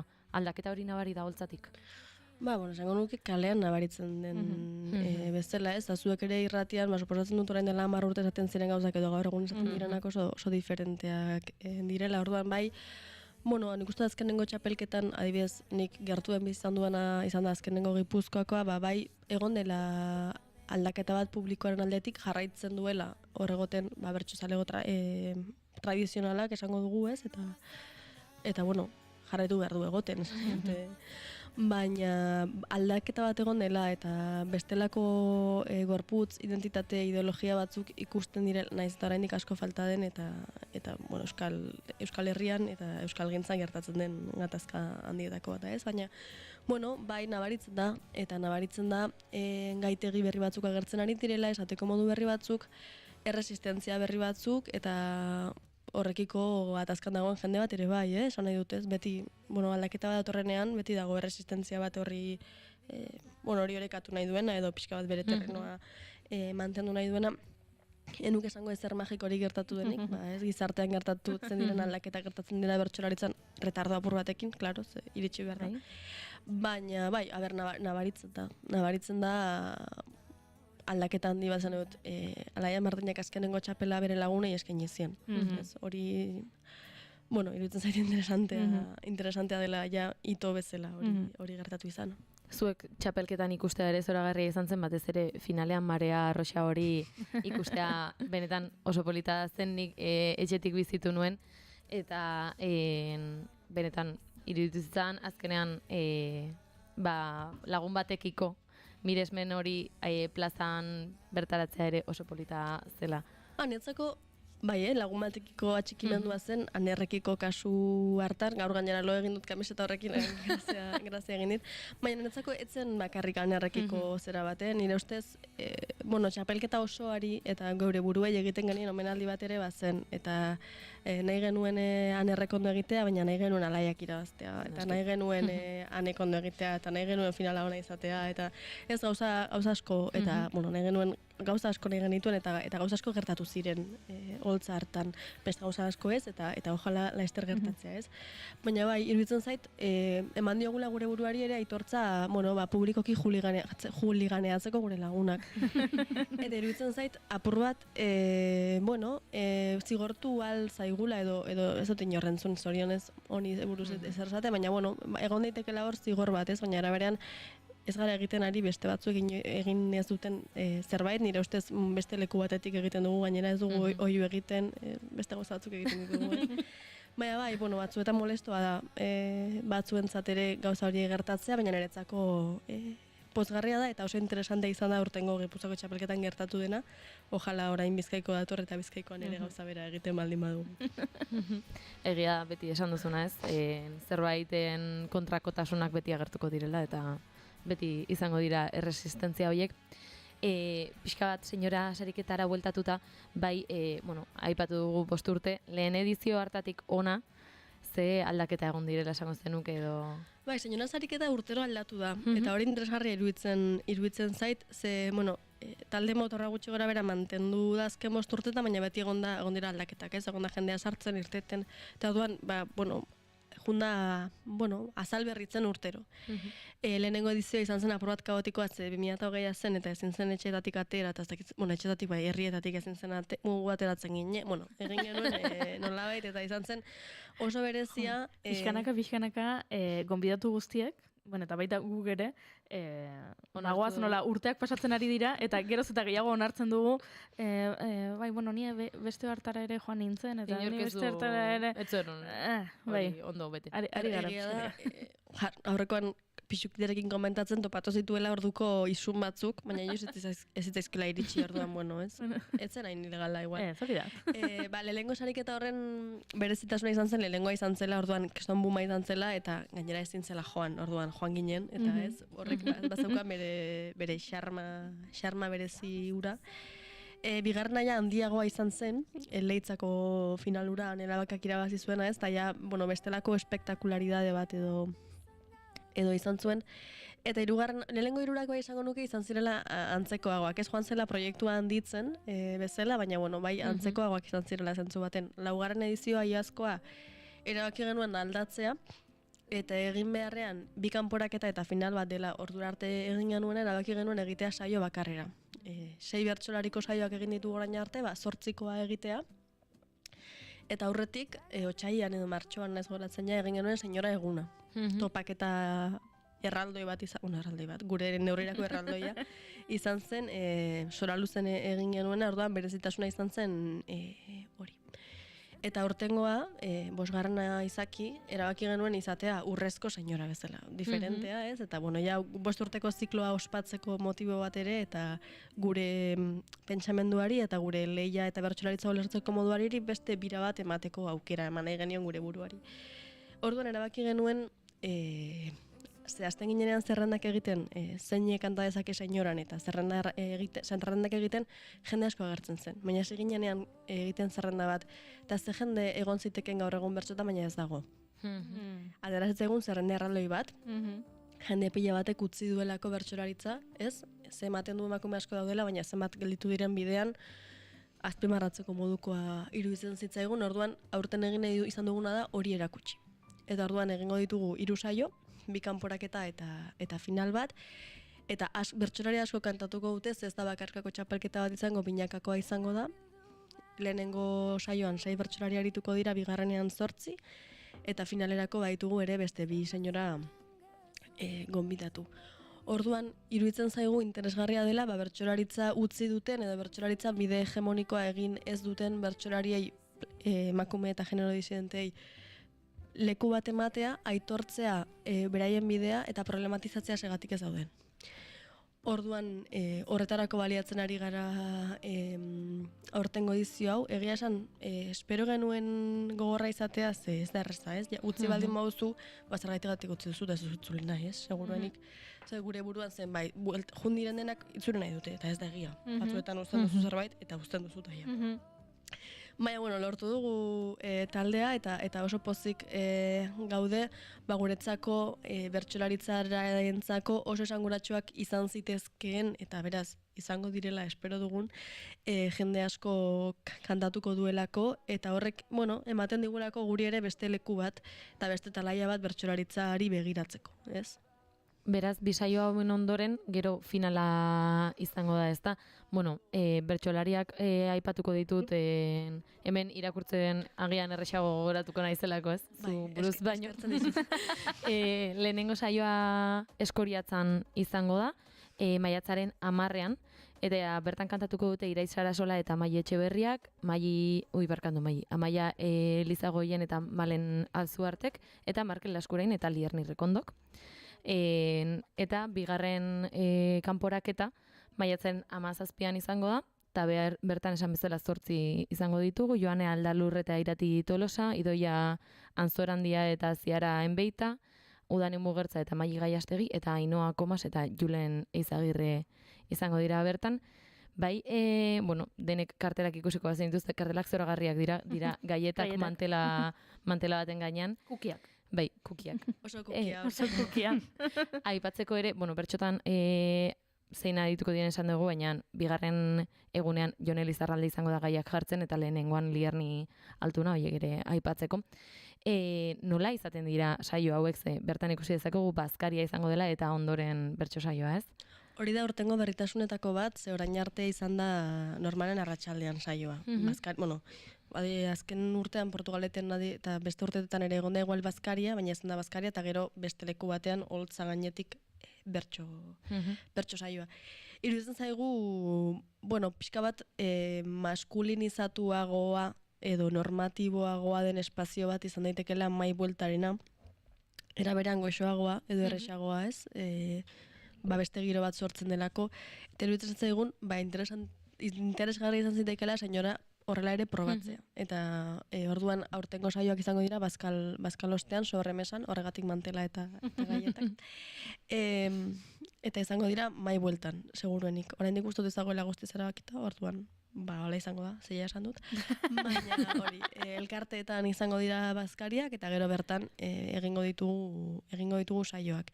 Sarrerak eros daitezke ja bazkaritarako sarrerak, bertsosarrerak.eus elbidean, baina bazkaritara etorri nahi ez duenak edo etorri ezin duenak edo ja betetzen baldin badira sarrera gabe gelditu denak, aukera izango du gero bertan beste sarrera bat ordaindu eta saioa bakarrik ikustera etortzeko.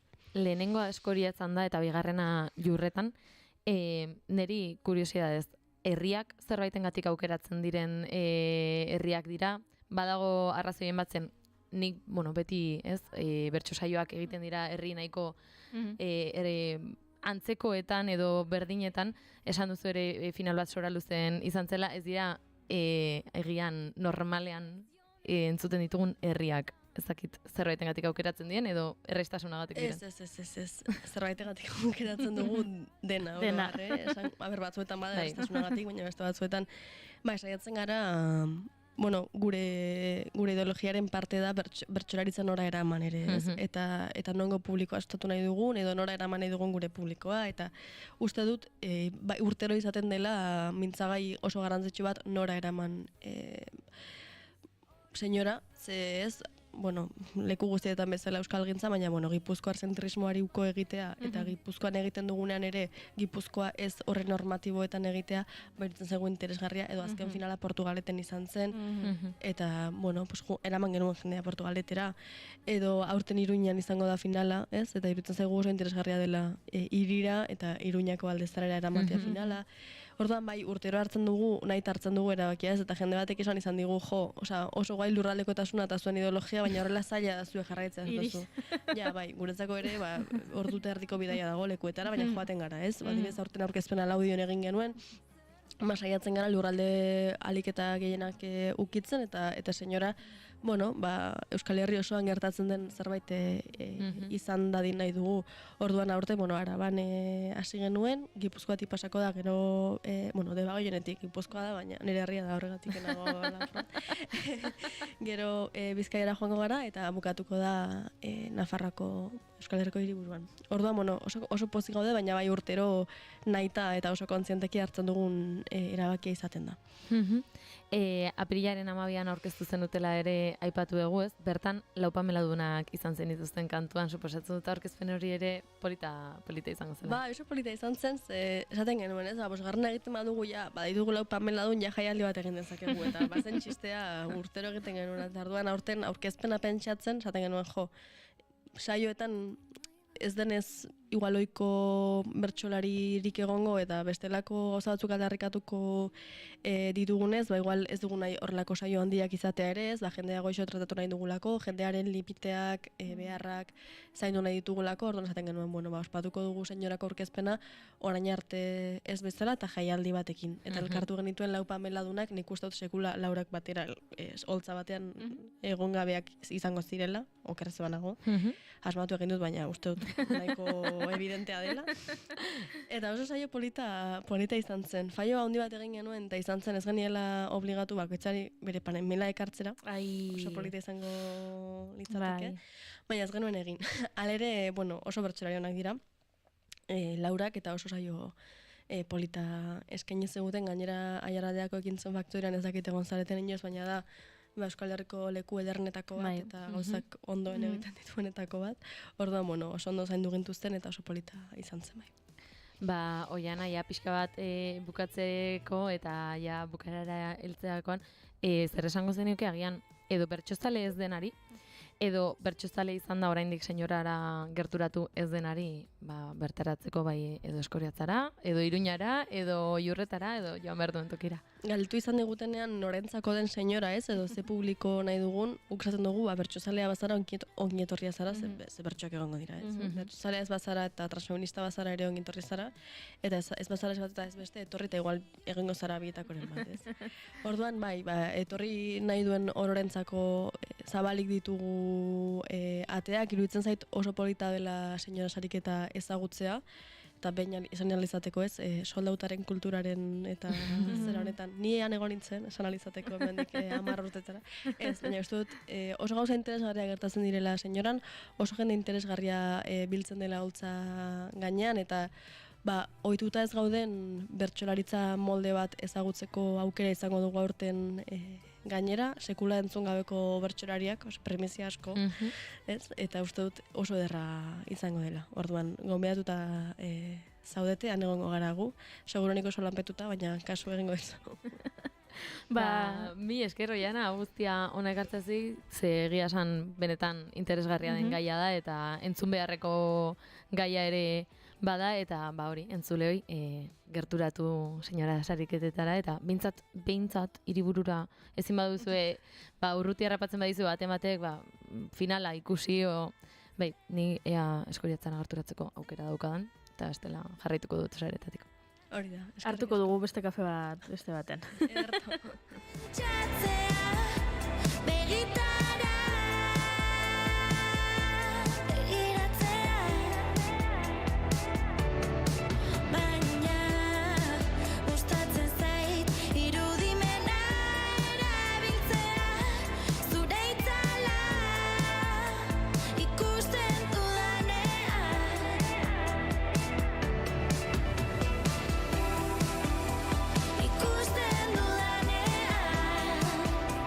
Ikusten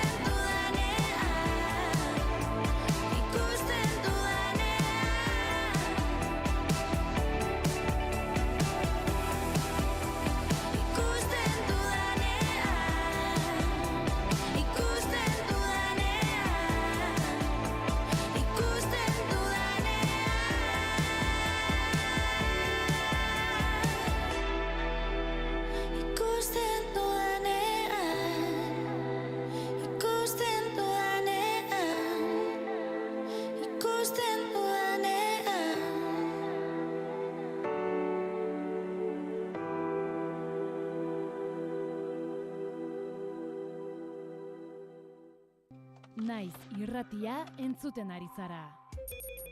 Bilbo aldea, 92.2. Gasteiz eta Arabako lautada, 91.5. Donostia aldea, 93.8. Gernika, 96.7. Leitza, 95.1. Bortziriak, 103.1. Urola, 91.8. Goierri, 102.2. Legazpi, 94.6. Naiz irratia. Eta horrela, kuki gozez, bertso gozez, iritsi gara konturatzerako 11etara, eta orduan, azken ordukoaren bila joan behar dugu, Naiz irratiko estudio zentraletara, han bai daukagu Oñat Zaizpuru azken berriekin. Egunon, Oñat? Egunon Goiuri, egunon entzule guztia, bai, tuterako udaltzaingoak adierazitako azken albisteak kezka datorkigu. 17 urteko gizonezkoa atxilotu baitute, bere bikotekide ohiari eraso egitea egotzita, eta gainera 20 zentimetroko labanaz erasotu diola adierazi baitu, eta hori da behintzat, titularra hori da, ondoren badirudi saiatu direnean atxilotzen pertsona hau bere senideak ere udaltzaingoaren kontra oldartu direla, bere 17 urteko erasotzailea honek ihes egin zezan, guztiak atxilotu dituzten, eta esan bezala 17 urteko gizonezko hau, mutikotxo hau, atxilotuta eraman dute bere bikotekide ohiari eraso egitea egotzita. Bestelako kontuetan, langabezia datuak ezagutu ditugu gaurkoan, 108.000 eta 100 lagun daude lanik gabe momentu honetan Araba, Bizkaia, Gipuzkoa eta Nafarroan. Hego Euskal Herrian beraz Espainiako Estatuko Estatistika Institutuak eman baititu datuak. 1.600 langabetu gutxiagorekin itxi du beraz lehen hiruhilekoa Hego Euskal Herriak langabezia datuari dagokionez. Biztanleria aktiboaren inkestaren datuak dira. Lurraldeka Gipuzkoa du langabezia tasa baxuena Hego Euskal Herrian, 6,58koa, zertxo bait altuagoa, baina oso gutxi Araban, 6,59koa, ondoren Nafarroan 7,59ko langabezia tasarekin daukagu, eta Bizkaian tasarik altuen 8,6koa. Sexuaren arabera, lehen hiruhilekoan emakumeen langabezia 1.400 emakumetan jaitsi zen, gizonezkoen artean 2.900 langabetu gehiago izan ziren. Beraz, emakumeen langabezia tasa 7,3koa da, gizonezkoena 8,8koa. Eta Gaztei dagokionez, Euskal Autonomia Erkidegoan langabezian dauden 25 urtetik berakoen kopurua 6.500 pertsonatan murriztuta azken 3 hilabetetan, eta gazteen langabezia tasa 13an kokaturik dago momentu honetan. Azken kontu bat eta azken aipamen bat, nazioartetik kasu honetan Estatu Batuak jarraitzen duelako han hemen erasoak egiten. Kasu honetan Yemenen migranteak egoten ziren zentro bat suntsitu du Estatu Batuakek 68 lagun hil ditu. 68 Afrikar direla diote Yemengo Hutien autoritateak, 47 lagun gehiago ere zauritu direla egindako eroso horretan, eta 30 lagun desagerturik daudela. Beraz, badirudi, izango direla hildako gehiago. Hutiek salatu dute herritarren aurka indiskriminatuki ari dela Estatu Batuak jokatzen, eta erantzun egingo duela alduen poderio, alduen momentuan adierazi dute. Hauxe beraz lagunok, 11:03 minutu kontatzeko genuena. Eskerrik asko Oñatzkuk aurrera egingo dugu, eta egia esan batzuetan horrelako albisteekin mundutik ies egiteko gogoa pizten zaigu, edo errealitatetik ies egiteko behintzat, eta horretarako oso gomendagarriak izan ohi dira telesaiak, pelikulak, batzuetan, gaiaren arabera noski. Beraz, guk pixka bat hori egingo dugu. Gero bueltatuko gara noski gai gehiagorekin, eta baita ere, 12etan informazio gehiagorekin jakintza eta edukitzea baita ere munduan gertatzen ari denari buruzko informazioa oso garrantzitsua delako. Baina ulertzen dugu zuek ere ies egin nahi balin bauzue batzuetan, beraz, etor dadia. Imanol, eta hitz egin dezagun telesail eta pelikuletaz.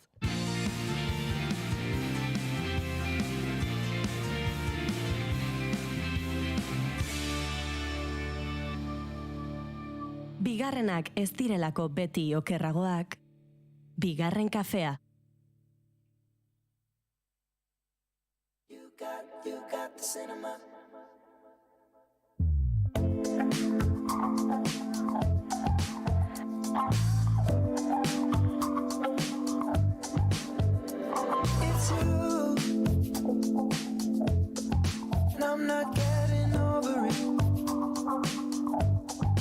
Darling, is it cool? From stopping when it comes to this. Ba, hementxe dugu Imanol, eseri da ja, gure kameraren aurrean, eta prest dago, ba, ikusi duen telesail edo pelikula baten inguruan hitz egiteko badakizulako astelenetan puri-purian tartea egiten dugula eta gure ikusentzunezkoen gomendioak egiten ditugula. I just think you're cool. I dig your cinnamon. Do you think I'm cool too? Or am I too into you? Baina gaur June hasiko da gomendioekin, ze nik badakit ekarri duela telesail bat, ba, agertzen zaidana niri hor Netflixen piztan dudanean eta ikusi dudana trailerra eta, bueno, ba, interesgarri iruditu zait eta gehiago jakin nahi dut zen nola nik ez dudan ikusi, ba, informazio pixka bat gehiago beharko nuke erabakitzeko ea ikusi, ala ez ikusi ze. Junek ekartzen dituen gomendio guztiak ez ditut ikusten, aitortu behar dizkizuet. Ze, aitortu behar dizuet, askotan Junek ekartzen ditorrela